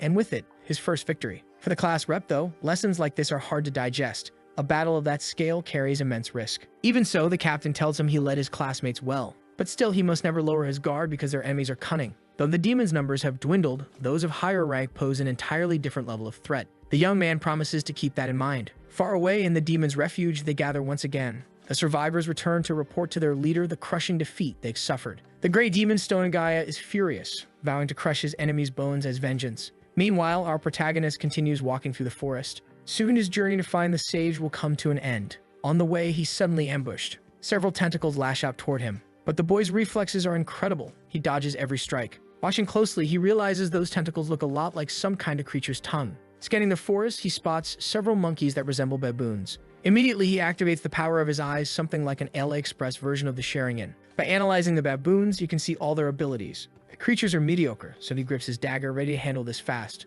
Once again, the monkey tries to strike him with its tongue. Again, the monkey whips its tongue at him. But this time, after dodging, the boy is caught off guard as the creature lunges forward, nearly slashing him with its claws. He jumps back to evade the attack. Even though they're weak, their coordination is surprisingly good. The monkey tries again with its tongue, but this time it regrets it, because the tongue gets sliced clean off. The poor beast cries in pain as our protagonist continues cutting through it with precision. The monkey, desperate, tries one last time, but fails miserably. Too slow for the boy's speed. With a swift motion of his blade, he ends its life. The lifeless body collapses to the ground. The other monkeys, seeing this, hesitate to keep fighting. Our protagonist asks if they're scared now. Proving he's someone who finishes what he starts, he wipes out the rest of the monkeys effortlessly. Realizing the forest is growing more dangerous, the closer he gets to demon territory. It's strange for such creatures to appear here. It's time for him to venture deeper, since stronger beings are surely waiting for him ahead. After a few more kilometers, he reaches a massive mountain, Urugana Mountain. The peak is called the Reaper Wolf, and rumor has it that the sage Yubana lives there. According to his memories, there should be a small village at the mountain's base. He keeps walking, and the sun's already rising. Then his eyes catch something horrific. The village is in flames. He rushes there, panicking, thinking it must have been attacked by the Demon King's army. And indeed, what he finds is a massacre. Demons are slaughtering people. This place was supposed to be far from the battlefield, so the protagonist realizes he needs to tread carefully. Watching from the shadows, he overhears some demons talking. Apparently, the massacre is going perfectly according to plan. Their leader says they can stop here and enslave the surviving humans. However, he wants to know if his subordinates have found any information about Yubana. One of them reports that the sage resides at the mountain's summit, right at the peak of the Reaper Wolf. To the demon commander, that's terribly inconvenient. Their top priority is to capture the sage no matter what it takes. After resting tonight, they'll begin climbing. But the demons are clearly uneasy because they know that Peak is home to countless deadly wolves. Even in battles against highly intelligent magical beasts, their technique is somewhat lacking. It's said that the 4 divine kings once managed to tame a dragon, but for ordinary demons that's impossible. The commander himself isn't skilled in magic either. That's why he tells them not to think too much. There's only one option: make it work. With that, his entire army becomes far more motivated. Our protagonist realizes that the demon's military organization is truly impressive, but he focuses his attention on that demon named Hector, since he's a high-ranking one. There are very few like him in the entire army. It would be difficult to face him in battle. Hector suddenly senses that someone is watching him. He turns his gaze toward the rooftop where our protagonist is hiding, but finds nothing. Even so, he remains suspicious and orders his soldiers to search the whole area. Our protagonist is impressed by the sharp instincts of this enemy. Meanwhile, the demons move through the village streets, searching for the intruder. But the boy has already begun his escape, moving quietly and swiftly as always. Then his eyes catch another grim sight. Several people have been taken hostage, including women and children. He hesitates for a few seconds, deep in thought, but he has to leave the village. He must stay focused on his main goal. Now he needs to climb the mountain and meet the sage. It takes some time, but he finally reaches the upper path. It's a difficult climb, and now he must follow the tracks of wild beasts. He can already feel that the ground isn't very stable. He's in a hurry, but he has to stay careful. It doesn't take long for him to sense another presence nearby. Maybe the rumors were true. There really are dangerous wolves here. And as he walks through the forest, their presence grows stronger. The pressure they give off is overwhelming. Then, from the darkness, he hears the distinct howl of his enemies. Several Reaper wolves charge toward him. Fortunately, he dodges the first attack, leaping up into a tree. These magical beasts are the infamous Reaper wolves of this mountain, and many who vanish here are devoured by them. Once again, our protagonist activates the analysis power of his AliExpress Sharingan, watching each of those creatures closely, identifying all of their attributes. While he's doing that, one of the wolves rams the tree, shattering it completely. As he falls, the boy quickly plans his next move. He channels magic into a small leaf, strengthens it entirely with mana, then throws it straight at one of the wolves. The strike hits perfectly. The beast won't be moving its neck again. The boy lands on the ground, radiating fierce energy, completely in his element. Now the other creatures charge at him, only to meet the same fate as their first comrade. No matter what the wolves try, they keep getting beaten down. Some are already on the ground, barely able to move, while the ones that haven't joined the fight hesitate in fear. The boy realizes that reinforcing his body with mana is incredibly effective. He just needs to do it consciously. He learned that from Leonora. Those who depend on divine protection usually have poor mana control. That's why they couldn't resist the slavery spell she cast back then. Our protagonist decides he'll grow stronger solely to overcome his own weaknesses, and this battle is the perfect chance. It may not be as powerful as divine protection yet, but it's enough to deal with these creatures. He keeps fighting, wiping out all the violent canines. He moves swiftly through them, heading straight for the leader. The weaker wolves can't even tell what happened. Their leader lets out a desperate howl, only to be silenced by the boy's blade. When the battle ends, he hears something interesting. As soon as the leader falls, the remaining wolves retreat. It seems they possess some degree of intelligence. Despite everything, the fight was quite interesting, and the boy continues walking through the forest, realizing he's being followed by wolves, and that's not all. There's some kind of strange presence within those creatures. He's able to predict their every movement. At that very moment, an attack is about to strike, but our protagonist is completely aware of it. Dodging the first wolf and striking the second with his dagger, the poor creature is torn apart completely. With his enhanced eyes, our protagonist can see up to a second into the future. After that slaughter, the wolves that tried to flee now truly have to run for their lives, but the boy intimidates them fiercely, commanding the monsters to stay put so he can keep training. A few minutes pass and no wolves remain alive anywhere near him. After that, he uses his appraisal skill on himself, realizing that his divine protection is only at level 1. His appraisal ability, however, keeps growing stronger, and it's what allows him to glimpse flashes of the future. But after that battle and all the walking, the boy's exhausted. He sits down trying to recover, certain he's getting close to his destination. Just as he lets his guard down, something stirs in the forest. From the sound of it, he thinks the Demon King's army might be approaching. He immediately steels himself to keep moving. It's not time to rest. Near the mountain's peak, several demons have gathered. On their way to find the sage, they come across an elven girl. They assume she must be the great sage's disciple. Hearing that, the girl becomes visibly anxious. But the demon commander doesn't care. He orders his troops to eliminate her at once. The girl is badly wounded and exhausted. She can't believe her end will come that day. The demons advance toward her with wicked excitement. Certain the worst is coming, the elf closes her eyes. That's when our protagonist appears, holding her in his arms. She can't make sense of what's happening, but she's been saved by a stranger. And to her surprise, he's human. The boy, calm yet intense, is already analyzing the battlefield. The demons are shocked by the appearance of this new enemy, while our protagonist coolly assesses the situation. Aside from the leader, a high-ranking demon, there are 10 lackeys ready to fight. The elf girl doesn't understand why he saved her, but he ignores her questions completely. All he needs to know is whether she's truly the disciple of the great sage Ubana. The girl nods in confirmation. For our protagonist, that's all he needed. Meeting a sage is essential. He's already used his appraisal skill on her. She's a half-elf capable of casting enchantments. The demon captain, furious at the interruption, declares that nothing has changed. Both of them will die. Our protagonist wants to help the girl, so the sage will owe him a favor. That's why defeating all these enemies has become necessary. The demons charge at him, but the boy activates his red eyes again, seeing into the future, easily dodging their attacks. For him, this is child's play. Now it's time to show the demons that life only gives you one chance. He grabs one of the creatures by the arm, leaving the others terrified, and strikes repeatedly with his dagger, turning the demons into messy, humanoid puzzles. The remaining ones, still alive, are speechless and terrified. As long as he can see the future, close combat isn't his weakness. The demon commander orders his troops to use magic and stop being idiots. Immediately, the survivors obey, launching multiple energy spheres at the boy. Seeing the attack, our protagonist is genuinely surprised. The difficulty has gone up fast.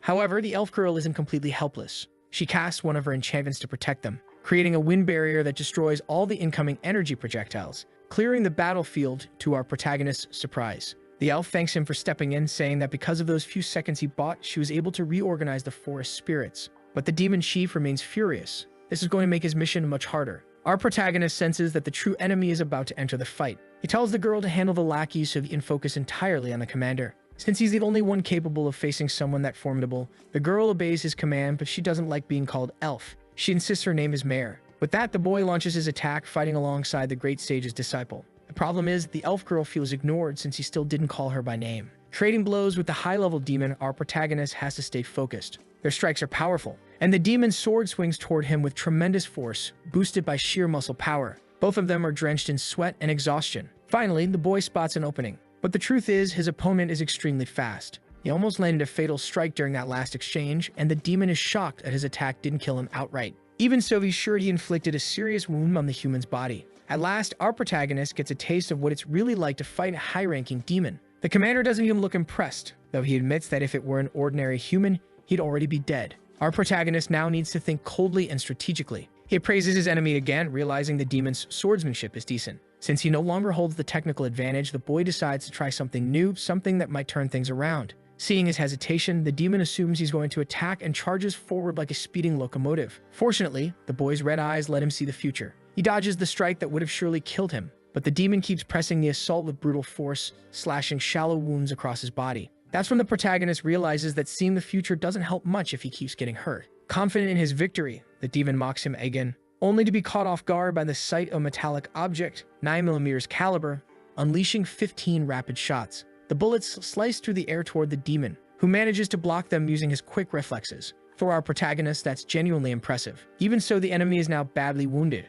Racked by pain, the demon gives into his rage, charging forward again, this time to end the fight for good. The boy fires off a few more rounds, but the demon's speed surpasses that of the bullets. Unfortunately, the protagonist runs out of ammo, and creating distance, he decides to throw several knives instead. None of them manage to pierce the creature. Only then does the demon notice something unusual approaching. A grenade has been thrown straight at him. The boy waits for the result while the demon tenses up. The explosive lands on the ground, and moments later, flames engulf the grotesque creature. The onlookers panic, fearing the worst might have happened, but their captain orders them not to interfere in that battle. Even the elf girl was astonished. She wanted to know more about who this boy really was, someone with such mysterious abilities who, despite being human, could stand on equal ground against a high-level demon. Now, our protagonist switches back to his knives since he's out of ammo and grenades. As expected, the demon is wounded but still alive. Unfamiliar with how those weapons work, Hector is visibly shaken. He roars in fury, striking fear and panic into the hearts of his enemies, then vanishes into thin air a second later, only to reappear and catch our protagonist off guard with a flurry of sword strikes. Once again, the boy realizes he has to rely on other abilities. He needs to analyze those movements with precision, and little by little his power grows sharper. That's when he unlocks weak point detection. Time feels frozen for him now. He spots a perfect opening on the demon's neck, and positions himself to strike it cleanly. In the blink of an eye, this time he's not the one being cut. Hector stands there confused, having just been promoted from demon to decorative fountain. With the battle over, our protagonist realizes that combining future sight with weak point detection is incredibly effective, but it comes at a heavy cost. His body collapses from the strain. The lesser demons are trying to figure out if their captain has really been defeated. One of them suggests finishing off the human now that he's drained of energy. The elf girl wants to help, but the spirits are disoriented again after her earlier interference. The demons charge forward in rage, but before they can reach the boy, they're engulfed in flames, completely incinerated by a mysterious power. Our protagonist, witnessing the magnitude of that attack, realizes it's far stronger than Nagasa's. At that moment, a woman appears on the battlefield, apologizing to the elf girl for arriving late. With a bright smile, Mare calls her master. At last, our protagonist has found what he's been searching for. The beautiful woman standing before him is none other than the sage Ubana. She thanks him for saving her disciple's life. The sage seems genuinely grateful for what he's done. The boy replies that it was just a coincidence, but he still wants to confirm if she truly is the sage Ubana. She immediately affirms it, saying that compared to her younger days, she's just an old lady now. Unfortunately, our protagonist doesn't have enough mana left to use his appraisal skill, but one thing he knows for sure, this woman is powerful. There's no way he could defeat her in battle, not in his current condition. The woman clearly senses that he came to the mountain for a reason, and indeed that's true. He tells her as much. The sage had already suspected it.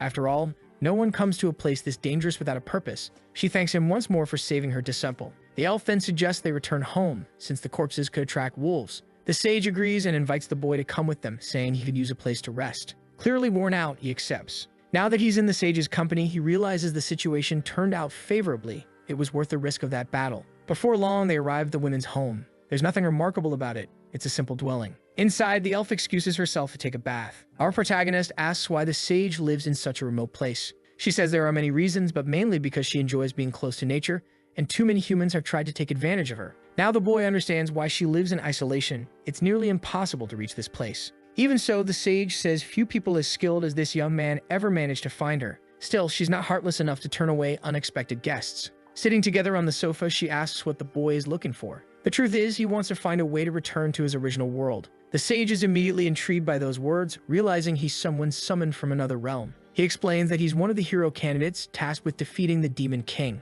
Setting her teacup on the table, the sage remarks that he must belong to the third generation of summoned heroes. That revelation shocks the boy. It's something Leonora had mentioned briefly before. Unfortunately, it seems the previous hero candidates didn't survive their mission to defeat the Demon King. The sage explains that the last summoning happened 4 years ago, and the first one took place 10 years prior. All of those summoned tried to defeat the Demon King, but ended up being annihilated in the process. St. Leonora had tried once more to make the summoning succeed, even though there were already people against using it again. The sage herself was one of those people. Calmly sipping her tea, our protagonist tells her that if Leonora was ever a problem, she isn't anymore, since she no longer exists in the world of the living. And soon, even if they wanted to, such a summoning ritual wouldn't be possible again. What truly shocks the sage is the realization that it was he who ended that woman's life. He explains that there are many ways to end a person's life, even when there's a huge gap in strength between them. The sage seems oddly pleased by this story, finding it poetic that Leonora was finished off by one of her own pawns. At last, she understands his true motivation for wanting to return home. Getting straight to the point, she tells him it's impossible. After the initial shock, the boy tries to come to terms with that truth. Curious and unwilling to give up, he asks if the sage knows of any clue he could investigate. But she tells him that the knowledge needed for something like that has long been lost to time. It's information he'd already heard from Leonora. Now, all that's left for him is to defeat the Demon King. Standing up and walking to her bookshelf, the sage agrees perhaps demonic arts could help him in some way. Taking that as a potential lead, our protagonist decides to pursue the subject further. As the conversation nears its end, the sage apologizes for not being able to help more. She acknowledges that she still owes him a debt for saving her disciple's life. Even so, she believes he has what it takes to defeat the Demon King. Letting out a deep sigh, the boy admits that he doesn't actually want to take on such a burdensome task. Still, if there's no other option, that's what he'll do. The sheer coldness and conviction in his tone send a chill through the sage's spine. She feels a visceral fear. She realizes this young man is unlike anyone she's ever met. Regardless, the boy stands up and thanks her for all the information. He only asks that if she discovers anything new, she contact the Adventurers Guild.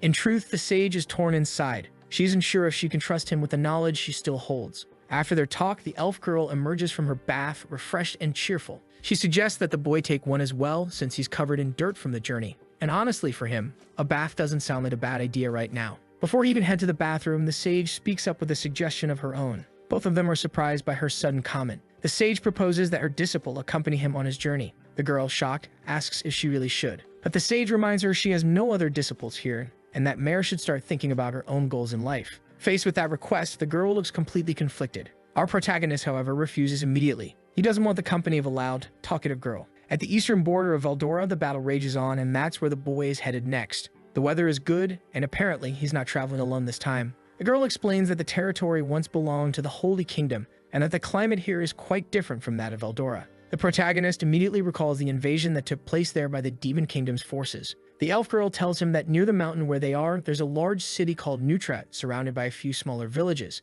Their small caravan will take several more days to reach their destination. He asks what happened to the people who lived in that region before the invasion. She explains that half were exterminated and the other half were turned into forced laborers. Only a few managed to escape across the mountains. Finally, the boy realizes how unfair the fate of some people truly is. He would prefer to do all this alone, but having someone who knows so much about this region's history is actually a huge advantage. That's why, the day before, he'd done everything he could to refuse that invitation. The girl, who was initially surprised by his rejection, ended up furious. As the two young travelers argue, the sage seems rather entertained. That's when she explains that her disciple possesses vast knowledge about many things, knowledge learned directly from her. The protagonist wants to know if that's true. He also asks what the girl stands to gain by traveling with him. The sage says her disciple still doesn't fully understand how the world works and that she wants to give her a chance to gain real experience. She just didn't want to let the girl do it alone. Our protagonist realizes he's being turned into her babysitter. Excusing herself from any responsibility, the sage explains that she no longer has the vitality of youth, and even though she looks young, she's nearing the end of her life. And besides, a noble and heroic person has appeared to save her disciple's life, so there's no one more fitting to accompany her. Mare is genuinely grateful for what happened, but our protagonist is heading into enemy territory full of demons. It's going to be a dangerous journey. Knowing that the sage asks what Mare wants to do, it's up to her to decide. The girl's eyes fill with determination and hope. She decides right then and there that she'll follow him wherever he goes. But it doesn't take more than a few hours of travel before she starts complaining about how tired she is. The protagonist reminds her that this is only the first day. Mare doesn't have much physical endurance since her focus is spellcasting. Seeing how exhausted she is, he decides to end the day's march early. Worried, Mare recalls that he once said he'd abandon her if she became a burden. While setting up camp, the boy tells her not to be ridiculous. He's not going to leave her just because she's tired. Then he suggests she help him pitch the tent and gather wood. Before long, the sky full of stars stretches above them. The girl quietly eats by the campfire while the boy watches her closely, curious. Eventually, he speaks to her in a cold, serious tone, warning her that their journey will only grow more dangerous from here. He makes it clear that he won't hesitate if it means returning to his original world, and she doesn't need to follow him to that point. To him, what Yubana said was true, but he understands that the girl must have her own reasons for agreeing to come. Choosing her words carefully, Mare admits she's been through a lot. She reveals to him that the village she grew up in was destroyed by the Demon King's army. Even though the war is technically between humans and demons, the collateral damage means nothing to either side. The demons destroy anyone in their path, and that's how she lost her entire family. She only survived because her father sacrificed himself as bait. Back then, she couldn't do anything, and after the attack, she was left to starve. That's when her master found her and took her in. Our protagonist isn't particularly interested in her past. What he truly wants to know is her goal. So Mare explains why she became a spellcaster and a disciple of that noble woman. Her greatest wish is to wipe out the demons. For years, she's been preparing for that purpose, seeking revenge, determined to personally take the lives of those responsible for destroying her family. Curious, the protagonist asks if she knows the name of the one responsible. Mare nods. It was one of the 4 divine kings, Wimberg, the ruler of the wind, and one of the most powerful leaders in the demon army. Now, our protagonist realizes that she's traveling mainly to get close to that man. However, the boy himself has no interest in engaging directly with such enemies. Mare explains that Yubana had never allowed her to go on a journey alone. This is the first permission she's ever been given in her entire life, and she still doesn't understand why her master was so lenient this time. Because of that, she decided to place her full trust in the guidance of our protagonist. Receiving that kind of trust from her leaves him genuinely puzzled. He immediately recalls the conversation he had with Yubana, how that girl's obsession with revenge was so consuming that, if left alone, she would have rushed straight toward her own death. Noticing that the boy has gone quiet, Mare apologizes for bringing up such a sensitive subject. She tells him there's no need to worry, she has no intention of dragging him into her personal revenge. That was the confirmation he needed. She plans to handle this on her own. With that settled, he decides to end the conversation since they need to sleep. The girl stands up, bids him goodnight, and says she'll have the forest spirits watch over their camp. Once the fire burns out, the boy sits there thinking. He knows the 4 divine kings are incredibly powerful, but his thoughts are soon interrupted by the sound of the girl snoring beside him. Stepping outside, he looks up at the stars. The last battle against a high-level demon hadn't been easy, and the ones ahead will be even tougher. He needs to grow stronger no matter what, but that's not his only concern right now. On the western border of the kingdom of Digaris stands Fort Truss. Several officers have gathered there along with the heroes and the captain. Now that all the hero candidates are assembled, the bald man wants to launch a major offensive. The older officer across from him understands the idea but doesn't know where the attack should begin. At that moment, the captain points to a location on the map, Fort Arliss. It used to belong to the humans, making it a good starting point to reclaim. Captain Heinrich finds the plan reckless, saying it would completely change their defensive strategy just because of the last victory. The bald man, eager and arrogant, asks if Heinrich's platoon is afraid. That comment alone is enough to irritate Heinrich deeply. The truth is, the captain agrees with him. The enemy is underestimating human strength and won't be expecting a surprise attack. After that, she asks if Midu is fully recovered from his injuries. The class representative confirms that he has and assures her his sword will be in the fight. After the meeting, they walk down the corridors together. According to Heinrich, the plan will be carried out the next morning. It's rare to see Amelia acting so boldly. The nerdy girl with her hair tied up asks if everything will go well since everyone in that meeting seemed confident. The class rep agrees with the offensive strategy. It's the best chance to strike while the enemy is still reorganizing. The captain reminds them that the entire operation depends on their execution. They're placing complete trust in the hero candidates. At that moment, the girl realizes there's no choice but to fight. The captain says he'll provide support however they need, but those young fighters are essential to the mission's success. Right then, the class representative gets a bad feeling about what's coming. The next morning, just as planned, the army marches forward, concealed by the early mist. Seeing that, Nagas asks why they're advancing at this hour, since the sunlight might expose their surprise attack. That's when the captain explains that demons can see perfectly in the dark. The shadows only hinder humans. Midu then says he wants to confirm something once more. Their small squad's mission is to eliminate the enemy commander while the main force draws the attention of the demon army. On the brink of battle, he assured everyone that he would lead the platoon, but they would need to buy enough time for the rest of the group. His classmates immediately understood that they needed to cooperate. A soldier approached, delivering a message for the captain. He came from the main force. The operation had already begun. Filling himself with courage, Heinrich announced that they would advance right away. He and the hero candidates began marching at full speed.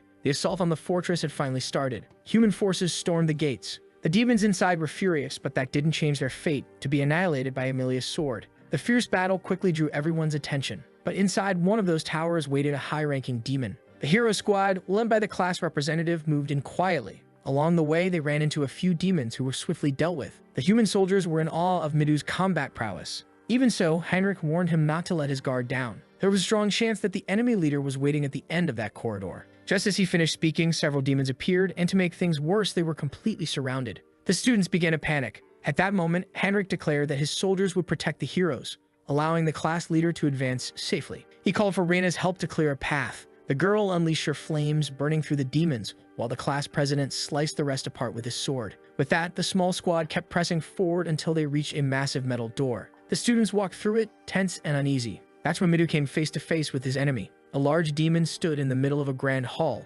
calmly waiting for his visitors. The students immediately felt something off about the situation. At that moment, Arashi asked if the old man before them was the leader of all demons. The demon, Stonagaya, replied that he was one of the 4 divine kings. The very mention of that title filled the students with terror. Midu, leading the operation, could feel that this opponent's presence was unlike anything he'd ever encountered. Slamming his massive shield into the ground, the demon showed no sign of intimidation. Instead, he looked eager to test each of their strengths. Midu raised his sword and ordered his team to prepare. He knew he couldn't afford to show fear. If they failed here, everything they'd accomplished would be for nothing. While some trembled with dread, Arashi was genuinely thrilled by the challenge. With all the heroes gathered, the demon crouched down and placed his hand on the floor, tracing a massive magic circle. Instantly, the humans grew tense as the ground beneath them began to shift. Earth rose from below, taking on humanoid form. The sight of it left the students horrified. They were golems. Dozens of them emerged, an army of living stone ready to crush everything in their path. Stonagaya grinned wickedly, commanding his summons to wipe out the arrogant young heroes. Sword in hand, Midu urged his teammates to hold their positions and secure the perimeter. One student, skilled in wind magic, managed to slice through a golem. Its stone body shattered easily. Arashi joined the fray, fists blazing with fury. His flaming strikes exploded against the golems, reducing them to rubble. He didn't feel challenged at all and even taunted the demon to summon more. Stonagaya, on the other hand, looked at his arrogance with disdain. Then, before their eyes, the shattered golems began to reform. To the students' shock, every single one of the destroyed monsters regenerated completely. Arashi hadn't expected that, and for the first time, he started to look surprised. Besides that, the golems are extremely dangerous and have now started attacking for real. The other hero candidates charge into battle. They know they have to figure out a way to defeat these enemies, and to do that, they need to fight. Cutting the golems into pieces isn't that difficult, but the problem is they keep attacking even after being damaged. The poor short-haired side character is on the verge of being sent to the next isekai. Just then, the girl with the power to create barriers protects him, completely immobilizing that golem and giving the Lancer a chance to strike. He thrusts his weapon at the creature, thinking that would finish it off, only to be brutally struck by a counterattack. Seeing that, the nerdy girl uses her ability too, hurling several stones toward the golems. This time, she manages to destroy one, but she hesitates, waiting to see what happens next, only to witness the creature regenerate completely. Arashi is growing frustrated with how repetitive the fight is. Then he and the class representative hear a voice, one of the boys who remembers reading about this kind of situation in manga. The best choice for all of them, he says, is to defeat the summoner who controls the golems. Manipulating the wind, he tells them to leave the creatures to the side characters. Midu and Arashi get the message and rush forward to strike the real leader. With his exceptional agility, Midu darts past the golems with ease. Stonagaya, noticing their approach, feels insulted by how much they're underestimating him. He slams his hand against the ground again, forming several more magic circles. More stones rise across the hall, and now they're flying toward Midu. The boy uses his agility to dodge the attack, but to his shock, the stones curve through the air, following him. He's hit directly by the impact, leaving him badly shaken. His teammates are deeply worried. He's been thrown across the room and is visibly injured. Even so, his determination still burns strong. Arashi seizes the opportunity to get close to the demon without being noticed and prepares a devastating strike. After a massive explosion, the other students ask if they finally won. But the room is filled with dust, and when it settles, they see that the demon created a massive stone barrier for protection. He then uses that same barrier to strike Arashi in the stomach, knocking him to the ground, completely out of action. Now furious, Stonagaya demands to know if this is really all these so-called heroes have to offer. While the class representative and his friends face off against Stonagaya, our protagonist finally arrives in the city of Neutrat. He and the girl are sneaking through the city's underground sewers. The girl clearly hates the idea. It reeks down there, but the boy asks her to be patient, assuring her they'll soon reach the city center. Given the city's heavy security, entering through the underground passage turns out to be a smart decision. After walking for quite some time, they find a staircase. Climbing it, they finally emerge into the city above, which looks strangely deserted. At that moment, the boy grows alert. He senses someone approaching. They quickly hide inside a large chest. A group of demons walks by, patrolling the area. One of them seems quite pleased with the job, while his partner complains that working for the witch depends too much on personal achievements, and he's not exactly motivated. The two continue chatting casually about their work, walking right past the spot where our protagonist is hiding, completely unaware of the humans nearby. Mare notices that the demons are already moving away. Our protagonist knows exactly which witch they're talking about. She's the demon princess and the ruler of this city. Mare confirms it. Apparently, this witch holds the title of the Witch of Space, and she's their current target. That information also came from the sage, who made it clear that this witch might be capable of granting the boy's wish. All that's left now is for him to figure out how to approach her safely, since without a solid plan, he could easily end up in multiple battles. Mare doesn't know what to suggest either, and the boy decides they should gather more information first. He orders Mare not to act alone. The girl promises she'll obey. Sneaking quietly through the city, they notice the place is crawling with demons. Hiding inside a building, they can finally observe everything more closely. Mare is stunned to see how the demons seem to be living normal lives.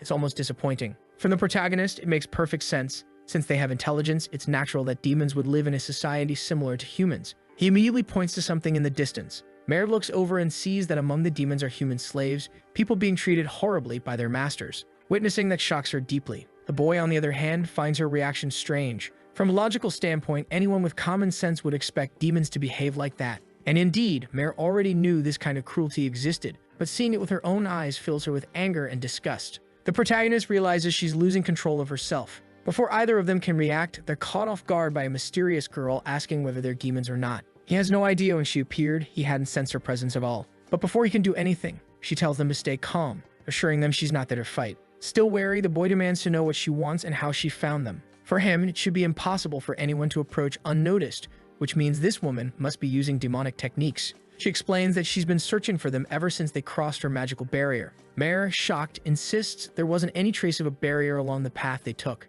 That's when the mysterious girl reveals that there's not a single place in this city untouched by her demonic art. Realizing these are spatial techniques, the protagonist immediately activates his appraisal ability. Her stats are extraordinary, and her name is Isabelle, the 5th princess of the Demon Kingdom. At last, the protagonist realizes he's found exactly who he was looking for. Growing slightly impatient, Isabelle warns that if they don't answer her questions, she'll summon the soldiers. She wants to know what a human and an elf are doing together, since they don't look like spies. Knowing he can't guarantee their safety if a fight breaks out here, the boy decides to negotiate. He tells Isabelle that the story is long, but since she seems bored, she decides to listen. Within minutes, she learns that the protagonist wants to return to his original world. He came to her after discovering that demonic arts might make that possible. And indeed, Isabelle confirms that the information he received from the sage is true. The boy becomes visibly excited and hopeful. He never imagined he'd be so lucky as to find the city's witch this quickly. What surprises him even more is how different she is from the other demons. Isabelle explains that the technique could work, but only if she knows the coordinates of the boy's original world.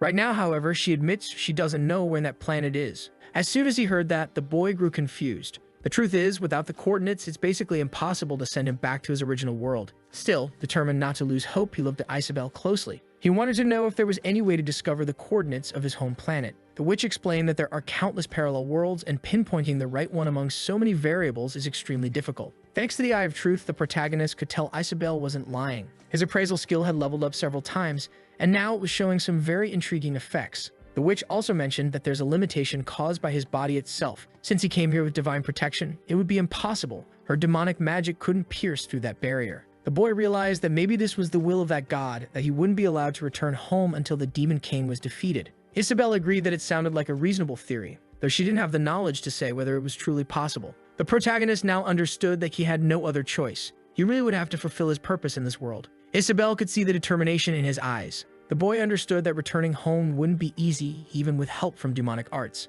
Finally, Mare decided to join the conversation, asking why the witch was being so cooperative if she was a princess of the Demon Kingdom. Isabelle answered that the kingdom was divided into several factions, and that there was something she herself desired. Right after saying that, a wave of dark energy spread through the room, making both the boy and Mare tremble. Isabelle opened a portal to leave, warning them to be cautious, because escaping this city would be very, very dangerous. Then she vanished, leaving the two alone again. Letting out a deep sigh, Mare admitted that she was terrified. She truly thought that might have been her last day alive. The boy realized that the Demon King's bloodline was indeed powerful, and in his current state, he had no chance against them. Mare thanked God that the witch hadn't been hostile. For the protagonist, having such unexpected luck could only mean that something worse was bound to happen next, which immediately made Mare uneasy. Moments later, they heard noises coming from outside and rushed to the window. The city was in chaos. The demons were panicking. They already knew that humans were inside their territory spying. Frightened, Mare thought they had been discovered, and the boy knew this happened right after the witch left, meaning she must have alerted her subordinates.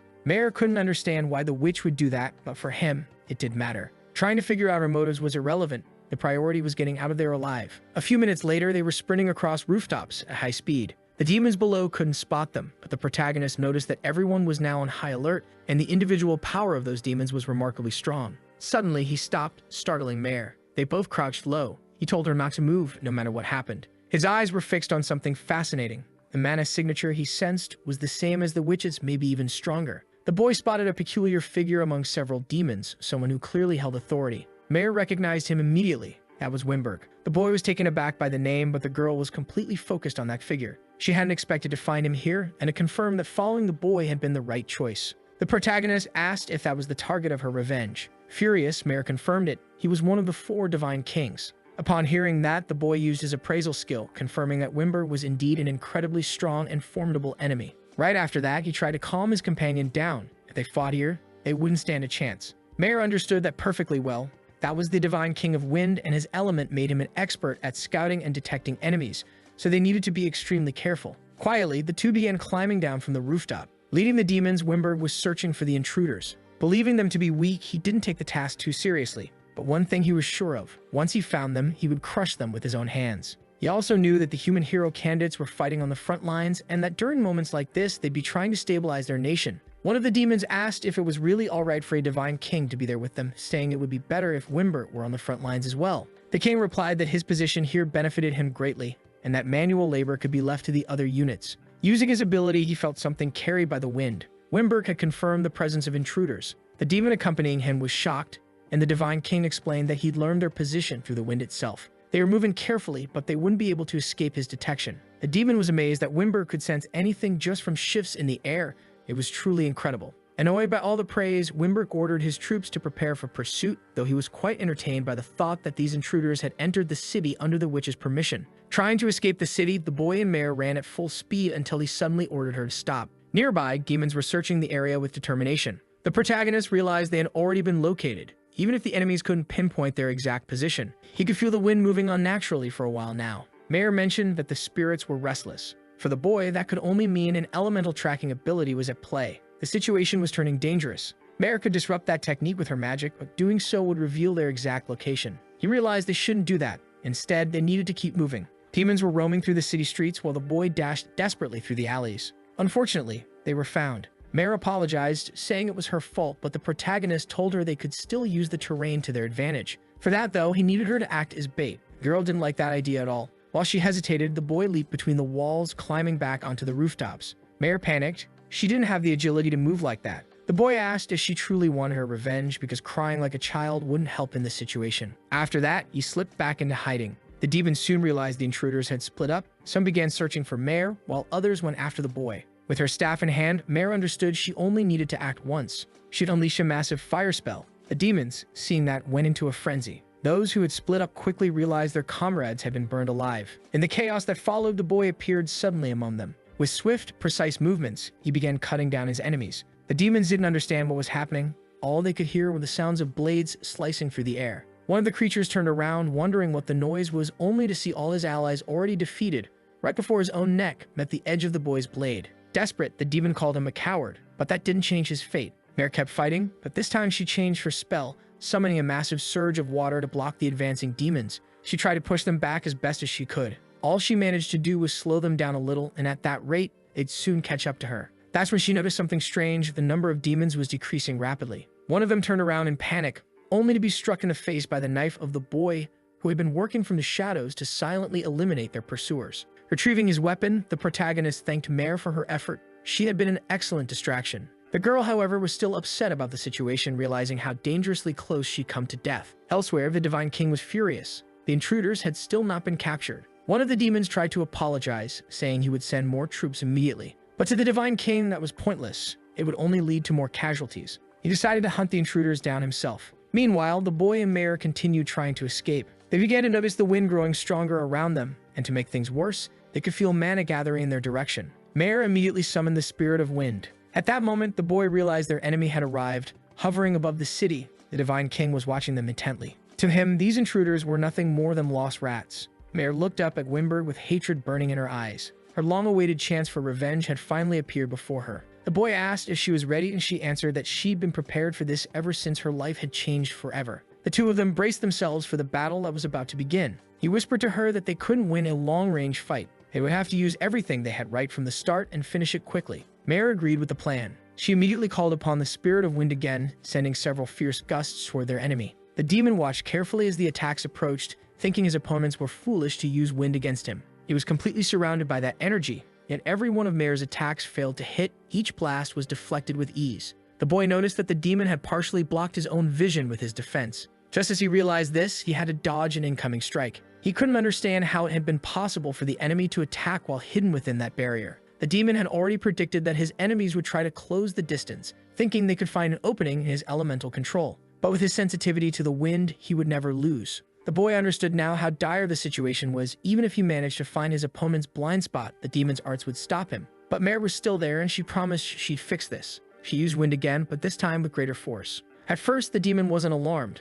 until he sensed something unusual coming from her spell. Mare knew that demonic arts relied on precise manipulation of wind. All she had to do was disrupt that control with her own techniques. The demon quickly realized that he couldn't handle the wind as finely as before. The boy could now see that Mare had been planning her revenge her entire life. He seized the opportunity to move closer, but the demon was still watching carefully. The boy rushed forward, blade in hand, yet he couldn't reach him. The enemy simply used the wind to soar through the air, leaving the boy seething with frustration. That's when someone told him he just needed to jump. Following that advice, the boy stepped onto the wind and was suddenly propelled straight toward his enemy. The demon had no idea how that was even possible, while the protagonist was determined to finish this once and for all, pouring every bit of his strength into it. Now close enough to strike, he used his eye ability to predict exactly where the demon would move next. But to his surprise, the enemy's weak points started to fade away. He didn't expect something like that, and before he could strike, a massive sword materialized in the demon's hands. The creature had never imagined he'd be forced to draw his weapon against such intruders. The boy realized that he was no longer on the offensive. He now had to focus entirely on defending himself. His agility wasn't good enough to keep his guard up against all those attacks.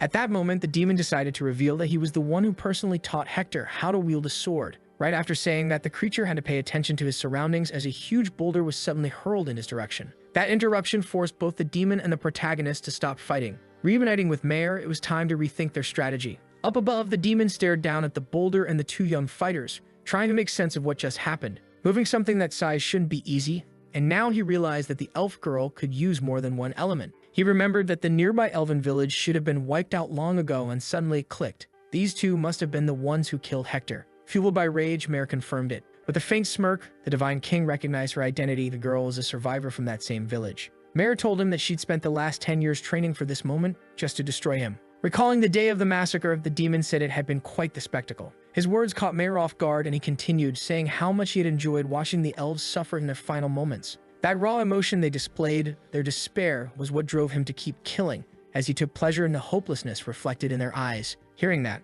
Mare completely lost control. The protagonist had to remind her not to give in to the demon's provocations, since her abilities were crucial for their victory. Regaining her composure, Mare decided to listen to him. Now it was up to the boy to analyze every variable. He was the kind of person who would do whatever it took to win. The demon, on the other hand, understood that his opponents were far more troublesome than he'd expected, and that the human he fought was still standing, something that shouldn't even be possible. There was only one explanation. That boy must be one of the summoned candidates. With his eyes glowing, the protagonist said they were being underestimated in this fight. The Divine King replied that he always kept the strongest warriors of enemy nations in mind, and that red-eyed boy wasn't among them. That could only mean one thing: he wasn't from this world. Floating above them, the demon realized he still had the strategic advantage. There was no need for him to rush. The protagonist, however, knew he'd only had about 3 minutes left before the power of his eyes would fade, and once it did, victory would become impossible. Mare then told him she had an idea for how they could turn the tide of the battle. Knowing that she might actually be useful, the boy told her not to slow things down. Offended, Mare snapped back that she should have been the one saying that.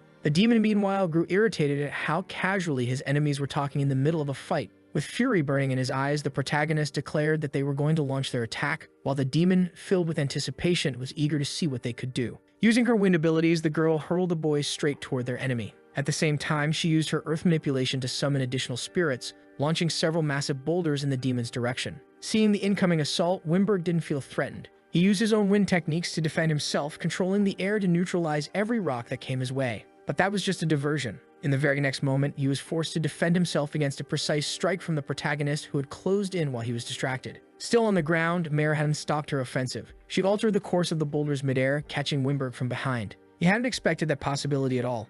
His only option was to dodge. But even then, Mare didn't let up. Wimberg's expression shifted to one of shock as his magical formation was shattered by the barrage of rocks. The protagonist finally saw an opening. He was about to drive his blade into the demon's chest. The demon had to act instantly if he wanted to survive. Blood splattered into the air as Winberg realized the strike hadn't been aimed at his heart, but at the hilt of his sword. The boy seized the moment, disarming him and claiming the weapon for himself before quickly retreating. Winberg glared at the boy in rage, only to be struck by more of Mare's boulders. The demon was surprised that their strategy had worked at all, though he made it clear that someone of his level wouldn't be defeated so easily. Mare was terrified. Their coordinated attack had been perfect, yet the enemy remained unscathed. But to the protagonist, everything was still going according to plan. Mare had mentioned that Winberg's wind technique, while powerful, had a weakness. It couldn't handle heavy attacks from the earth element. If they couldn't break through his defense, she could still use her wind magic to disrupt his control over it. The boy knew Mare had spent her entire life preparing for this moment. Even so, their combined techniques still weren't enough. Resolutely asked her for just one thing, to create another opening for him to strike.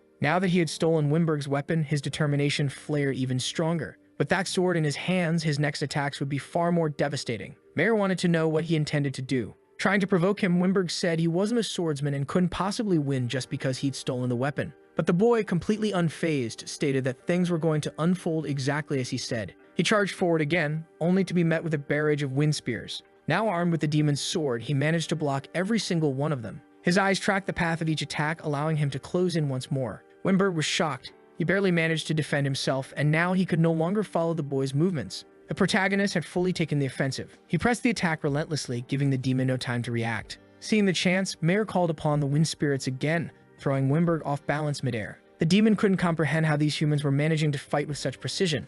And then the boy appeared right in front of him, to finish the battle once and for all. Winberg felt deeply insulted by those words. Channeling all of his remaining energy, he formed a massive wind spear to pierce his enemy. But that final act of desperation amounted to nothing. The protagonist swung his blade and severed the demon's head, ending the fight instantly. Drained of all his mana, the boy could barely stand. Winberg never imagined that he would fall that day. My god, the guy's head is gone and he's still talking. Yeah, he's definitely a demon. Only then did the protagonist reveal that his eyes allow him to copy his opponent's abilities. He'd been replicating Winberg's sword techniques all along. At first, he wasn't familiar with those moves, which made him hesitant to use them. But once Winberg understood that, he realized the hero candidates were humanity's true trump card. The protagonist explained that he'd gained this power after defeating Hector. Amused, Winberg admitted that his disciple had been a fool. He ended up helping his own enemy grow stronger by losing to him. Now that the battle was over, the boy needed time to recover. He'd just gotten a first-hand taste of the strength of one of the Demon Empire's 4 divine kings. There were still 3 others of that same rank,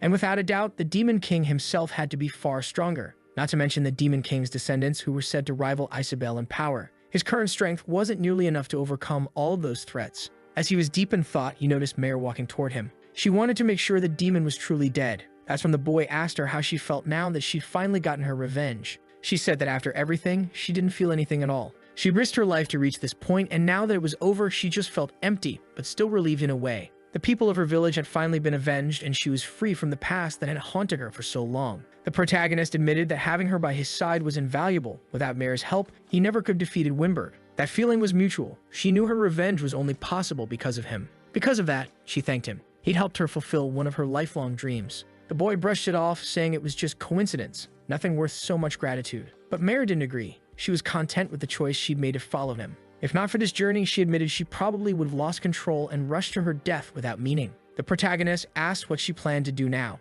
She hadn't thought about it and confessed she felt lost. He told her that she should create new goals for her life. After all, elves lived for a very long time. Still, since she was half human, she wouldn't live as long as her master. For now, she decided to continue traveling with him. He asked if she was sure about that, since his goal was to defeat the Demon King. But to her, that was exactly why she should stay. If the Demon King fell, there would be fewer people like her, fewer tragic stories born from his reign. That made her journey worth following. Even if he told her not to, she'd still stay by his side. As they set off again, the protagonist said they needed to find more clues soon. Reinforcements would arrive in the city before long, and that would become a serious problem. Mare understood what he meant. She'd been accepted by him, and now they were walking the same path. As the two made their way toward the outskirts, someone was watching them from above. It was the witch, Isabel, surprised by how well this unlikely pair had done. Their victory over Winberg had made her next moves much easier. After that grueling battle, their journey continued. The protagonist eventually returned to Yubana. The wise woman was relieved that both of them had come back safely, admitting she hadn't expected it to happen so soon.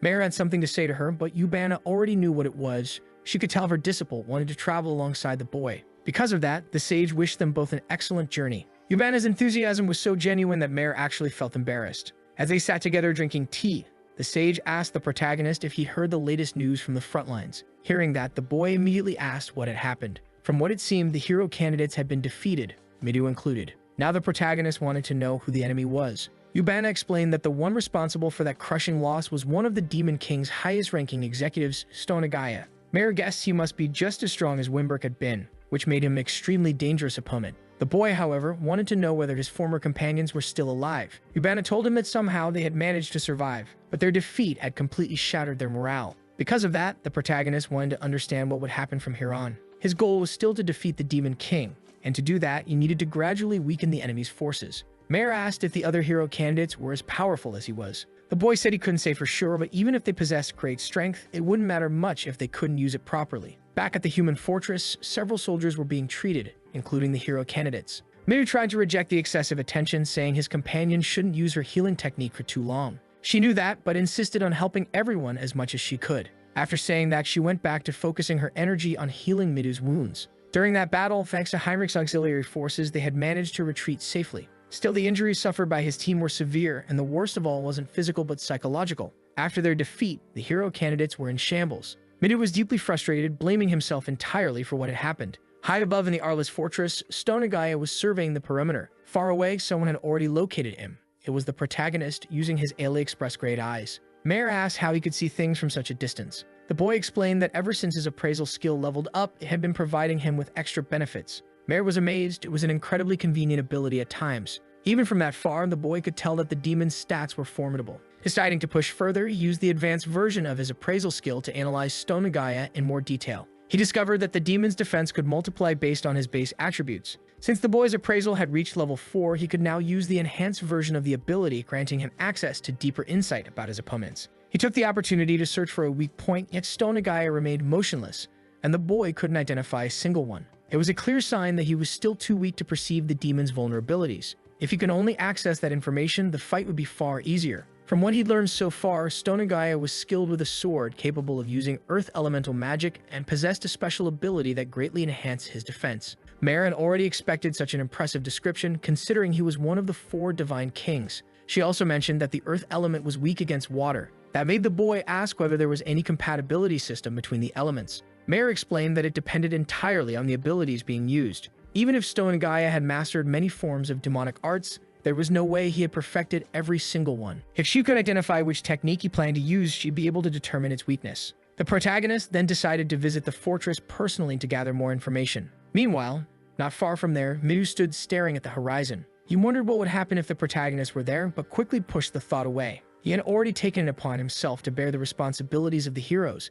His companions had gathered around him that day, wanting to know what was on his mind. Reina pointed out that he kept trying to shoulder the burden of everyone all by himself, which only made the class representative even more uneasy. The blonde boy told him not to make that kind of face. Then the short-haired nerd reminded him that he wasn't alone in that fight. Midu was surprised that his companions still trusted him after everything. At that moment, Rena stepped closer, asking if they shouldn't act together like before. As she passed by Midu, she told him he was really an idiot sometimes. Right after that, the blonde boy wrapped an arm around his shoulders, saying he needed to trust his friends more. Midu was still confused by everything happening around him. The truth was, he had never thought about depending on those people before. The blonde boy said that everyone had been getting stronger, which was exactly why Midu shouldn't carry the weight alone. After hearing those words, Arashi decided to join them as well, and several other students came along with him. Arashi wanted to know why Midu had such a pathetic look on his face, since they needed to recover and crush their enemies. The class representative was stunned by Arashi's sudden appearance, which only made the guy more irritated. After all, he hated realizing during the battle that their strength hadn't been enough. That's why he was now waiting for Midu's command so they could go back and destroy that enemy. The blonde boy and Amire were both shocked to see the tough guy cooperating like that. Feeling his spirits lift, Midu asked everyone to work together to defeat that enemy. That renewed determination was exactly what Arashi had come to find. While everyone was talking, a girl watched them from afar. Rin felt relieved to see her classmates finally cooperating again after such a long time. Completely lost in thought, she was caught off guard by a familiar voice saying it had been quite a while since the last time. It was the protagonist who had appeared. He also told her not to make a fuss since he didn't want to be discovered. Immediately, Rin covered her mouth with both hands. The protagonist already knew they had lost the last battle, and Kanzaki confirmed it. He then asked for details about the enemy's abilities, and she began explaining what she had seen. Now the protagonist knew that Stonagaya could create and control golems. The demon's entire skill set was centered around constructing those creatures. Thinking about that, the protagonist realized Mare had been right. Kanzaki wanted to know who that person was and if she was a girl, but the protagonist completely ignored her while thanking her for the information. Kanzaki then asked if he was finally going to join the war effort and help the others. He had considered it for a moment, but after seeing that his former companions had regained their morale, he decided to keep operating in the shadows, just like always. At Fort Arliss, several demons were guarding the perimeter, and not far away, the hero candidates were taking their positions. The short-haired girl mentioned that they now had an army of hundreds of soldiers with them, which made the pink-haired girl visibly happy. Among them was Yami, who promised to give her all this time. She was joining the combat unit. Rina asked what made her decide that, and Yami said she had heard her friends were in trouble, and since she was a hero too, she couldn't just stand by. Still, she wasn't entirely sure it would work out. 5 days earlier, she had been busy with household chores, which had left her completely exhausted. It had been a while since Kinoshita last saw the protagonist. She actually agreed with what he said, but once she realized who she was talking to, she was completely shocked and asked how he had managed to get into that building, and if he was really the same Shinju she knew. The protagonist noticed she had come back to her senses, but she was furious that he had infiltrated straight into her room. Getting straight to the point, he told her that the other heroes were struggling on the front lines and needed her divine protection ability to win. Kinoshita was stunned by that, since she wasn't part of the combat unit, but he told her not to worry. She had everything it takes. Still hesitant, she asked how he could be so sure, and he reminded her that she wanted to fight too. He told her that Leonora, the one who had haunted her heart with fear, was no longer among the living. No one could sabotage her anymore, and in time, even her psychological wounds would heal. It was time for her to stop pretending to be a waitress and start taking things seriously, because he knew she had wanted to help others for a long time. Kinoshita fell silent after hearing that. Apparently, the protagonist really did know everything, and that realization left her surprised. Only then did he reveal that he had come looking for a reliable pawn. Kinoshita reminded him that he was being hunted as a criminal, so it was shocking that he was even planning to take part in the fight. He admitted he couldn't officially join the army while being pursued, so he would keep working from the shadows. He had only come there to share that information with her. That's why Kinoshita was now on the front lines. She was determined to do her best. Rin watched carefully as her fellow girls talked, since she had also spoken with the protagonist and already knew the plan. Kinoshita's presence was essential for executing coordinated movements against the enemy's defenses. For the protagonist, all that mattered was that everyone gave their best in each situation that arose. He also wanted to see how much his classmates had grown in his absence. He told her to pass that message along to Midu, and she promised she would. As she was thinking about it, someone called her name. It was the class representative approaching to go over the strategy once again, since losing this time wasn't an option. Rin fully understood that.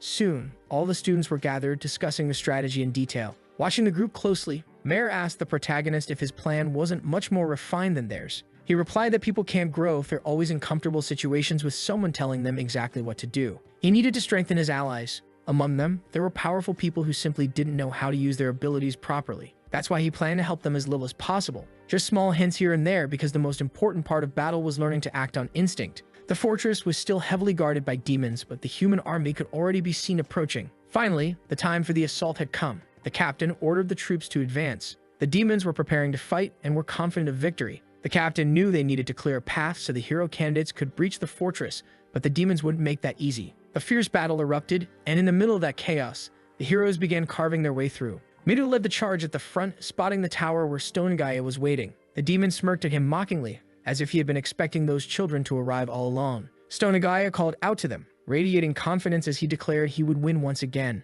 The massive gate was still closed, but it was immediately blown apart by Arashi's ability. Alongside him were the other hero candidates, and Stone Gaia was already waiting for them with his golems. Midu wasted no time, ordering everyone to put the plan into action. Watching everything from the shadows was the protagonist. The hero candidates were determined to win this battle. On the other side stood countless summoned golems. Midu drew his sword and commanded everyone to begin the operation. As they advanced, Rian asked Yumi if she was okay. Still uneasy, Yumi told her not to worry and immediately began summoning a massive surge of water. Her control over water was vital for defeating those golems. Stone Gaia quickly noticed that someone with such an ability hadn't been part of the last attack. His golems were overwhelmed by Yumi's water. Arashi appeared right after, ready to incinerate them all. His blazing fists were devastatingly lethal. Midu showed no mercy either, striking down anything in his path. Every student fought fiercely. Even the background characters were fully engaged. In just a few seconds, all the golems were reduced to rubble, but just like before, they began to regenerate. However, those struck by water weren't able to recover. Everyone noticed that the strategy was working perfectly this time. Stone Gaia was now focused on that water user who hadn't been present last time. Because of her, some of his golems couldn't regenerate. The protagonist praised Mare as things were unfolding exactly as she had predicted. Her theory was that the joints between the golem's limbs wouldn't regenerate properly in the presence of moisture. Midu encouraged his allies, shouting that the golems wouldn't be able to regenerate anymore. That fired Yumi up, and she unleashed an even greater surge of water, creating a huge wave that crashed over the enemies. After that, her teammates rushed forward to press the advantage, determined to destroy the golems for good. Stonagaya, though, grew even more excited. The strategy against him was effective, but he still remained defiant. After drawing several magic circles on the ground, he declared that his golems were nothing more than expendable subordinates. Then, lifting multiple massive rocks into the air, he said he would show them what true power looked like, hurling all of them at the hero candidates. Before they could be hit, Mary stepped in front, using her telekinesis to stop the barrage of boulders. Stonagaya was shocked to see someone capable of overpowering his control over stone. While he was still processing that, Rin used her domination ability directly on Stonagaya's body,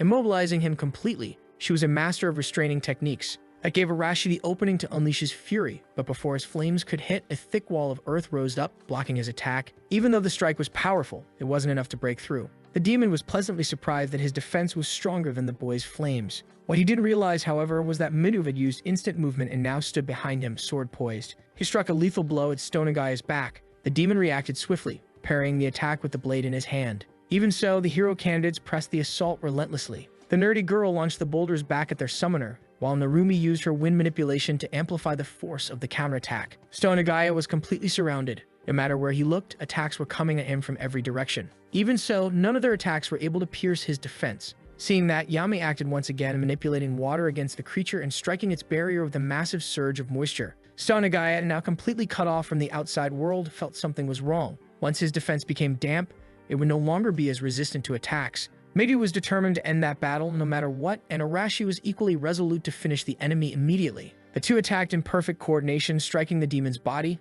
and for the first time, Stonagaya was actually wounded by the hero candidates. Still weakened, he believed he could withstand the damage. The real problem, though, was that with the strategy the humans were using now, his defense would eventually be shattered even further. He decided to go all in, converting all of his defensive mana into raw attack power. At that moment, a spark of light flashed in the protagonist's eyes. He saw the demon's weak point and hurled his dagger straight at Stonagaya's forehead, delivering a lethal blow. The impact was tremendous. Stonagaya fell to the ground, writhing in agony before all of the students. The creature was finally defeated, and the heroes celebrated their victory. The efforts of Midu and Arashi had brought down that vile monster. However, both of them, standing closest to the enemy, knew they weren't the ones who had landed the final blow. Something had struck the demon's head in that final instant. Arashi picked up the dagger lying on the floor and immediately recognized it. Looking around, Midu tried to spot something, noticing a small crack in the ceiling above. There was no doubt it was the work of the protagonist. Arashi grew irritated, realizing they'd been helped by someone like him. Narumi approached the two with an excited grin, thrilled that their plan had worked. Midu agreed, forcing a faint smile, knowing deep down that they had only succeeded thanks to Kinoshida's support, and that, in the final moment when the demon was about to unleash a devastating power against them, the battle had ended before it could happen. If not for the protagonist's interference, they would have been wiped out again. Miri asked why the class representative still had that expression on his face when they should all be celebrating. Midu tried to say something, but she ignored him completely, saying she'd listen later. The students had just defeated one of the 4 divine kings. They'd been through enough stress for one day, and all they wanted now was to enjoy the victory. Midu looked at his teammates' excitement, taking a moment before finally letting himself feel something positive. Eventually, he gave in to that sense of relief. Still, the representative remained calm and distant. His companions called out, urging him to celebrate too, but he ignored them, quietly revealing that he hadn't been the one to finish off their enemy. They apologized for getting carried away. One of the boys, someone who clearly admired Arashi, already suspected why his friend's mood had soured. Since he'd been close enough to witness everything, he knew the truth, but even then, he told Arashi not to worry about it. All the protagonists had done was steal the last strike from their team. The ones who had truly cornered the enemy until the very end were Arashi and Midu, and they should be proud of that. Now holding the creature's severed head, Midu lifted it high and announced their victory to everyone outside. The demons who witnessed it were devastated, while the human army erupted into celebration over their great triumph. Amid the battlefield stood Heinrich,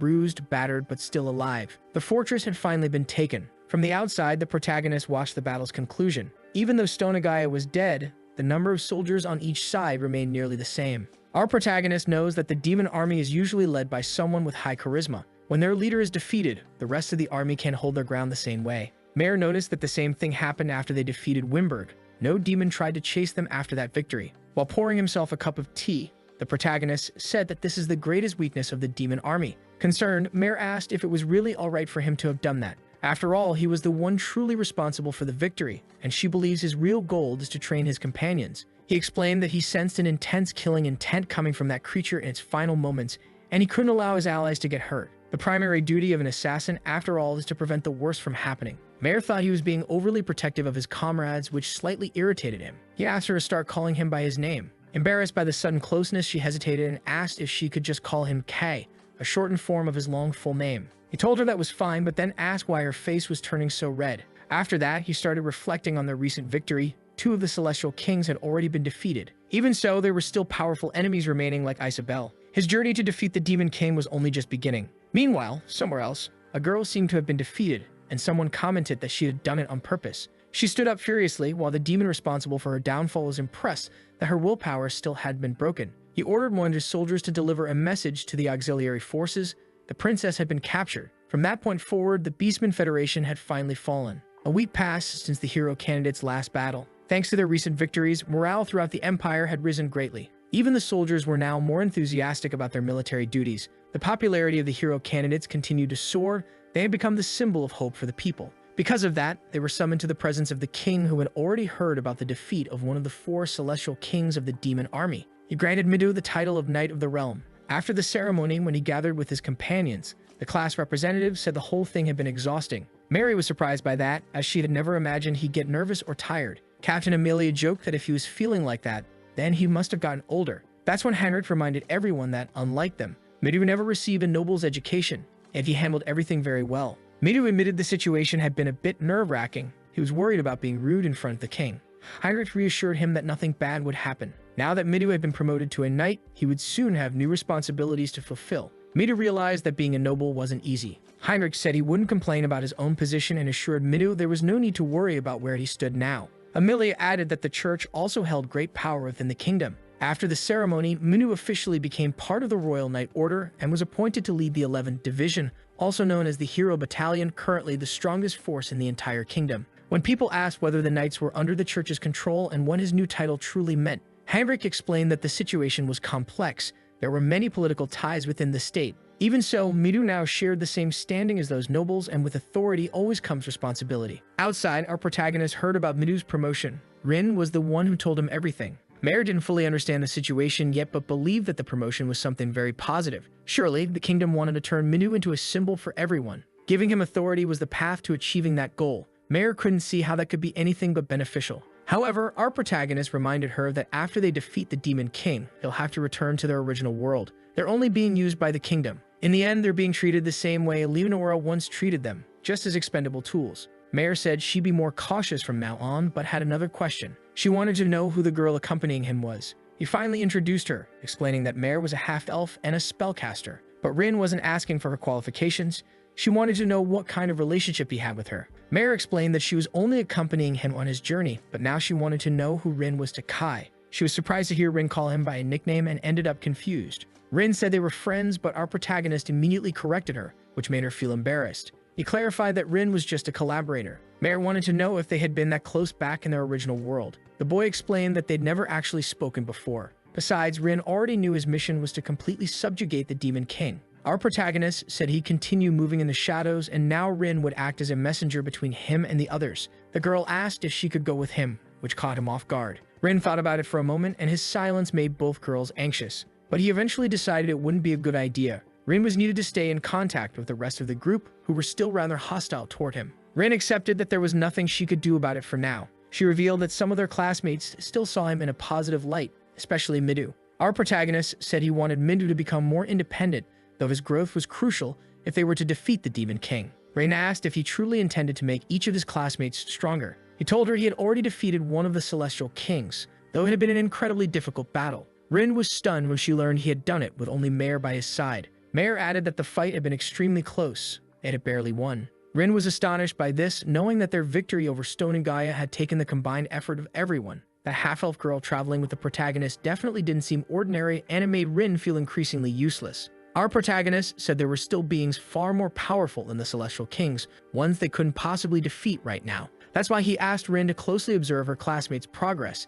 He'd contact her again soon. The girl accepted his orders. As he turned to leave, he told her he was refining his own way to defeat the Demon King, and that it would be her job to relay that information to Midu. After that, he called for Mare to follow him, leaving Rin alone in the forest. With her current strength, she couldn't do anything, and in that moment, a new determination began to grow inside her heart, the will to become stronger. Now that one of the celestial kings has been defeated, the humans have launched a full-scale offensive. With the collaboration of the hero candidates, now part of the 11th Division, the army's morale has risen greatly. As a result of this campaign, several fortresses have been reclaimed, and the city of Neutrate has finally been liberated. All of this was made possible not only by the fall of Stone and Gaia, one of the demon commanders, but also by the defeat of Wimberg, who had been responsible for the Demon King's army logistics. However, this last part remains completely unknown to the army of the Holy Kingdom. Thanks to their string of victories, celebrations have become routine. The hero candidates are taking full advantage of the chance to drink alcohol in this new world. Since the legal age there is 15, it's perfectly acceptable.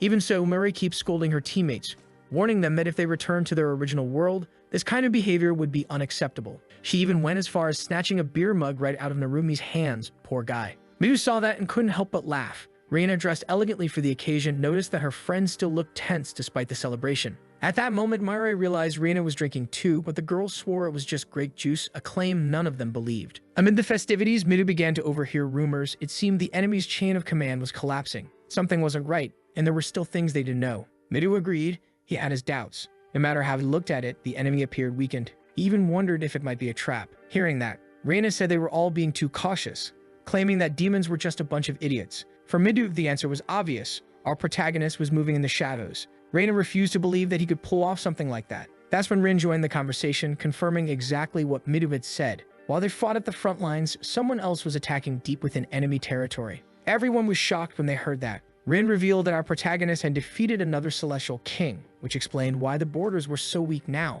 The background characters were stunned to hear it. Midu, on the other hand, wasn't surprised at all. He expected something like this from that guy. Narumi, after processing the information, realized just how much of a monster the protagonist really was. Rina, however, refused to believe any of it, calling it slander. She asked Arashi for his opinion, but he was too busy enjoying the banquet food. Even so, he remembered the dagger he found during the last battle. With that in mind, he simply said he didn't care how the discussion ended. Mary was also frustrated. Even if it were true, she still couldn't forgive him. Now she joined Rina in badmouthing the guy, while Midu moved closer to Rin to gather more details. Rin didn't have much more to share. All she knew was that he was using his own methods to infiltrate enemy territory and get closer to the Demon King. Our protagonist had been doing this every single day, fighting deadly creatures that all wanted to tear him apart. He was skilled and ruthless. A monstrous hand lunged toward his face, and under such relentless attacks, it seemed like he wouldn't make it. But fortunately, a fire spell erupted, burning his enemies to the bone. He told Mira not to do anything reckless, but she had only intervened because he'd been in danger. He thought he'd already learned to control his mana, but the truth was he still couldn't properly use even basic magic. Mira explained that his element was extremely rare. Very few people could master lightning,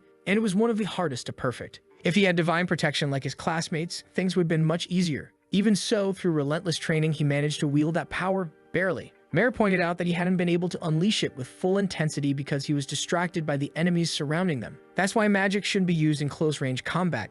It requires far too much focus. But our boy is an assassin, so he has to fight up close. Mare suggested that he first learn how to use magic properly in the traditional way before trying to perfect his own methods. Our protagonist knows he has to grow stronger because, in his current state, he has no chance of defeating the Demon King. Still, he complimented Mare on her skill as a teacher. She really absorbed a lot of knowledge from Yubana. The girl became embarrassed by the praise, but a moment later, our protagonist suddenly went on alert. They were completely surrounded by dangerous creatures, all eager to tear off a piece of him. And instead of fear, excitement flashed across his face. Training was about to begin sooner than expected. Since this was a training session, he began gathering lightning in one of his hands. Using his new attack, he unleashed it on the monsters around him. Bolts of electricity struck the beasts, but the result wasn't fatal. It only disoriented them for a few seconds. He realized he still needed to refine his technique. The damage output was too low. As he was thinking that, one of the creatures lunged at him, but its strike hit nothing but air. Taking advantage of the opening, he moved swiftly and threw multiple daggers, each one finding a vital point. The remaining monsters were now terrified.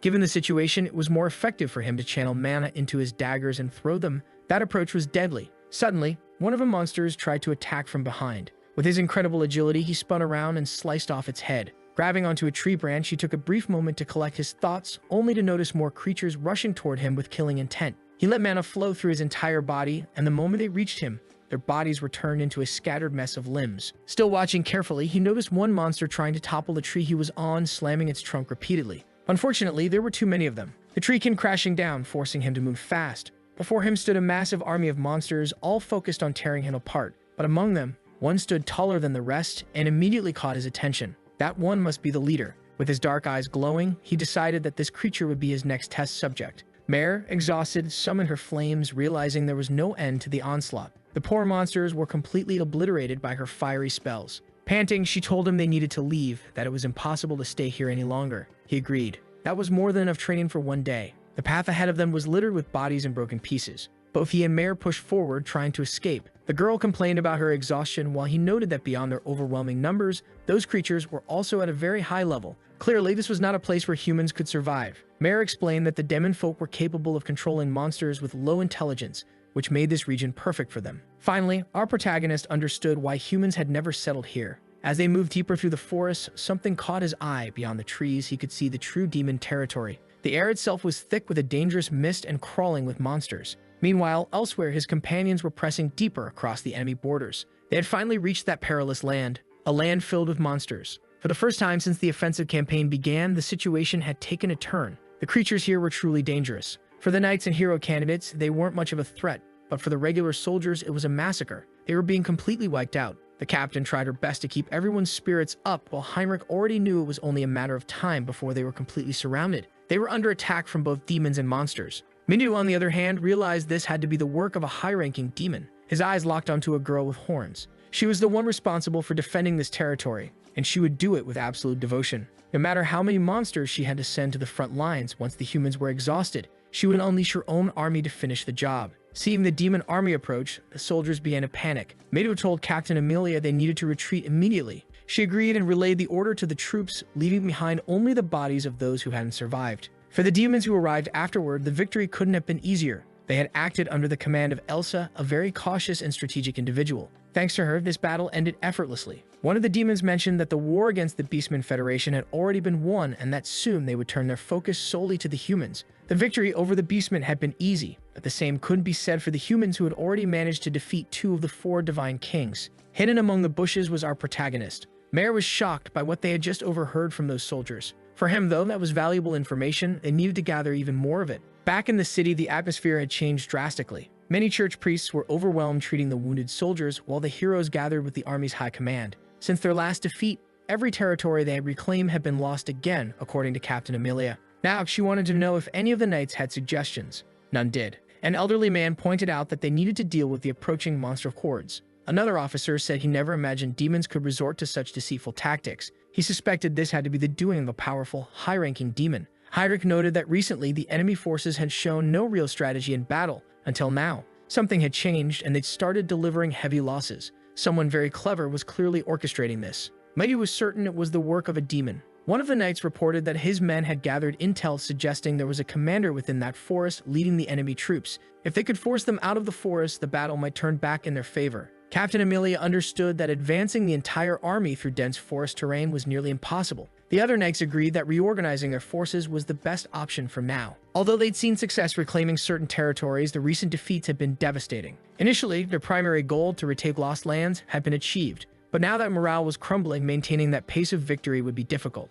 In the middle of that discussion, Mare reminded everyone that their ultimate duty was to defeat the Demon King. But the knights all knew that it was far easier said than done. So the captain asked if she had any concrete ideas. A bit embarrassed, Mireille suggested expanding the army. However, the captain explained it wasn't that simple. Sending a larger force would only slow their advance. Medio, meanwhile, pointed out the real danger, the growing number of casualties. He didn't want to see any more soldiers lose their lives. Since the issue lies in the army's strength, he suggested focusing on their elite forces. The captain agreed, but pointed out that even if they searched the entire kingdom, they wouldn't find soldiers better than the ones already on the front lines. If the goal was to strengthen the troops, they'd have to focus on training them further. It would take time, but it was the only realistic solution. Everyone seemed to agree on that. Now, Minu finally understood why his mind had been so exhausted lately. The goals of those people and his own were completely different. The people of the kingdom were focused on maintaining the current state of affairs, while the heroes wanted to destroy the Demon King, no matter the cost. Heinrich noticed the hesitation in the boy's eyes and asked what he thought about all of it.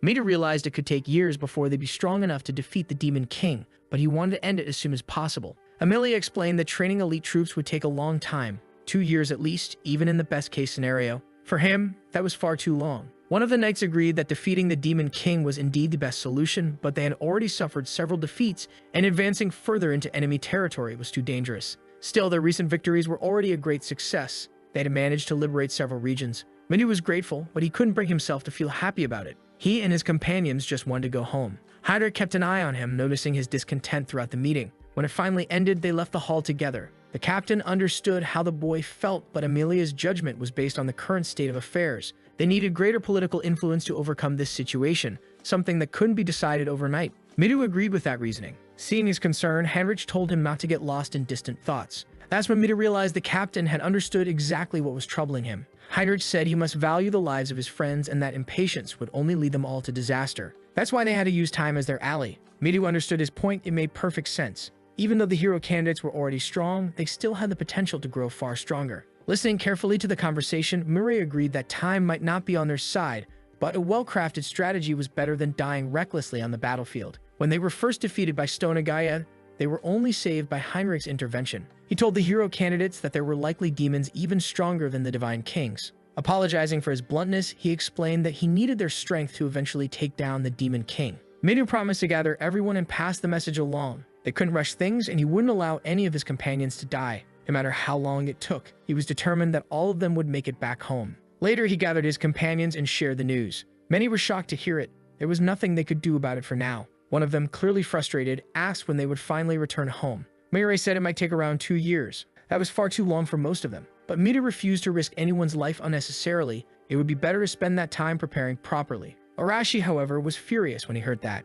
To him, it sounded like a cruel joke. Midu explained that he wanted to defeat the Demon King as soon as possible too, but their goal and the kingdoms were not the same. Then, full of determination, he asked Arashi if what he truly wanted was a reckless assault with just their group alone. And that was exactly what Arashi wanted. To him, the kingdom was no Uli. Those nobles only saw them as tools to be used. But to Midu, that reckless strategy would bring everyone to ruin. They couldn't keep fighting without the kingdom's support. Arashi disagreed, saying they could win using guerrilla tactics. Their objective wasn't to destroy the enemy army, only to kill the Demon King. Midu understood the idea but saw it as a huge risk. People would definitely die if they tried that. Arashi, however, argued that they couldn't lose sight of their goal. Even if it was dangerous, they couldn't back down out of fear. Midu said he wouldn't let anyone die, which was exactly why he shared what he believed to be the best course of action. Furious, Arashi called him a coward and swore he'd open his eyes through force. Enraged, Midu raised his sword and shield, blocking Arashi's blow completely. The other students nearby were stunned by the sudden fight. Midu told him they should defeat the Demon King together. They had already struggled immensely to take down just one of the Divine Kings, so they should be training, not fighting each other. Arashi ignored him completely, and before they could continue, both of them were suddenly restrained. Chains coiled tightly around their bodies. Rin was the one who cast them, demanding that they calm down before they ended up destroying the castle. Midu apologized, admitting he got carried away. Arashi shattered the chains with his bare hands, visibly furious, which shocked Rin since she had poured a huge amount of mana into that spell. To Arashi, the best way to grow stronger was through real combat, and he was sure Midu understood that too. As the argument continued, Murray spoke up, saying she sided with Midu. Rin agreed, supporting a more cautious approach. The others, who had been unsure, finally admitted that staying in that world wasn't so bad. It was far better than dying a pointless battle. Kaori, however, took Arashi's side, which surprised Rina deeply. The truth was that Kaori completely understood what Arashi meant. She too wanted to go back home as soon as possible. Yumi said she felt the same way, and with tears in her eyes, confessed that she'd left behind only her mother, who was already frail and sick. She worried about her health every single day. The boy, who supposedly loved his Trembolona, also agreed that returning home was urgent. He'd been abandoned by his parents, and the only person waiting for him was his little sister. Another girl confessed she wanted to go back immediately as well, though not because of any tragic story. She simply came from a normal family and didn't want them to wait 2 long years. After that collective outpouring, Midu realized just how complicated everything really was. Among them stood Narumi, whose reason for wanting to go back was to reunite with his many girlfriends. Slowly, the discussion turned into a heated argument. The students, once just background characters, were now split between following Midu or siding with Arashi. After hearing everyone out, Arashi made his final stance clear. There was no point in continuing the argument. He moved forward on his own terms. Anyone ready to die should follow him. And indeed, when he set off, several of the students chose to go with him, while the rest, those too afraid to risk it, stayed behind. Reina and Yumi watched the group break apart, filled with unease, especially when Kaori decided to follow Arashi. Mirai asked Narumi if he was going with them, but he said he would stay neutral, acting as a bridge between both sides. Rin, uncertain of what to do, stayed silent, though deep down she also longed to return to her family. That night, the group finally split for good. Arashi asked if everyone was ready. They were leaving the place immediately. But before they could move, a mysterious voice echoed among them, saying that things had gotten worse in their absence. Arashi turned toward the sound, his eyes landing on someone he hadn't seen in a long time, our protagonist. He wanted to know what this boy planned to do after being gone for so long. The presence of our protagonist left all the students completely stunned. One of them quickly asked everyone to quiet down so they wouldn't draw too much attention. The muscle-bound guy told Arashi to calm himself a bit, but Arashi shot back saying he didn't have time to waste on useless people like our boy. The truth was, the protagonist agreed with that, but decided to be honest with them. He wanted their strength. Arashi was taken aback, recalling what had happened earlier, right after he'd left the meeting hall. During that whole argument, our protagonist had been watching everything through the window. Mare noticed how serious the discussion among the classmates had gotten, but for our protagonist, both sides were right in their own way. Just as Midu had said, they couldn't do this alone. On the other hand, the kingdom's approach was far too passive. Arashi had a point about the 2-year time frame being real, but his plan was dangerously reckless. Mare asked what our protagonist would do in a situation like that. He said there were 3 possible paths to overcome the current stalemate. The first was to change the mindset of the people in positions of power within the kingdom. If they could do that, the military's strength might eventually be redirected towards supporting the hero's cause. The problem was that Midu would never agree to such a method. Hearing that, Mare asked what the second option would be. Our protagonist explained that they could take the approach Arashi suggested, using guerrilla tactics to fight against the enemy. Based on what they knew so far, mostly thanks to Isabel, the demon realm wasn't unified. There were plenty of ways to sabotage their enemies from within. But he doubted that Arashi could pull off something that complex, and Mare actually agreed. His temper would make that impossible. So she asked what the third option was. Our protagonist said he based his strategy on the information he had gathered so far. If everything went well, he could collect even more from the other factions, which would force the kingdom to take the initiative in the war. Sitting around a campfire, he shared new intel with the group. The Beastman princess had been captured. Arashi didn't understand what that meant for them. Our protagonist explained that the girl was the daughter of an important leader and had been taken by the demon army. He confirmed the information himself after, as he put it, creatively interrogating several demons. Hearing that, some of the girls looked unsettled, while others were just curious about what he'd actually done. One of the guys even seemed jealous because he was in love with Mare. Arashi, however, still hadn't connected the dots. He couldn't grasp what the Beastman had to do with the hero's situation. Some of the others, on the contrary, got excited, saying they'd love to see that new race in person, imagining they must be adorable. Our protagonist went on to explain his plan.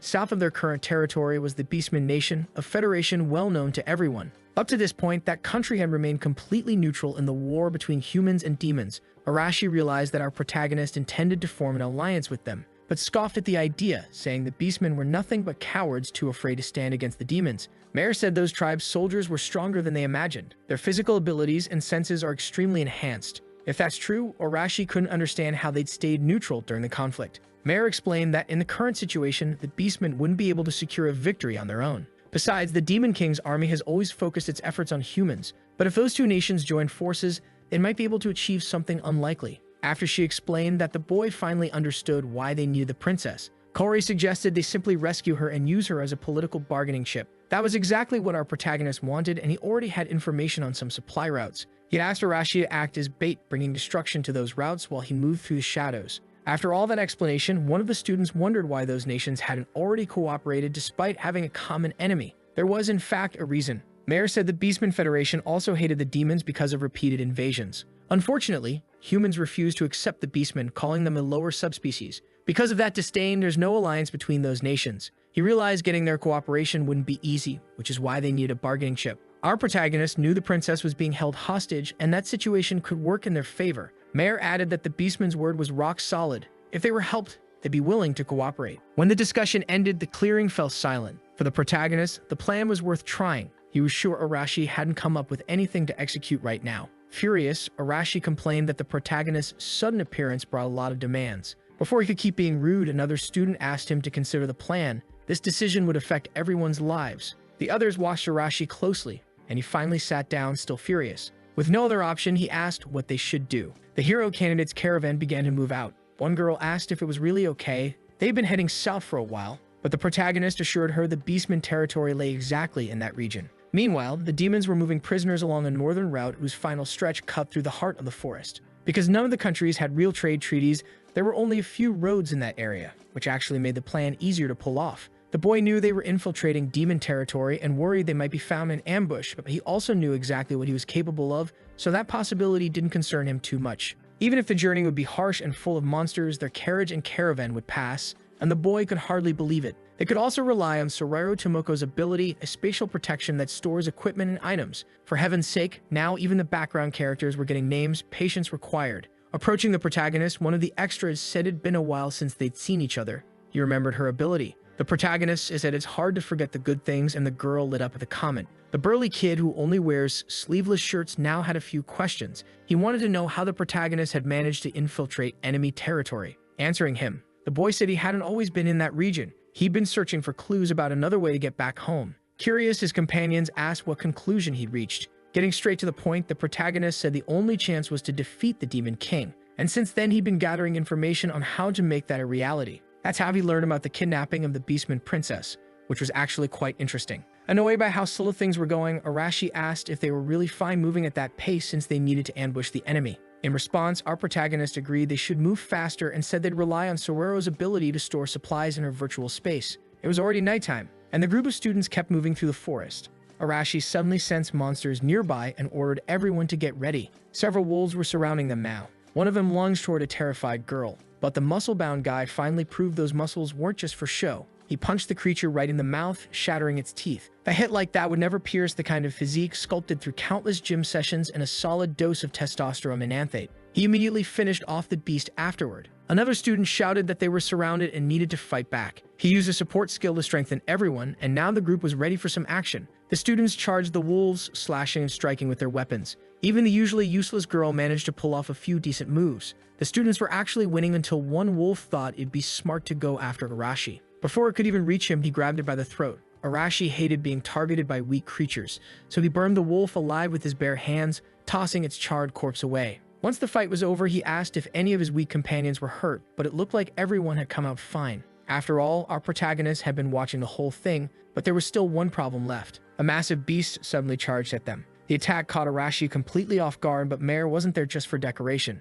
She unleashed a powerful flame spell, incinerating the creature and turning it into a pile of burnt remains. The other heroes were amazed by her firepower. Arashi, on the other hand, didn't like being saved and complained to the wife of our protagonist. But since she obviously wasn't his wife, Mare got flustered and snapped back that she'd never marry someone who couldn't even take his hood off at night. Arashi had only said that to get under her skin, and it clearly worked. Mare was waiting for some kind of compliment given she just saved him. But our protagonist completely ignored the topic and changed the subject. The other students were irritated by how much special treatment he seemed to get, thinking he was still insufferable even with a beautiful girl by his side. The other girls went over to Mare to get closer to her. She glanced at our protagonist as if waiting for some kind of permission, but he didn't care either way. It was entirely up to her. That little gesture made Mare genuinely happy, and she went off to chat with them, leaving the protagonist by himself, which was honestly a relief for him. The place they were in now seemed ideal. Arashi asked if the enemy caravan would pass through there, saying he didn't want to wait too long. But with his AliExpress eyes, our protagonist assured him that the action would start soon. He could already see the demons approaching from the distance.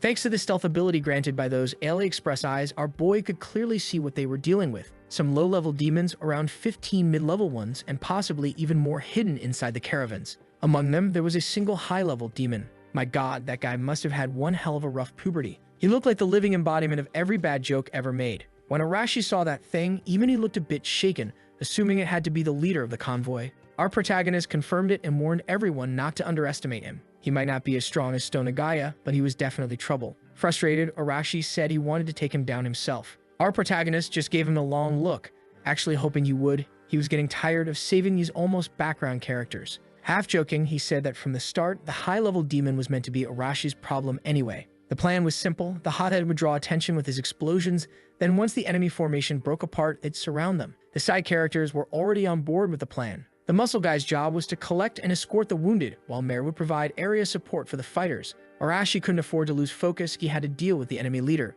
While everyone else fought, our protagonist would sneak in and rescue the princess. Once that was done, he'd give the signal. As for the rest, every person for themselves. Whoever wanted to live better fight, and whoever wanted to die, well, just stand still. Arashi told our boy not to worry, promising the mission would be a success. Hearing that, the protagonist couldn't wait to see if those words would actually turn out true. After all, everyone was there because of Arashi's big motivation. Some of the others were offended and said he should be more humble, but Arashi snapped back, telling those idiots to shut up. It was time to start the operation, and they needed to focus. Meanwhile, the demon Zaganda, with his intimidating stare, was keeping a close eye on the forest. He probably spent more time judging people's outfits than strategizing. His troops were whining about exhaustion. They'd been marching all day, but Zaganda barked that they'd reach their destination soon and ordered them to keep moving. The truth was, even he was dead tired, riding his prized horse imported from Dubai. His back hurt like hell, and the saddle felt made for torture. What he really wanted was to sip tea at 5 o'clock while a famous podiatrist pampered his feet. As he daydreamed about his ideal evening, maybe a soak in the hot tub, followed by an acupuncture session,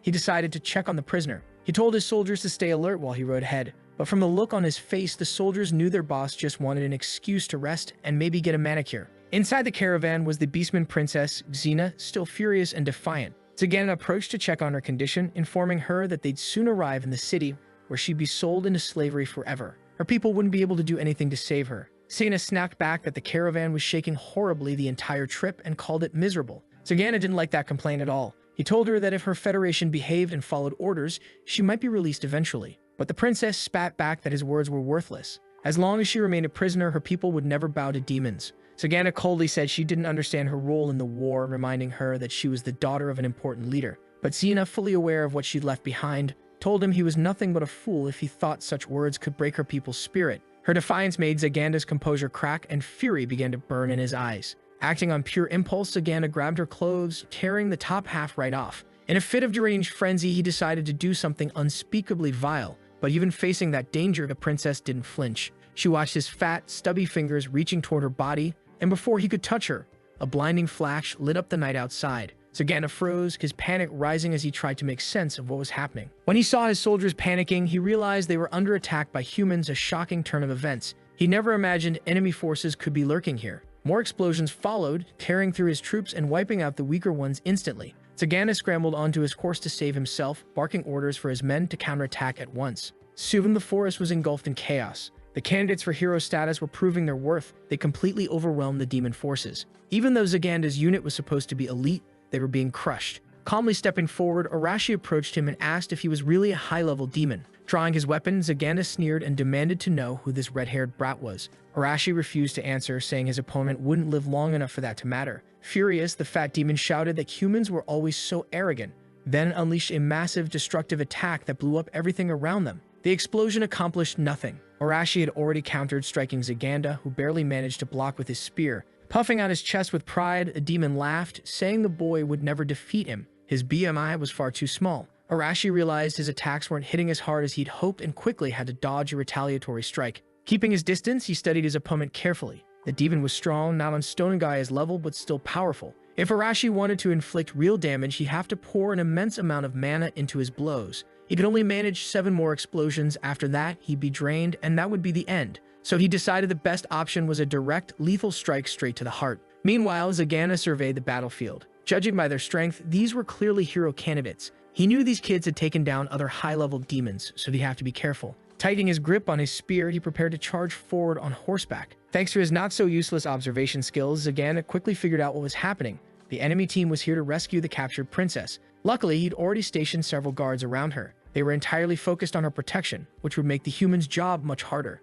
Realizing the tide could turn if he didn't act fast, Zaganda decided to finish off the one who seemed to be leading them. He charged with his spear, convinced this strike would decide the battle. Arashi narrowly dodged, though his clothes were ripped in the process. Despite his opponent's not-so-modest body mass, the demon was fast, probably thanks to his powerful steed. Now Arashi felt his blood pumping. The bulky demon had wandered right into a minefield. Moments later, a series of explosions erupted all around them. The poor horse went down first, blown apart in the chaos. Zaganda, wounded and disoriented, realized too late he'd fallen into a trap. Dust and debris filled the air, cutting off his vision. Arashi had used those blasts only as a distraction. Their firepower wasn't strong enough to kill, but that was exactly what he needed. Now, all he had to do was strike from the shadows with a clean, fatal hit. The only problem was that Zaganda was already anticipating his next move. Zaganda lunged forward, thrusting his spear straight at him. There was no way Arashi could dodge that in time. He took the hit square in the chest. His friends panicked, realizing the hothead was getting absolutely wrecked. Even injured, Arashi forced himself back to his feet, furious, yelling for the others to focus on their own jobs. Zaganda tried to taunt him, though deep down he was shocked the boy had managed to block that attack on pure instinct, like some kind of wild animal. Still, he'd seen enough to understand Arashi's fighting style. Anything the kid touched could explode. As long as he kept his spear in hand, victory was possible. All he needed was to control the distance. With a sly grin, Arashi realized the fool had fallen right into his trap. The fat demon charged, striking over and over with his spear. Arashi dodged every single one, and the demon grew overconfident, convinced the advantage was his. That arrogance was all Arashi needed. His hand started to glow, and he unleashed an explosion right from his palm. The fight was going exactly how he planned. He blasted the demon with an energy surge so strong it looked straight out of a classic 80s action movie. The poor oversized demon was engulfed in flames and blown to pieces. Arashi let out a sigh of relief, noticing his powers had leveled up after the battle. Mayor was impressed, somehow, the hot-headed fool had actually won. And once the demons saw their leader defeated, they went right back to being dumb beasts. The extras celebrated wildly, morale shooting through the roof. Those without names charged ahead, leaving nothing but bodies in their wake. Meanwhile, working unseen in the shadows, our protagonist had already made his move. He slipped into the caravan, where the princess was held, spotting her with her hands bound. Sina was startled to see a human appear out of nowhere. She had asked if he'd come to save her, and he casually replied, something like that. After a short exchange, he drew his knife and cut her free. Finally, able to move again, she demanded to know what he wanted. He told her plainly he wanted the same thing the demons did, to use her for his own goals. His blunt honesty left her stunned, but lying wouldn't help anyone. Given that, the princess decided she'd rather fight than play along. In an instant, her hand morphed completely. That was partial beastification. She was about to slash his throat when he darted out of the carriage like lightning, ready to fight back. The princess lunged at him with her clawed hands, fast and fierce. Luckily, his agility outclassed hers, though her speed still caught him off guard. He was witnessing firsthand the power of a beastkin, but once he unleashed his lightning, the poor princess froze on the spot, her body stiff with electricity. She couldn't tell what kind of power that was, but guessed it had to be magic. He took the chance to knock her off balance with a kick, sending her crashing to the floor completely still. In one smooth motion, he pinned her down with a clean judo hold. Yeah, it was technically an arm lock, but if it were jujitsu, he would have done it way better. After all, jujitsu is a martial art, judo's just a sport. Our protagonist was honestly shocked by the effect of that electric strike. Thanks to him, he was able to completely disarm his opponent. Now, subdued and defeated, the princess couldn't stop wondering how a human could possibly be this strong. With the upper hand, our protagonist asked if she had any idea of the power gap between them. She had only two options, to be obedient or to obey. It was up to her to decide which one suited her best. The princess eventually agreed, realizing that siding with humans was far better than siding with demons. Meanwhile, on the battlefield, the hero candidates continued wiping out the remaining enemies. One terrified demon tried to flee, trembling as he questioned what these people even were. They were worse than monsters. Arashi gave a simple order to his companion, who made the vines of a nearby tree glow and lash out, wrapping tightly around the demon's leg to stop his escape. Now completely terrified, he was caught by Arashi, who told him to deliver a message to the Demon King. Nothing personal, Arashi said coldly, but your time's up. Later that night, everyone gathered around the small campfire. The demon caravan had plenty of food, which got the group excited. After pulling off the ambush, some of them joked they were starting to feel like bandits. The princess, on the other hand, was shocked by how well she was being treated. Our protagonist noticed she hadn't eaten yet and asked why. Clearly starving, she didn't understand why they were treating her so decently. Arashi mentioned that finding good food in this world was rare and nothing compared to what they used to have back home. Our protagonist reminded her that he still needed something from her, and it'd be a real problem if she suddenly decided to die. Hearing that, the princess cautiously took a bite of the food and was immediately amazed by how delicious it was. Everything cooked by the black-haired girl tasted incredible, or so the hero candidates claimed. Mayor then asked if the princess's name was really Sina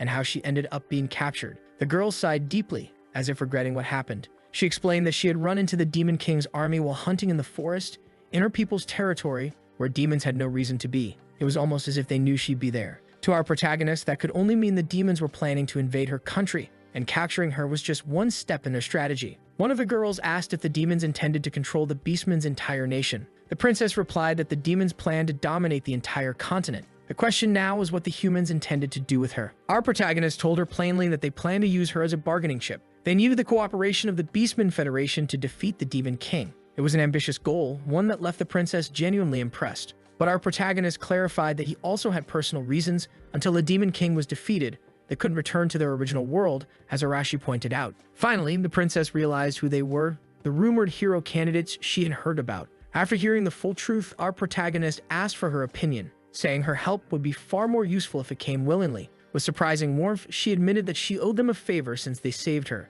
Though, as our protagonist pointed out, it had all been a coincidence. Even so, she insisted that a favor was a favor, and to purge the demons from her federation, she needed the backing of another faction. She suspected there was already a spy among her kingdom's officials. Accompanied by our heroes, Princess Sina finally managed to escape demon territory. They made their way back to the city of Neutrat. Inside the training grounds, Midi was in the middle of an intense session, pushing himself to become stronger when a familiar voice interrupted him. It was Rina. Curious and a bit annoyed, he asked what she wanted. Clearly excited, she told him that Arashi's team had finally returned and were now at the city gates. Midu froze for a moment, completely shocked by the news. At first, the soldiers didn't take their return well. To them, Arashi's team were deserters, and they demanded to know what those runaways were doing back after abandoning the kingdom. Arashi said he couldn't care less about those rules. They were never made to benefit the hero candidates anyway. Seeing that he was visibly irritated, the generic background soldiers decided to ease up a bit. Arashi told them he had no time to waste with extras and needed to speak directly with Captain Amelia.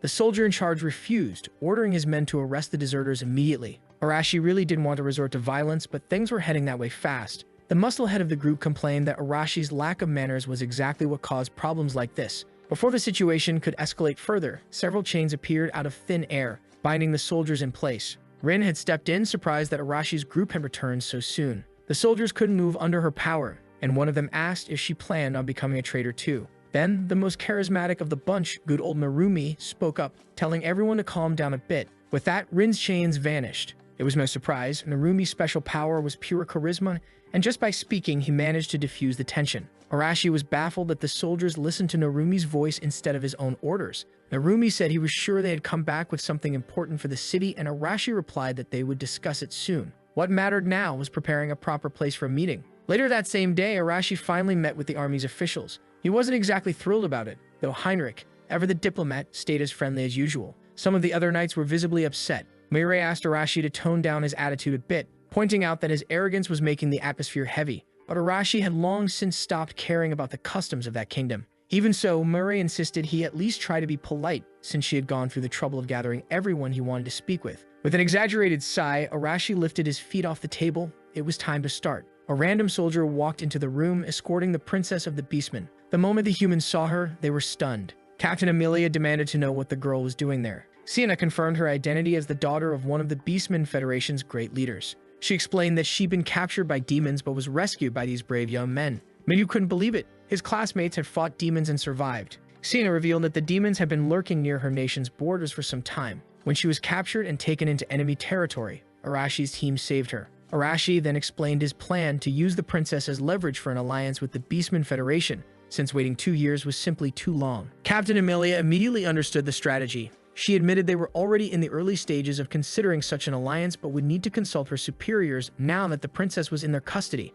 Arashi appreciated her honesty, but Amelia was clear. She wouldn't risk losing half the hero candidates over this. Heinrich stepped in, reminding everyone that these heroes were the kingdom's greatest trump card and their presence alone kept the army's morale high. Even so, Amelia agreed that forming an alliance would greatly improve their odds of winning the war. And that was exactly what Arashi wanted, an end to this conflict as soon as possible. Even so, it wasn't a bad deal for the kingdom, since the will of the people was for the Demon King to be defeated. The captain said she had been rescued and well treated by the humans and hoped they would also help her people wipe out the demons still occupying the Federation's lands. Maida promised he would do his best to make that happen. But then Heinrich raised a question. He wanted to know how those kids even found out the princess had been kidnapped. Arashi explained that they'd interrogated a few demons in a rather creative way on their journey, and that answer seemed to ease the captain's mind. A week passed since that event, and fortunately, the kingdom had managed to open a line of communication with the Beastmen Nation. The news filled everyone with excitement. Our protagonists, still working from the shadows, wanted to know how things were progressing.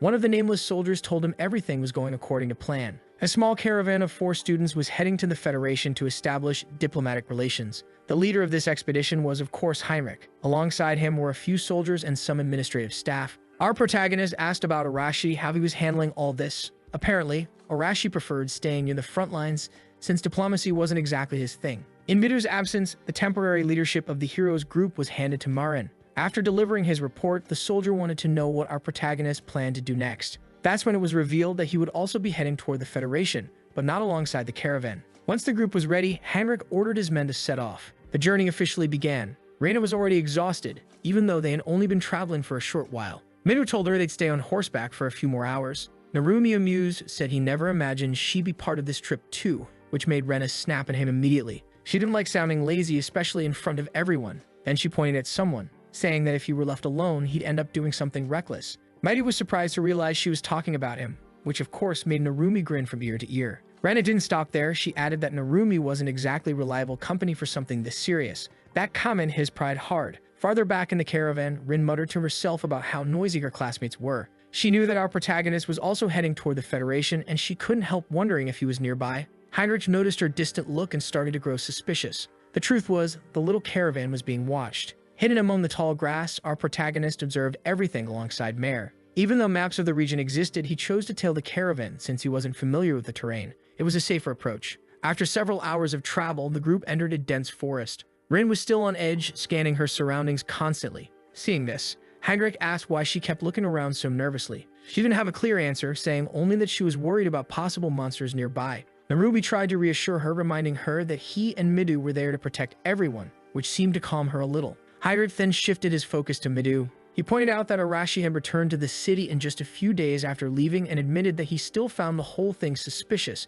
especially how Arashi got the information about the princess's abduction so quickly. Midu reminded him that Arashi said he got it from interrogating some demons, but Heinrich thought the timing was too convenient, too smooth to be a coincidence. Midu wanted to know exactly what made the captain so doubtful. The captain told the group that someone out there must be gathering intelligence independently, moving in the shadows, and the look on the boy's face said it all. He was sure there were things being kept secret. Narumi realized this whole situation was getting complicated, since the captain's suspicion was actually true, and to the kingdom, their protagonist was still considered a criminal. If the higher-ups found out about their cooperation, they could all be punished. That's when Rina cut in, asking what kind of nonsense the captain liked to put inside his own head. Heinrich replied that there were still some among them who didn't really understand what was happening. Their connection to this world, considering they came from another one, was still fragile. He also knew that their protagonist was indeed operating from the shadows, the assassin of the saint. Midu asked what would happen if that were actually true, but the captain just smiled widely and said he was only joking. Still, it was obvious he was a bit of a narcissist, toying with them just to watch their reactions.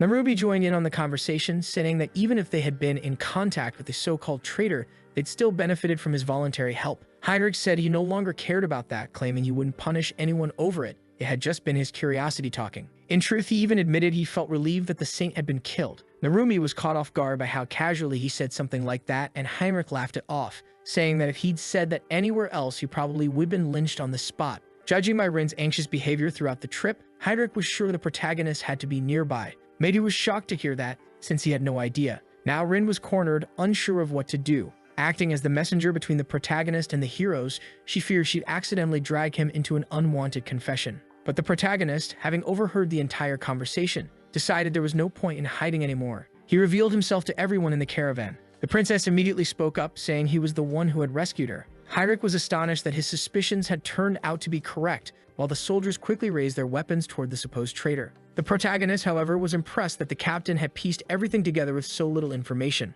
Heinrich explained that he also had his own network of informants. He knew Wimber had been taken down by a mysterious hooded figure. The protagonist claimed he'd never even heard that name before and added that he didn't defeat that enemy alone. He had help from Mara, a spellcaster. The moment Rina laid eyes on the girl, she exploded with anger. She demanded to know how the protagonist even had the nerve to come back to them. Midu tried to calm her down, but she was furious, accusing him of being too lenient and reminding everyone that they were standing in front of a traitor. Outraged, she asked the protagonist what he had to say in his defense, but he made no attempt to deny it. He admitted outright that he had betrayed them. Narumi tried to diffuse the tension with his charisma, but Rana shouted for him to shut up, then conjured a massive ball of fire aimed directly at her enemy. The protagonist hadn't expected things to escalate so fast. He glanced at Merv and noticed Rin preparing to support him as well. The fiery orb came flying his way, but he told everyone not to interfere. The moment it struck, a deafening explosion filled the area. Narumi panicked, thinking the protagonist had been reduced to ashes. But Rina was certain that if something like that had been enough to finish him off, he wouldn't have been such a problem for them in the first place.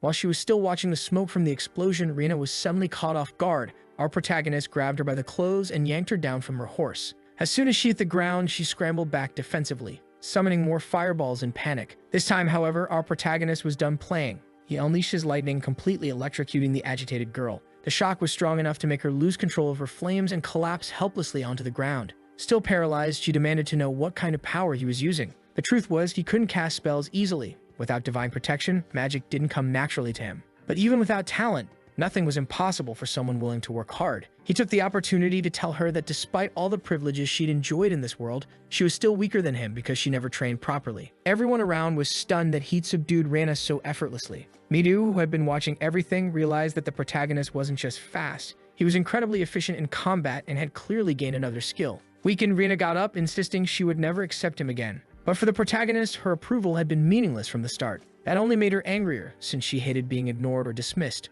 Seeing the tension rise, Rin summoned her chains to restrain her friend, asking her to calm down. Later that night, everyone gathered around a campfire to talk. Heinrich knew they were being cornered in their current situation, and he finally understood why the protagonist had decided to eliminate Leonora back then. He was forced into an impossible position. Midu also understood his reasoning, admitting that the protagonist had taken the blame on himself to protect everyone else. Reina, however, still couldn't accept that explanation. She argued that the protagonist hadn't acted out of friendship, and he admitted that was true. Keeping the saint alive would cause endless problems. The simplest option was to end her life quickly. The more he explained, the more defiant Reina became, saying she refused to believe a word from that so-called criminal. Still, she had a few other questions, ones that actually mattered. She wanted to know if the protagonist really was searching for a way for everyone to return home safely. And of course, she wanted to know who the elf girl beside him was. The protagonist admitted he hadn't found any clue about returning home yet, and that the elf had chosen to accompany him of her own free will. Either way, Midu pointed out that to catch the spies infiltrating the Beastmen Federation, they would need everyone's cooperation. Heinrich didn't mind working with the protagonist, since he was the one responsible for reporting back to the kingdom. All he had to do was omit a few details from his reports. Everyone turned toward Reina, worried she might stir up more trouble, but she stayed silent this time, realizing it wouldn't change anything. The truth was, despite everything, their goal was still the same. As the fire crackled, the group continued talking quietly. A short distance away, Manu had gone into the forest to speak privately with the protagonist. He wanted to know if it was really okay to share this information with the captain. What had happened with Saint Leonora was a serious matter, but Midu still believed Heinrich was trustworthy. Even so, the protagonist warned him that there were some things that should never be entrusted to anyone. Midu replied that he'd take full responsibility for whatever came next. After all, Heinrich had already been reaching that conclusion on his own. Hiding it any longer would have been pointless. To the protagonist, that was simply Midu's way of handling information. The next morning, the delegation continued on their journey. Heinrich informed everyone that they had officially crossed into the Federation's borders. The princess suggested they head straight to the nearest tower, but just as she spoke, our protagonist sensed someone approaching to greet them. A single arrow struck the ground right in front of Midu's course. The boy instantly tensed, looking around only to realize they were completely surrounded. One of the beastmen demanded to know what humans were doing in their territory. Now, every word mattered. One wrong move and they'd be wiped out in the blink of an eye. Desperate, Midu stepped in front of everyone, explaining that they hadn't come to fight but to form an alliance. The woman leading the ambush didn't believe a single word, and the beastmen around her scoffed, calling humans deceitful and vile. Reina quickly realized this negotiation was going to be far more difficult than expected, while Narumi, ever the optimist, tried to cheer everyone up by saying they should stay positive. Then the princess finally revealed herself, stepping down from the carriage. The beastmen froze in shock upon seeing Sheena again. She explained that the humans had rescued her, but her words were ignored. The beastmen believed the humans had taken her hostage and decided they had to reclaim their princess at any cost. The blonde beastwoman leading the group lunged forward to attack. Heinrich, understanding there was no avoiding a fight, ordered his soldiers to defend themselves but not to use lethal force. Within seconds, the battlefield erupted in chaos as humans and beastmen clashed. Our protagonist turned to Sheena and asked if she couldn't stop this before things got worse, but the princess explained that the blonde warrior wouldn't listen to anyone in her current state. She just asked that they disable her without killing her, since most of the beastmen's soldiers there were inexperienced. Knowing that, our protagonist called out to Midu, telling him it was his time to shine. The boy, sword in hand, had been waiting for that signal. With just a few swift movements, he disarmed his first opponent and turned his focus on the ones nearby. Thanks to his agility, he outmaneuvered several enemies, striking with precise and fluid blows. His eyes gleamed with intensity, lightning surging through his body like raw energy. One by one, he knocked his opponents unconscious, leaving the beastmen terrified. From across the battlefield, our protagonist shouted for Rin to focus on the archers at the back line. Immediately, she sent her chains flying through the air, ensnaring the archers before they could retaliate. More beastmen dropped from the trees, charging forward to rescue the princess. That's when our protagonist ordered Mare to join the fight.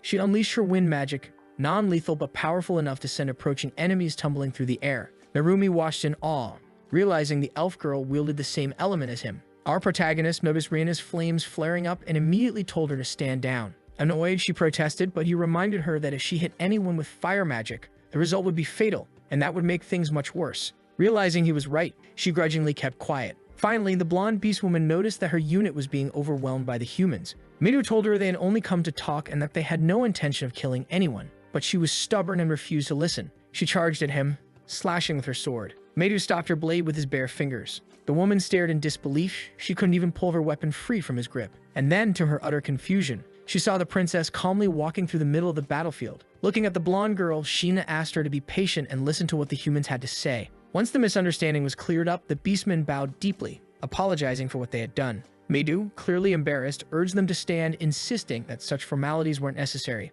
The blonde warrior hadn't realized she was attacking the very people who had rescued the princess, and now she felt humiliated for her foolishness. Considering the delicate relationship between the two nations, Heinrich understood why she was acting this way. The poor girl seemed desperate to punish herself just to find some peace of mind. But our protagonist calmly suggested that if she truly wanted to make amends, she could start by becoming their guide through the region, since it was time for the two races to discuss an alliance immediately. After all, Sheena owed her rescuers a favor, and the princess confirmed that before her people, asking them to treat the humans with respect. The blonde girl accepted her words, promising to guide them to the capital. Tears welled up in her eyes as she confessed how relieved she was to see Sheena safely back in the beastman's lands. The princess, too, was happy to have returned home unharmed. After that brief clash and tense exchange, the caravan continued toward the capital. Their mission was to establish an alliance with the beastmen. The Federation was ruled by several tribal chiefs, and all important matters were discussed and approved by the parliament located in the capital city, Manhwa. Midu couldn't help but be impressed by the stunning architecture surrounding them. The blonde warrior apologized once more, explaining that she could only escort them this far. As much as she wanted to express her gratitude further, she couldn't go against the Empire's laws. For Midu, that was already more than enough. From there, it was up to them to make it to the capital on their own. When the human caravan finally entered the beastman's city, their presence immediately drew attention. It was an extremely rare sight. The citizens stopped to stare, visibly irritated by the unexpected visitors. Midu tried to stay calm, taking in all that hostility around them. To our protagonist, the reception wasn't as bad as he'd expected. There was more than hatred in those stares. You could feel fear, curiosity, and tension mixed together. Mayor noticed the same thing. The people weren't just angry, they were afraid. Narumi, ever the charmer, tried to use his charisma to ease the tension, but Heinrich pointed out that the people here weren't warriors. They were just ordinary citizens unprepared for conflict. As he said that, someone suddenly shouted the princess's name at the top of their lungs. A man in royal attire came sprinting toward her, panic written all over his face. It was her father, the chieftain of the feline tribe. Shanna quickly reassured him that she wasn't hurt. Overcome with relief, he embraced his daughter tightly, saying his heart had been heavy with worry ever since she'd gone missing. The princess laughed softly, telling him he was squeezing her too hard, and the man immediately let go, apologizing for losing control of his emotions. Once he had calmed himself, his eyes turned to the group of strangers standing nearby. He quickly realized these must be the humans who had rescued his daughter, something Sheena confirmed right away. Grateful beyond words, he invited them to stay in his mansion as honored guests. Introducing himself properly, the chieftain said his name was Alto, father of Sheena and leader of the feline tribe.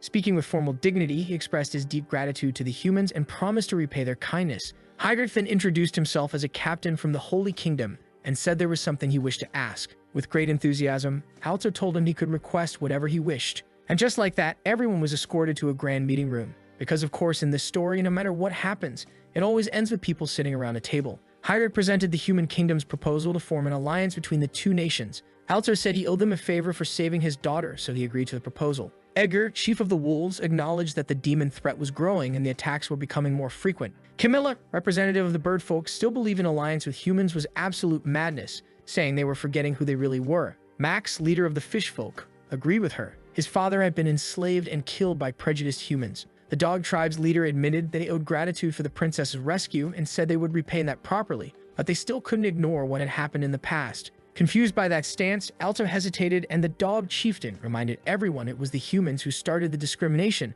separating beast folk from those considered normal, a point Camilla and Max immediately endorsed since they also dislike humans. Heinrich said the past absolutely couldn't be forgotten, but right now they shared the same goal, defeating the demons. Max erupted, declaring he would never cooperate with bigots. At that, Edgar called for silence. He'd already received word that the war's momentum was shifting. He wanted to know what kind of cooperation the humans were actually asking for. Hire drew a long breath to lay out the terms, but Midu answered first, stating their intent was to eradicate the demon realm completely and take the demon king's head. His words were so firm and unflinching that the beast folk fell silent. Edgar then began to smile. He saw truth in Midu's eyes and found it very interesting. Camilla asked what he meant. He revealed his information. The humans already held the advantage in this war. In other words, they weren't timid or desperate in proposing this alliance. Midu said slaying the demon king was the highest objective and they needed every ally they could get, only to be interrupted by Alto, who said, just as Edgar had noted, they wanted to help exterminate the demons. He had been suspicious of humans entering his land, but he hadn't expected such honesty.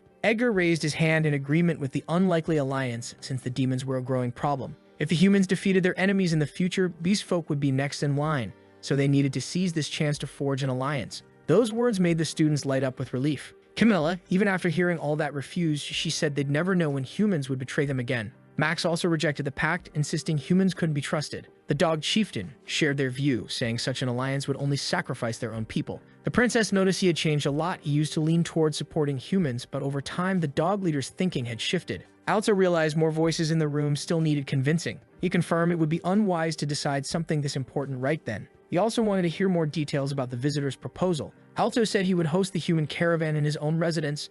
After all, they were his daughter's saviors. The princess stressed again that she wouldn't change her mind, and Max accompanied her. Our protagonist used his gaze at that table to search for the traitor. He coolly analyzed the dog chieftain, as if he particularly suspected him. After that intense meeting, the group of humans was at the princess's father's house enjoying a hearty meal. Completely drunk, Alto said it was his way of repaying their good deed. Midu, speaking for everyone, expressed his gratitude while the girls curiously asked what kind of food they were eating. It looked like arthropods. Without a second thought, our protagonist cracked open the shell of the first one and ate it like it was nothing out of the ordinary. Mare was eating some fruit instead. Apparently, elves in this world don't eat meat either. The beast folk present were already getting along with Narumi, urging him to drink more since he was such a fun person. The princess, keeping her composure, told her father to get straight to the main point. He explained to his daughter that the politics regarding their future needed to be discussed, which immediately caught everyone's attention at the table. According to the princess, the demons were getting dangerously close to the capital, something that should never have been possible. They had even pinpointed her location with uncanny precision.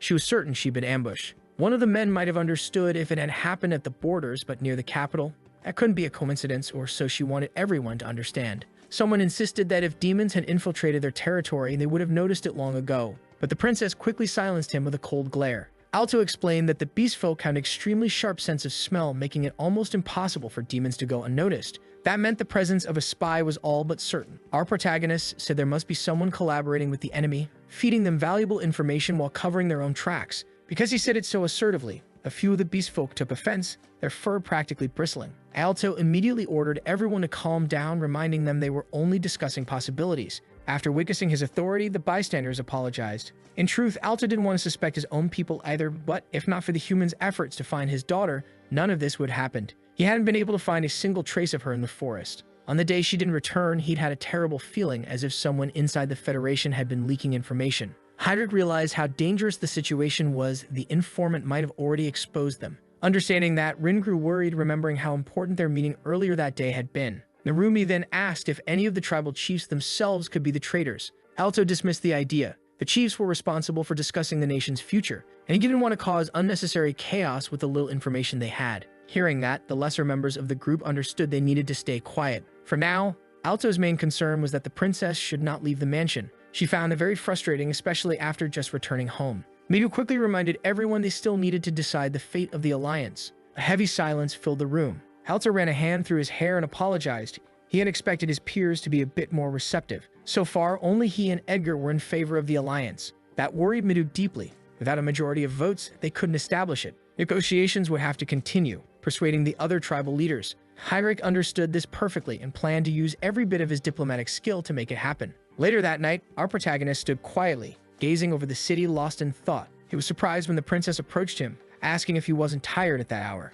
But our protagonist was deep in thought. He wanted to gather more information, yet he couldn't move freely in a foreign nation. The princess agreed. His scent alone would give him away immediately. So he had a favor to ask of Xena. Earlier, he had used the power of his red eyes to observe the canine leader closely and discovered that the man had fallen victim to brainwashing. When he shared this with the princess, she was immediately shocked. Our hero explained that his crimson eyes allowed him to see the status of any individual, and unlike demons or humans, beast folk weren't as accustomed to the use of magic. It was clear that what had happened to that man was the work of a demon. Only then did the princess realize that the canine leader's manner of speaking had changed slightly. He had always been in favor of an alliance with humans, so now she wanted to know if she should tell her father about this discovery. However, our protagonist relied solely on his own ability to prove his words, so it was better to keep everything secret for now. Sitting down, the princess said her father was already much more open to the idea of an alliance after being saved by the humans. Hearing that, our protagonist agreed to eventually speak with Alto himself. During their talk, his sharp ears caught something unusual.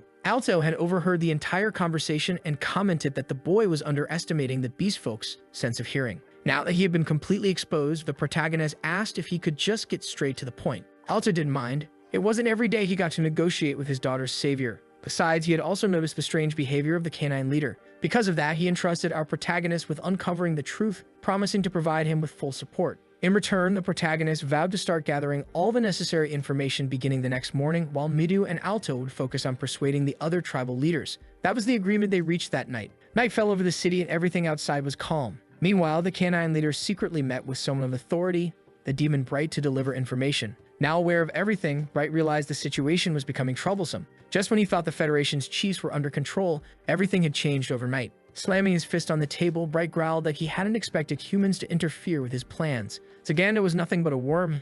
He had failed at the simplest task and was a disgrace to his entire race. The canine leader growled back that the humans in their territory were shameless. They'd even proposed an alliance, something he would never accept. Bright seemed pleased to see that attitude from his subordinate. They needed to stop that alliance from happening at all costs. Standing up, the canine leader declared that humans were mortal enemies of their people. The next day, something happened in the aquatic tribe's domain. The fisherman chief sat on his throne, surrounded by guards, ready to hear what Alto had to say. But from the start, he made it clear, no matter what was said, he wouldn't change his mind. Midiv already knew that, but he still asked to be heard. Showing at least a bit of respect, the fisherman motioned for him to begin, which made Midiv visibly happy. Then Hendrik stepped forward to explain the situation of the Holy Kingdom. Afterward, they went to the home of the birdfolk leader. The guards there were openly hostile, saying humans would not be allowed to enter. Narumi was frustrated by that response, but the refusal stood firm. Even if the request came directly from Alto, they would not grant the humans access. Rin watched the entire scene quietly. She knew she could use her technique to control that man, but there was a risk. He might realize it.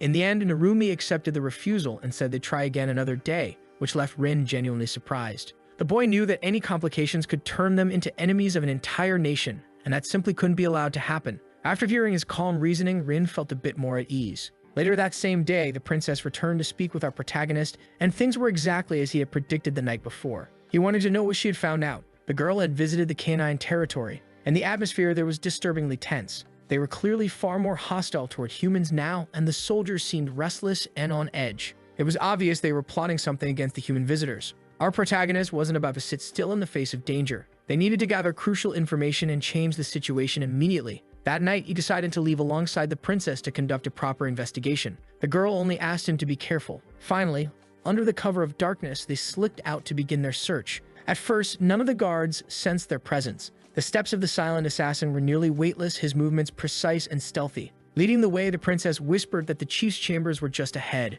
She opened the door, realizing no one was inside. The canine leader must have been in his personal quarters. Conveniently, that gave them time to search freely for any evidence. As she approached the throne, her expression froze. She caught the same scent as the one from the person who had kidnapped her in the first place. Moments later, shouts echoed through the mansion, and the princess panicked. She immediately found the canine leader, who was furious after discovering an intruder in his room. Still shaken, the princess begged him to come to his senses, but the man didn't seem to understand a word. She told him he was being controlled by demons, that he wasn't even aware of what was happening. Thinking it was a lie, he warned her to watch her words, because he was going to arrest her himself. Within seconds of his shout, several guards burst into the chamber. The leader raged at the sight of intruders, and his soldiers were determined to capture the princess no matter what. Trying to avoid being caught, she bolted, diving through a window and landing in freedom while angry guards yelled behind her. Somewhere else in a hidden chamber, a demon calmly sipped wine. He hadn't expected any intruders and now wondered whether the humans had discovered his presence. He had been moving carefully in the shadows, managing to infiltrate the capital undetected. It was possible he was already under investigation, but he didn't think it would happen this soon. To him, everything still seemed under control until our protagonist appeared right behind him, ready to offer him an involuntary haircut. The demon barely had time to react before feeling his underwear shredded apart by the sudden flash of that blade, and a moment later, the carpet beneath them was stained. Back in the mansion, the canine leader was still furious about the intruders, but the princess managed to escape easily across the rooftops. She also realized that our protagonist had already vanished. Now she wondered if he had managed to find the demons. Suddenly, she heard a familiar voice. Among the soldiers stood the blonde girl, the same one who had first encountered the human caravan in the forest. The princess hurried over to her, asking what she was doing there. The blonde explained she had been assigned by Alto to keep watch and prevent anything worse from happening. Seeing the feline tribe's soldiers there made the canines even angrier. They still wanted to capture the intruder. Faced with their outrage, the blonde girl turned to the princess and asked what they should do next. The princess told them to fight back, but without taking anyone's life, since they were only confused by what was happening. Meanwhile, our protagonist hadn't managed to finish off the demon. The creature dodged the fatal strike but ended up injured, and now our protagonist was determined to end it once and for all. He threw his dagger, piercing straight through the demon's arm. While distracted by the pain, the demon grabbed the first thing within reach, a flower vase, and hurled it toward the boy. With a swift motion, our protagonist sliced it clean in half, only to see the demon leaping out the window in retreat. There was no way he'd let his enemy escape like that. Now, both of them were on the rooftops, locked in a relentless chase. Bright couldn't allow his existence to be exposed. That would draw far too much attention. Using his mind control techniques, he called out to the canine leader. The man now knew his superior was in danger, but it would be nearly impossible to reach him under the current circumstances. Alto joined the fray, and in true cat and dog fashion, he was about to give his coworker the beating of his life. The canine demanded to know if Alto understood how serious this was. He couldn't forgive the princess. But Alto wasn't about to let that happen. He was there to knock some sense into his old friend. That only made the dog even angrier, but Alto ignored the complaints of the poor, brainwashed fool. Driven by rage, the canine lunged at him, convinced violence would solve everything, which honestly only made Alto more fired up. The two began trading blows in the middle of the plaza, and a surge of raw power spread across the city. Watching all this unfold, Narumi realized that things were finally heating up. Still, they couldn't interfere in an internal dispute. It could easily create more problems for the Alliance. Rin, however, was deeply worried about our protagonist's safety. Narumi tried to reassure her, saying he was probably carrying out his mission with full focus, searching for demonic traces and clues. To Rin, it would be better if they helped him, since that task couldn't be easy. But Narumi knew that even if they tried, they'd only slow him down. So the poor side characters could do nothing but wait for the story to play out. Even so, late that night, someone was still out searching for our protagonist. Running through the dimly lit streets, Bright was trying to escape his pursuer. The boy realized they were being drawn toward a deserted area. Bright knew his wound was deep, he could barely move his arm properly, and fighting might not even be possible anymore. As he fled, a group of women caught sight of him, terrified. Not wanting to leave witnesses, he silenced them in cold blood. Our protagonist knew he had to stop the demon before more innocent people got hurt. Channeling mana into his legs, he drastically increased his speed.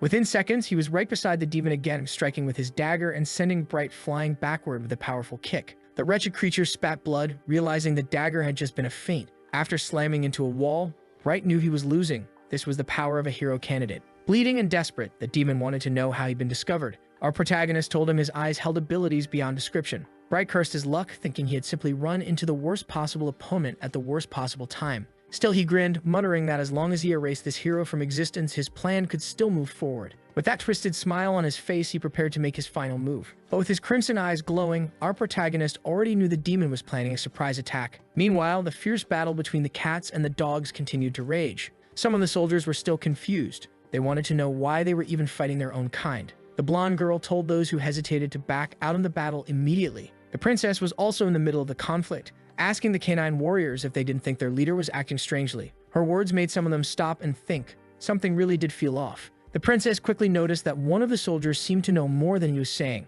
He admitted he didn't understand what his chief was thinking, but the job remained the same. Then the princess asked what he would do if the canine chief had become a puppet of a demon through mind control. The other soldiers who heard that were shaken, but the first man barked an order to his troops, telling them not to be fooled by lies. Seeing that persuasion wouldn't work, the princess braced herself. Before the fighting could resume, a brilliant blue flash erupted between the two armies. It was a human who caused it. It was none other than our boy Midu. He descended into the field accompanied by the wolf leader. It was time to put an end to this pointless battle. Edgar's presence immediately brought a sense of reason back to the scene. Far from there, Bright had finally been defeated, or at least, that's what it looked like. His body was riddled with injuries and he'd lost a lot of blood. Our protagonist took a closer look at him, using his eyes to analyze the demon's technique in detail. He discovered that Bright's brainwashing only activated when both of his hands touched the victim's head. The guy was dangerous, but not exactly hard to take down. Just as he thought that, our protagonist's crimson eyes caught a sudden glint, a spear flying straight at him. Several demons had joined the party. Barely standing, Bright grinned.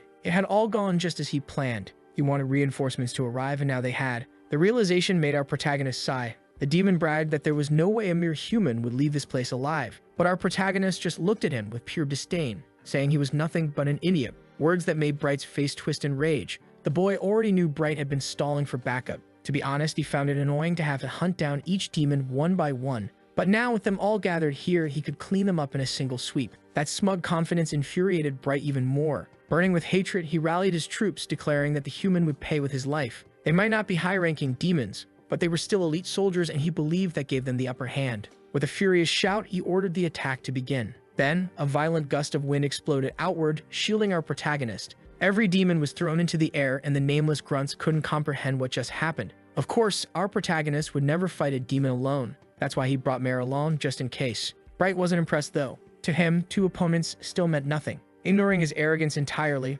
Mare calmly asked our protagonist whether he preferred big rocks or small ones before hurling a storm of boulders at the enemy army, crushing demon after demon into paste. One of them barely managed to defend himself, feeling proud for surviving, only to be instantly stabbed through the chest by the boy's dagger. He already knew these soldiers were weak. Furious, Bright shouted for his army to close their ranks, while one of his soldiers stepped forward, empowered by the other's energy. It was an illusion spell, but our protagonist couldn't tell which copy was real, so he simply aimed and hit the one who tried to strike him. His accuracy was flawless. Hitting vital points like that was child's play for him. Another grunt decided to use wind magic, launching a high-speed projectile toward the boy. But before it could hit, Mare intercepted it effortlessly, floating in the air as she surveyed the fight. The calm authority, she called upon the spirits of wind to end it, piercing the poor fool's body with countless wind lances. Severely injured, Bright realized he was only delaying the inevitable. That's when Mare noticed something strange in the battlefield, and our boy turned to see what was coming. Up in the sky, several winged beastmen were approaching, led by none other than Camilla. He hadn't expected her to show up and immediately suspected that she might be collaborating with the demons. Camilla admitted she hated humans. To tell the truth, I despise them, she said. Concerned, Mare wondered if she had also fallen victim to brainwashing, but our protagonist wasn't sure since he hadn't used his appraisal on her yet. It could very well be that she was willingly working with their enemies, which would make the situation even worse. The demons believed the Federation would soon fall completely under their control, which would tip the war against humanity in their favor. Bright, relieved, chuckled when Camilla arrived late to the fight. She mocked him, saying that demons could never win on their own. Bleeding and exhausted, he admitted he wouldn't complain about getting help. With a sly grin, Camilla flexed her claws and said he was awfully needy for a supposed demon commander. Now our protagonist was facing 30 flying enemies and things were about to get messy. Back on the ground, Mare looked worried, but he simply said they had to defeat every single one of them. Camilla ordered her troops to attack at once. The other tribes couldn't find out what happened here. The winged beastmen dove toward him with their claws, ready to tear him apart, but before they could reach him, a massive, earth-shaking punch exploded nearby. Turns out we jumped straight into another fight. Alto was going head-to-head with the canine leader. Their battle looked like something straight out of Super Saiyan 2 Goku versus Majin Vegeta. The shockwaves from their punches shattered nearby windows and made the city trees tremble. Alto was thoroughly enjoying the brawl, and even though the dog was completely crazed, he seemed to be having the time of his life too. Then, unexpectedly, the canine leader landed a hit, but Alto only grinned mockingly. Compared to him, the dog was weak. One solid punch to the jaw sent the poor guy crashing to the ground, dazed and struggling to stand. As he staggered to his feet, he felt strange. His thoughts were clearing up. Slowly, Alto realized that through the miraculous power of getting punched in the face, his opponent was regaining his senses. The wolf leader was shocked that one of the beastmen chiefs had been under mind control, but that was exactly what the princess confirmed. A demon had infiltrated their territory. Midun wanted to know if they had found the culprit yet, but the princess said no. Our protagonist had taken that responsibility and was currently missing. Hearing that, Midun concluded that the boy was probably practicing violence somewhere in the city. Edgar, on the other hand, felt like everything was happening way too fast that night. His poor wolf brain couldn't keep up. Despite the chaos, the blonde girl suddenly drew everyone's attention, and the princess asked what was wrong. The girl said she had spotted a group of harpies flying north, which made Edgar very uneasy. Harpies never flew at night. Midun, realizing something was off, decided to investigate the area himself. Meanwhile, Narumi and the beautifully drawn girls were watching the city's destruction from afar. Rin remained anxious and wanted to jump into the chaos. But Narumi's logic wasn't wrong. They needed to stay out of the conflict. Still, someone nearby spoke up about it, confident that our protagonist would defeat the demons, and Narumi fully believed he would. Worried, Rin wanted to know what would happen if he ended up losing. Narumi hadn't even considered that possibility. He read a few chapters ahead in this story and was convinced things would turn out fine. But Rin couldn't break the fourth wall like him. She just wanted to help their protagonist. Rina understood her point of view, but she had no idea where he could be, which crushed whatever hope Rin had left. Clasping her hands against her chest, Rin tried to gather every ounce of her energy to do something miraculous. She wanted to become his strength, and that's when a mysterious voice echoed inside her head. Startled, she let out a small gasp that scared everyone around her. Using her ability, she managed to reach out to our main character, though he couldn't clearly tell where he was. The truth is, this was a new power of hers. She could hear his voice directly in her mind, almost like they were speaking over a telepathic phone call. Once again, she asked where he was. He told her he was somewhere north of the city and that things were getting complicated. He could sense that she wanted to be his strength. After all, he could literally read her thoughts, which left Rin blushing furiously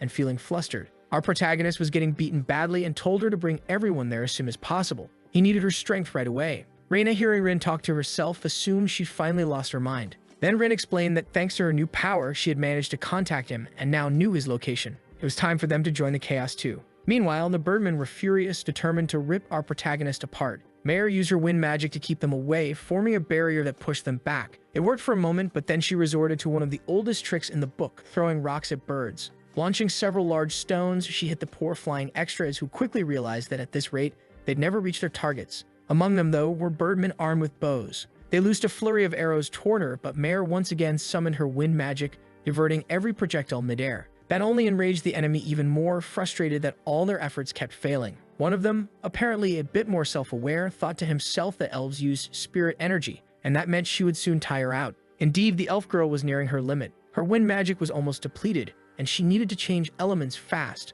The birdmen realized the battle might drag on, but Mare's goal wasn't to win, it was to hold them off until her allies arrived. On the ground below, demons were being wiped out mercilessly. The terrified ones could only watch as their comrades were torn apart, but our protagonist didn't care in the slightest. He just provoked them further, feeding their rage with his brutal efficiency. Some tried to counter with dark magic, but it was useless. Camilla decided to unleash one of her secret techniques, steel feathers slicing through the air, but our boy blocked them with his dagger. Unfortunately, one of them still managed to graze him, and it hurt like hell. He had to think fast now. Worrying about Mare's safety left him momentarily distracted, and Bright tried to take advantage of it. But the boy called upon his lightning, electrocuting the demon in a sudden surge of power. The elemental strike completely caught Bright off guard. With the demon now paralyzed, our protagonist shifted focus to another enemy charging toward him. In a flash, he vanished like lightning itself and reappeared behind the target, cutting the demon down at the exact moment the fool tried to attack his own general. Bright hit the ground, even more battered than before. That was a close one. Our boy could feel his mind almost being completely shattered, and he didn't have any kind of countermeasure against that attack. Rin finally arrived at the battlefield, seeing him badly wounded. Reina and Narumi showed up as well, taking in the chaotic scene before deciding to join the fight too, which only terrified the demons even more. Their leader was barely hanging on, and the Harpies had full control of the skies. Our boy told his teammates to handle the lesser enemies, and they quickly agreed. He had only asked Reina not to burn those poor things to death, while Rin wanted to know if he was planning to fight alone again. It gave her flashbacks. He was about to face another Leonora-type battle. But a lot had changed since that day, and now Rin was full of confidence. She used her domination power, amplifying his strength. Camilla thought she was being underestimated, but Bright warned her to stay cautious. That hooded boy was serious trouble. With his death glare fully active, our protagonist said he'd make their end painless. A dark, sinister aura began pouring from his body, frightening everyone around him. If Camilla wore underwear, it would have been completely obliterated by now. Meanwhile, the birdmen tried to swoop down on the elf, but before they could get close, someone shouted, demanding to know what they were doing. It was the feline tribe, led by Edgar, demanding an immediate explanation. The extras looked confused, but their leader said they were just following Camilla's orders, which gave them a false sense of confidence. They declared that all witnesses must be erased no matter the cost. Edgar stared, completely baffled, while Midu instantly realized what had to be done. It was slicing time. Mayor stepped in front of them, shouting that the Harpies were working with demons, leaving Edgar absolutely speechless. She pointed toward a nearby street, saying there were demons over there fighting the protagonist. The princess was stunned. She hadn't expected anything like that, and neither had the wolf leader. Minu was confident, knowing that his friends were already heading toward the main fight, so he stayed behind to help the elf. Edgar, clearly upset, hadn't imagined that demons had infiltrated their territory to such a degree. Unfortunately, those soldiers were just following orders, and he didn't want to take their lives if he could help it. That's where Midu excelled, a good guy through and through like Batman. He didn't kill, but he definitely caused enough pain to make his enemies reflect deeply on their life choices. Back at the main fight, both Bright and Camilla realized they were in serious trouble. Camilla couldn't even look at him anymore. His figure kept distorting, flickering in and out as if he were phasing between dimensions. Bright couldn't even register how fast he moved. A moment later, the demon's neck erupted in a spray of red. And yet, in a disappointing twist, our boy had only managed to slice the demon's arm superficially. Camilla shouted for everyone not to look directly into his eyes. He was using an illusion technique. It looked suspiciously similar to a certain iconic manga eye ability, if you know what I mean. Our protagonist could tell she caught on to what he was doing through his technique. He could now use illusions thanks to the evolution of his eyes, a power that had awakened after his victory over Weinberg. He'd been training that ability against powerful monsters, and at close range, it was devastatingly effective. Camilla was furious. That power had given her nothing but headaches. Bright, meanwhile, realized he'd have to fight his opponent without ever meeting his gaze. As soon as she looked at his feet, she realized the illusions had ended. Our protagonist knew that trick wouldn't work anymore, so it was time to go back to the classics. He showed the demon that his agility was still absurd. Bright tried to look to the side, but that only earned him a very personal introduction to our protagonist, Dagger. This time, a strike landed right around his eye. Our boy knew that an opponent's eyes reveal a lot during a fight, but by the look of it, this one wouldn't be seeing or hearing anything else anytime soon. Up in the air, Camilla grew frustrated, realizing her demon ally was completely useless. Our boy promised she'd be next in line. Furious, she shouted that she already knew all the humans' tricks and refused to be underestimated by some kid wearing a hood at night. She swung her claws at him, only to be outmaneuvered with ease, then launched several sharp feathers his way. His dagger proved incredibly efficient, and his reflexes allowed him to dodge every attack. Even though she couldn't look him in the eyes, the winged woman was adapting fast to the fight. Camilla said she didn't need her sight to win, the senses of beast folk were far superior to those of humans. Our boy wanted to know what she planned to do next, just fly around like a bird or actually try to win. The longer she stalled, the worse things would get for traitors like her. Meanwhile, the other heroes were holding back the remaining rebels, which only made Camilla angrier. She yelled that humans were always interfering with her plans. Our boy paid close attention to those words while watching her undergo a full beast transformation. He had no idea what kind of ability that was, but he knew beast folk gained enormous strength through it,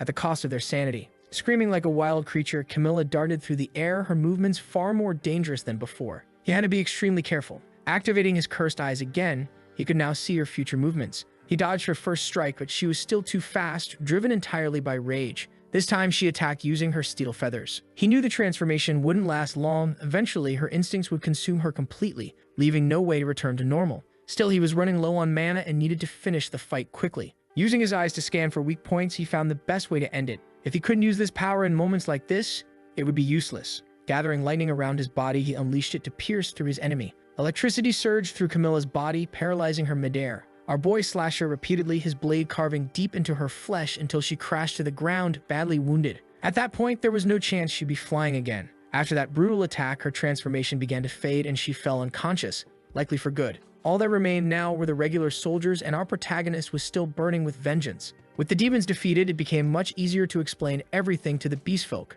The battle between the heroes and the harpies had also come to an end. Once Camilla was down, the remaining soldiers surrendered. With the demon gone, the brainwashing caused by his techniques was finally broken. As the sun rose, the shadow's influence faded completely. A few days later, and good grief, the author really loves this recurring everyone sitting at the table scene. Hygert wanted to know what had happened to the Harpy tribe. Not everyone had been infiltrated, only those who were directly involved in the battle, according to Edgar. Still, those who took part in it couldn't just walk away without punishment. They would certainly face consequences. Our protagonist was now at the mansion of the feline chief, wanting to know what would happen to the dog tribe. Other influential figures were also present. Unfortunately, the chief would be punished. Even though he had been brainwashed, his actions still counted as treason against the nation. To the princess, it was his own carelessness that led to it, so he had to take responsibility. And as ironic as it was, being kidnapped by demons was also considered punishable in that kingdom. Meanwhile, unusual things were happening in the Fishman district. Their leader refused to believe that the dog chief had been brainwashed or that the harpies had cooperated with demons.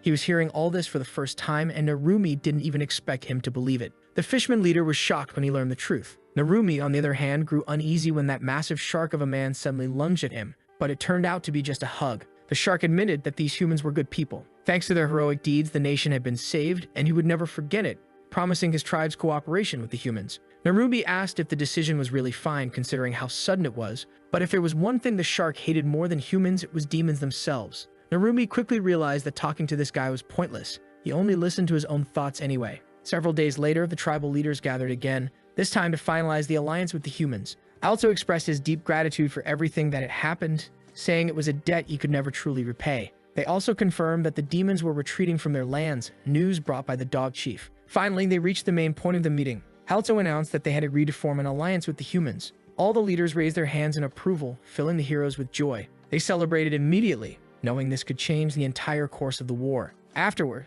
they could finally return to the capital. Reina double-checked that nothing had been left behind, while Narumi admitted he wasn't ready to say goodbye to that land. At the gate stood the leaders of each tribe, promising to lend their aid whenever needed. Everything had finally been settled. Looking toward our protagonist, Mare asked what the next step would be. He replied that they'd achieved their goals for now. All that remained was to wait and see what came next. The princess asked if he would remain in the Federation, and indeed, he planned to stay for a few days, since returning to the kingdom might cause trouble given his status as a criminal. The princess was overjoyed by this news, much to Mare's jealousy. His ultimate goal was still the same, to defeat the Demon King and return to his homeland. When the time came, he would go straight for his enemy. The princess promised to assist him in that journey. Hearing that, Mare was caught off guard while our boy asked what exactly the princess hoped to achieve. She explained that as her father's only daughter, she would eventually inherit leadership of her people and wanted to strengthen herself further before that day came. Our boy told her that the war was only getting fiercer and she could definitely benefit from the experience, especially since he operated in the shadows.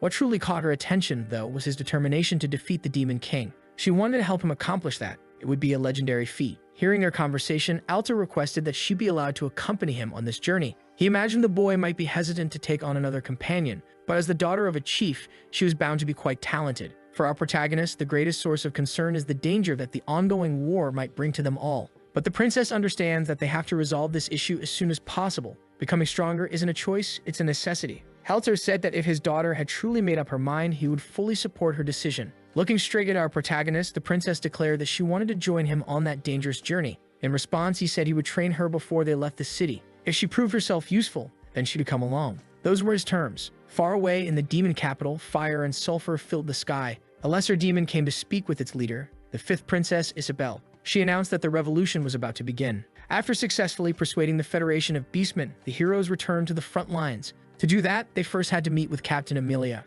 A representative from the Beastmen Federation traveled with them. It was Edgar. Amelia introduced herself to him immediately, as she was in charge of that front. The group still didn't realize the full impact of what they had accomplished, but the unity between those races would indeed bring massive changes. That night, Midu tried to rest peacefully, but he woke up in the middle of the night after having a strange dream. Mary was standing nearby, saying he had gone to bed quite early. Her presence in his room startled him. Then she explained that he had actually fallen asleep in the resting chamber, and she used her telekinesis to carry him there. Embarrassed, Midu apologized for being a burden, but Mirai assured him it was nothing. After all, he had returned safely. That alone meant the negotiation had succeeded. Eager to catch up on recent events, Midu asked how things were going at the front lines. Mirai explained that the enemy army had launched several offensives, but none of them posed any real danger. And though she didn't like to admit it, Arashi had been essential to maintaining their defenses, a fact that made Midu feel relieved, knowing they could rely on that guy. He then asked about Edgar, and Mirai told him the Beastman was resting after the long trip. The next morning, a strategic meeting would be held to formalize the alliance. Midu knew the Beastmen were incredibly strong, especially Edgar, who at the moment was even stronger than him. That statement surprised Mirai, but Midu continued, saying that all of those warriors were elites. With their help, crossing the forest would be no challenge, and they could finally advance toward the Demon King. Seeing the determination in his eyes, Mirai asked if he didn't feel afraid of what was coming. Many dangerous battles awaited them, and some of their fellow hero candidates might not survive. Thinking about it, Midu admitted that he was scared, but if he stopped now, their group would end up splitting apart again, and eventually more lives would be lost. Mirai then asked what kind of person their mysterious ally, the protagonist, really was. Midu replied that he was an ally. Even if he didn't always act out of emotion, that didn't change the fact that he helped them. After hearing that, Mirai said she believed the protagonist was simply selfish, which made Midu smile. He said he actually wished he could be a little more like the protagonist, or like Arashi. That surprised Mirai, since she believed Midu was far better than either of them. But to him, both of those people never let their surroundings dictate their actions. They always moved forward without hesitation, while his own tendency was to follow common sense.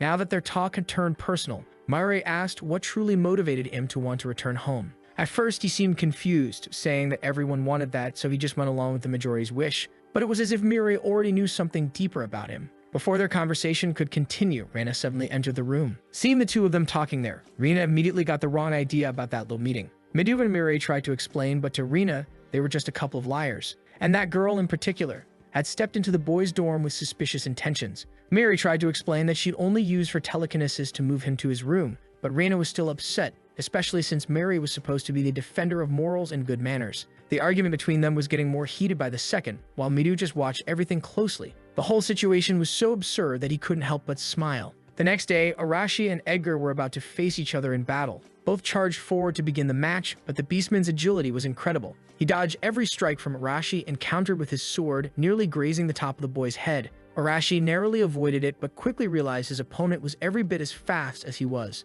The Beastman pressed the attack, aiming for what seemed to be the final blow. Frustrated, Arashi shouted that he was being underestimated. He managed to block the wooden sword, which surprised Edgar completely. It was magic. Arashi had used mana to strengthen his arms and hold off the strike. With that, he pushed the weapon away, forcing the Beastman to retreat several steps back. Even so, Arashi's arm was left sore from the impact. Captain Amelia stepped forward and told them both to stop the sparring session. It was time for the strategic meeting. Arashi was annoyed since things were just starting to get fun. Edgar sheathed his sword and agreed with the boy, though he knew his duty to the alliance came first. Despite his frustration, Arashi, despite everything, respects that opponent. Since he values the like on this video that helps Mamoru make more juicy content for his viewers, activate the cheeky little bell, and I'm out.